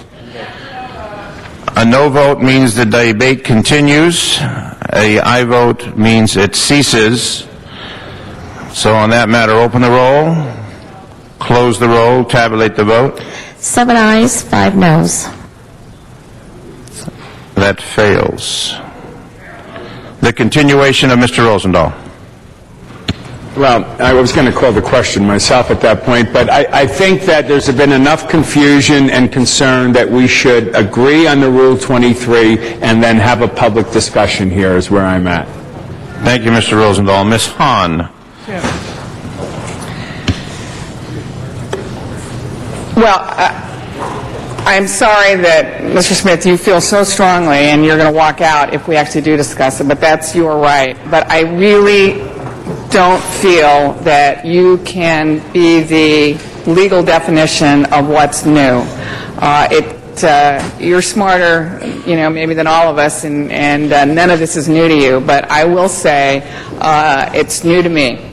It's new to me that at the end of the day, we are going to trigger this budget hit of $27 million by only laying off 200 people. That, I feel, is absolutely a mistake. That's wrong. It's not the way I think the city should go. And colleagues, whether or not, as you know, the motion basically is asking to suspend layoffs and furloughs, continue to negotiate with the workers to see if we can come up with something that makes better sense than this. I think we owe it to the families. I think we owe it to the men and women who are city employees that we at least take this issue up. We air it in the light of day. There have been a lot of meetings behind closed doors. There have been a lot of closed session items. There's been a lot of negotiations. I wasn't a part of them. I think we at least owe it to the workers to hear this in the light of day. And you said it yourself, Greg, it's a new day. You're agreeing with the city attorney. That's new enough information for me that I think that we can make the findings. Mr. Parks, then Mr. Koretz. Since we've kind of strayed from the first question, let me just go through a couple of things. One of the things I think is important on this issue, whether it is an urgency or not, and I think we were all, Ms. Hahn, I think you were present when we talked about the 300 a week ago in EERC.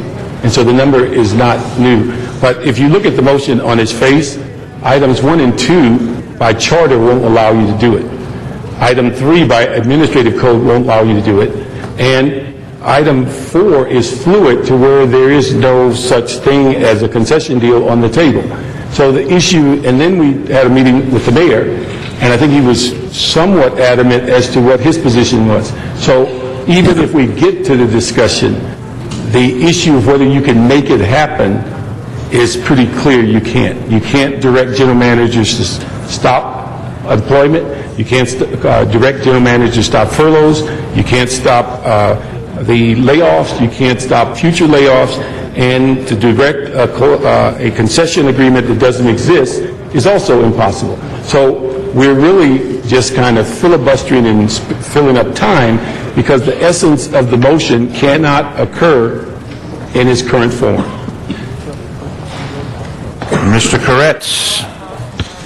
Just one question for the city attorney.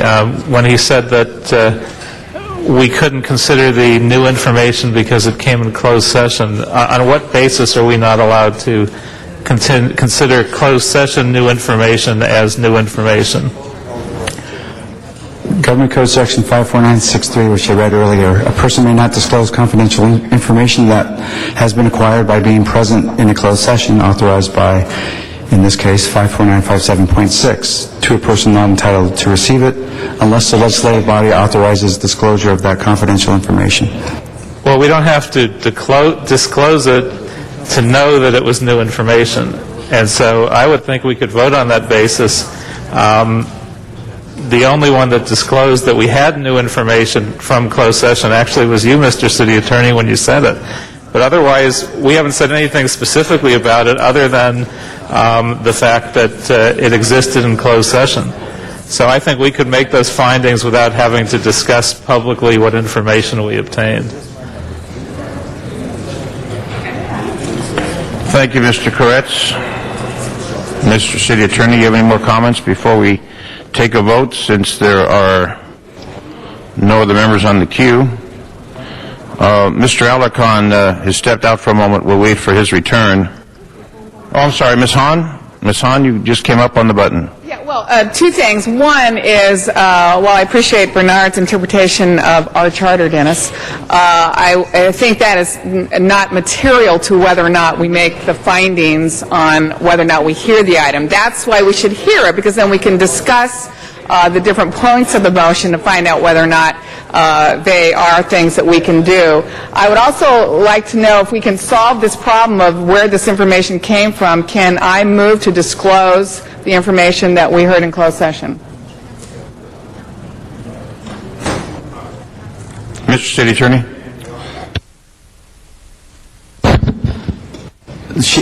Councilwoman Hahn can make that motion. We heard in closed session, and I've got a second.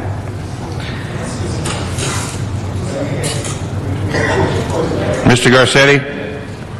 Can we make a, Mr. City Attorney, are we even allowed to, by motion, before we've established whether we can talk about this item, do further motions to that motion? Or maybe it's a question for the clerk, but my understanding of parliamentary, and it has nothing to do with the substance, Ms. Hahn, of this, I understand what you're trying to do, but my understanding is we first have to vote on the findings of Rule 23 before we can add any new amendments to anything else. We have one motion before us. And we have to find the findings before we can... That is true. It seemed to be a part of the problem. I understand your motivation. It wasn't a bad one. Before we take a separate vote, I believe our first vote under our rules here, folks, is to make the findings, period. All right, that is now before us, colleagues, on the findings. It is now time to vote on the findings.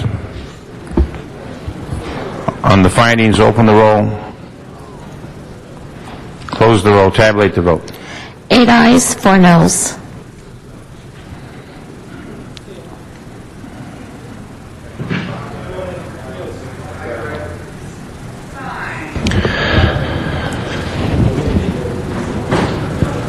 Mr. Clerk?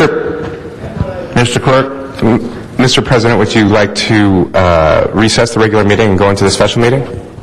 Yes, let's do that. Call the roll, please. Alarcon, Cardenas, Hahn, Weezer, Koretz, Krikorian, Labange, Parks, Perry, Reyes, Rosendahl, Smith, Wesson, Zine, Garcetti. 12 members present in a quorum. All right, special meeting. First item, please. Mr. President, item 27 is an item for which public hearing has been held.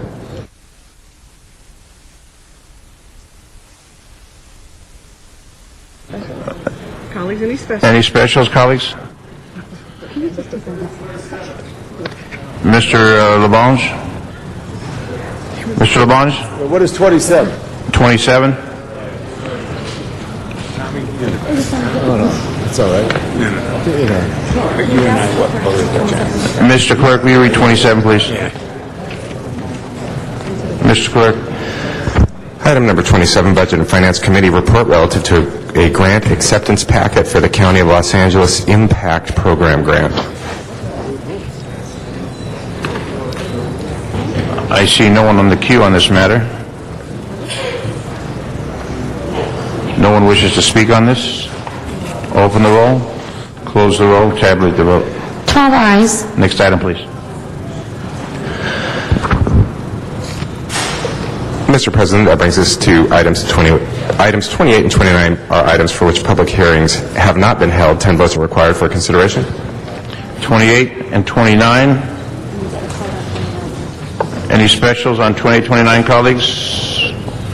I don't see any cards on 28. Mr. Reyes? A. There's a 28A. 28A? A. Mr. Reyes, go ahead on 28A. 29, we do have a speaker on 29. We're on 28A. Well, it's a special, so we can vote on it. I thought you wanted to speak on it. No, we're fine. We just Okay, fine. So open the roll. Well, not yet. 28A? hasn't been, we needed to have the closed session to dispose of. All right, hold that 28 and the desk. We're distributing the paper on it. Let's go to 29. We do have a speaker, Mr. Walsh, on 29. Mr. Walsh, 29, sir. Come back, Greg. We miss you. Excuse me. You've left the meeting. It's terrible. I'll try to control myself. To see someone walk out like that was... Number 29 concerns the consolidated plan for construction. We're 100% in favor of it. God, please bring back Greg Smith. You know, you're all acting like me. You're all. Mr. President, he's not talking about the con plan. Considering him too. Thank you, Mr. Walsh. The matter is now before us, colleagues. See no one in the queue, open the roll. Close the roll, tabulate the vote. 11 ayes. We'll go back to 28 ayes. Paper passed that? Yes. See no one on the queue, open the roll. Close the roll, as amended. 11 ayes. Thank you. And just for the record, the memorandum of understanding is actually a letter of intent, and instead of Morgan Stanley, it's PPF MF 900 North Broadway Limited Partnership. Thank you. Next item, please. Mr. President, do you wish to adjourn the special meeting and return to the regular? Yes, please.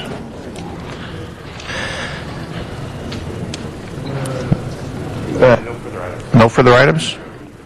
Well, that clears the desk. Any announcements, colleagues? Wait, no, we have... Motions, post, and refer? Sir, yes, we do. We have, council has motions for posting and referral. All right, post and referred. Next item, please. That clears the desk. Very well. The desk is now clear. Mr. LaBonge. Adjourning motion. Pardon me? Adjourning motion. Mr. Parks? Two announcements for the community. There are two very important meetings going on in the 8th District tonight. One at the Constituent Center dealing with LAX noise and soundproofing program, and also one at the Lula Washington Dance Theater at 3773 Crenshaw to talk about the Crenshaw LAX Transit Corridor and to specifically discuss the route between 39th and Crenshaw Boulevard. Both of those meetings are 6 to 8 o'clock. Thank you, Mr. Parks. Any other announcements, colleagues? Seeing none, adjourning motions, Mr. LaBonge. Everyone please stand. Please stand for adjourning motions, Mr. Tom LaBonge. Members, I ask you all to join with me in the sad news of Paul Johnson, the on-the-air KNBC traffic reporter who died after a brave battle with a brain tumor. He was 75 years old. Paul was with us every morning telling us what freeways were moving, where Caltrans was working, and what to look for. He truly had a beautiful voice and also sang opera as well. He worked at numerous LA area radio stations and was program director at various areas, and then developing metro traffic in 1982. Paul also did many other local things as well and was involved with community events and had such a booming, wonderful voice. His phrase, "buckle up and be careful out there," is a great tribute to encouraging safety to all motorists in this city and county and region of Southern California. He's survived by his wife Nancy and his brother Dewey. A memorial service will be private. I ask we all adjourn in memory of Paul Johnson, the great traffic reporter who died after a gallant fight against brain tumor, KNBC. Thank you, Mr. LaBonge. Ms. Hahn? Thank you, Mr. President. Thank you, Tom, for bringing this forward. I've watched Paul Johnson, every morning when I was getting ready for work, Channel 4, and always look forward to his traffic report. Again, he was just great, articulate, told you where the problems were, and he always did end it by, be careful out there, and told you alternative routes to take. Great guy. I'm really sorry to hear that he lost his battle with cancer. He will be truly missed. Really brought weather and traffic in such a great way to so many viewers in the morning. We're going to miss Paul Johnson. All colleagues, Mr. Johnson, he was an opera singer and you could hear that beautiful voice giving those traffic reports, and he always ended it with, "Don't forget to buckle up." That was his favorite line. Adjourning motions, colleagues, Mr. Parks. Mr. President, we have two adjourning motions. I'd ask that we adjourn in memory of Wileen Thomas, who passed away on June 18, 2010. She was born in South Carolina in 1934, married to Walter Thomas, and settled in Los Angeles. Their son, Michael, a former city employee, worked in the 8th District and also the mayor's office before going to recently to Texas. Also, other siblings, Yvonne and Kenneth. Wileen was an employee of Kaiser Hospital for over 30 years. She retired from Kaiser and moved back to South Carolina. She's been a member of the Liberty Hill AME Church there, and her service, she leaves her 3 children, 6 grandchildren, and services are pending. Also, to ask that we adjourn in memory of Eunice Elaine Curry Jenkins. She was born in Birmingham, Alabama in 1954. She was a very religious and not only participated in a variety of church programs, but was a member of the choir. She's a graduate of Manual Arts High School in Los Angeles, participated in many extracurricular activities, a member of the debate team, the drama department, also a member of the karate club where she achieved a brown belt. She also was a member of the orchestra and the glee club. She attended Cal Poly University and Immaculate Heart College and earned a bachelor's degree in history and political science and a master's degree in secondary education from National University. Her career in education spanned the period of over 3 decades. She's the founder and CEO and president of Kids Jam Foundation of Los Angeles, an after-school program that was established to mentor and tutor at-risk children. She also is a member of many professional organizations, National Education Association, California Teachers Association, and the Inglewood Teachers Association. She was celebrated by her family and really enjoyed her birthday parties and cruises. She survived by her husband William and a host of family members. Her services were held on June 26th at Forest Lawn in Covina Hills. Ms. Perry? Mr. Chair, I just wanted to announce the passing of Dwayne Cameron. You may remember Dwayne and Lydia Cameron, and Mr. Cameron was head of Systems Parking for many years and had relocated to Florida, and I'll bring in a more complete motion on Friday, but some of you may remember him, and I just wanted to put that on the public record so that we could acknowledge that. Thank you. Thank you. I have an adjourning motion. Aaron Roblin passed away June 24th. Born in Encino November 1st, 1968. Raised in Encino and Tarzan areas. Enjoyed playing and watching basketball and baseball. Main hobby was collecting baseball cards. Loved working with children. In his pastime, he coached youth baseball team at Tarzana Park. Was involved in youth sports at his temple. Passed away on June 24th. From complicated health issues. Funeral scheduled for Friday, July 2nd, Mount Sinai in Hollywood at 1 p.m. Survived by his parents, Terrence and Barbara, 2 children, Taylor 10, Rachel 8, 2 brothers, David and Michael. May he rest in peace. Aaron Roblin.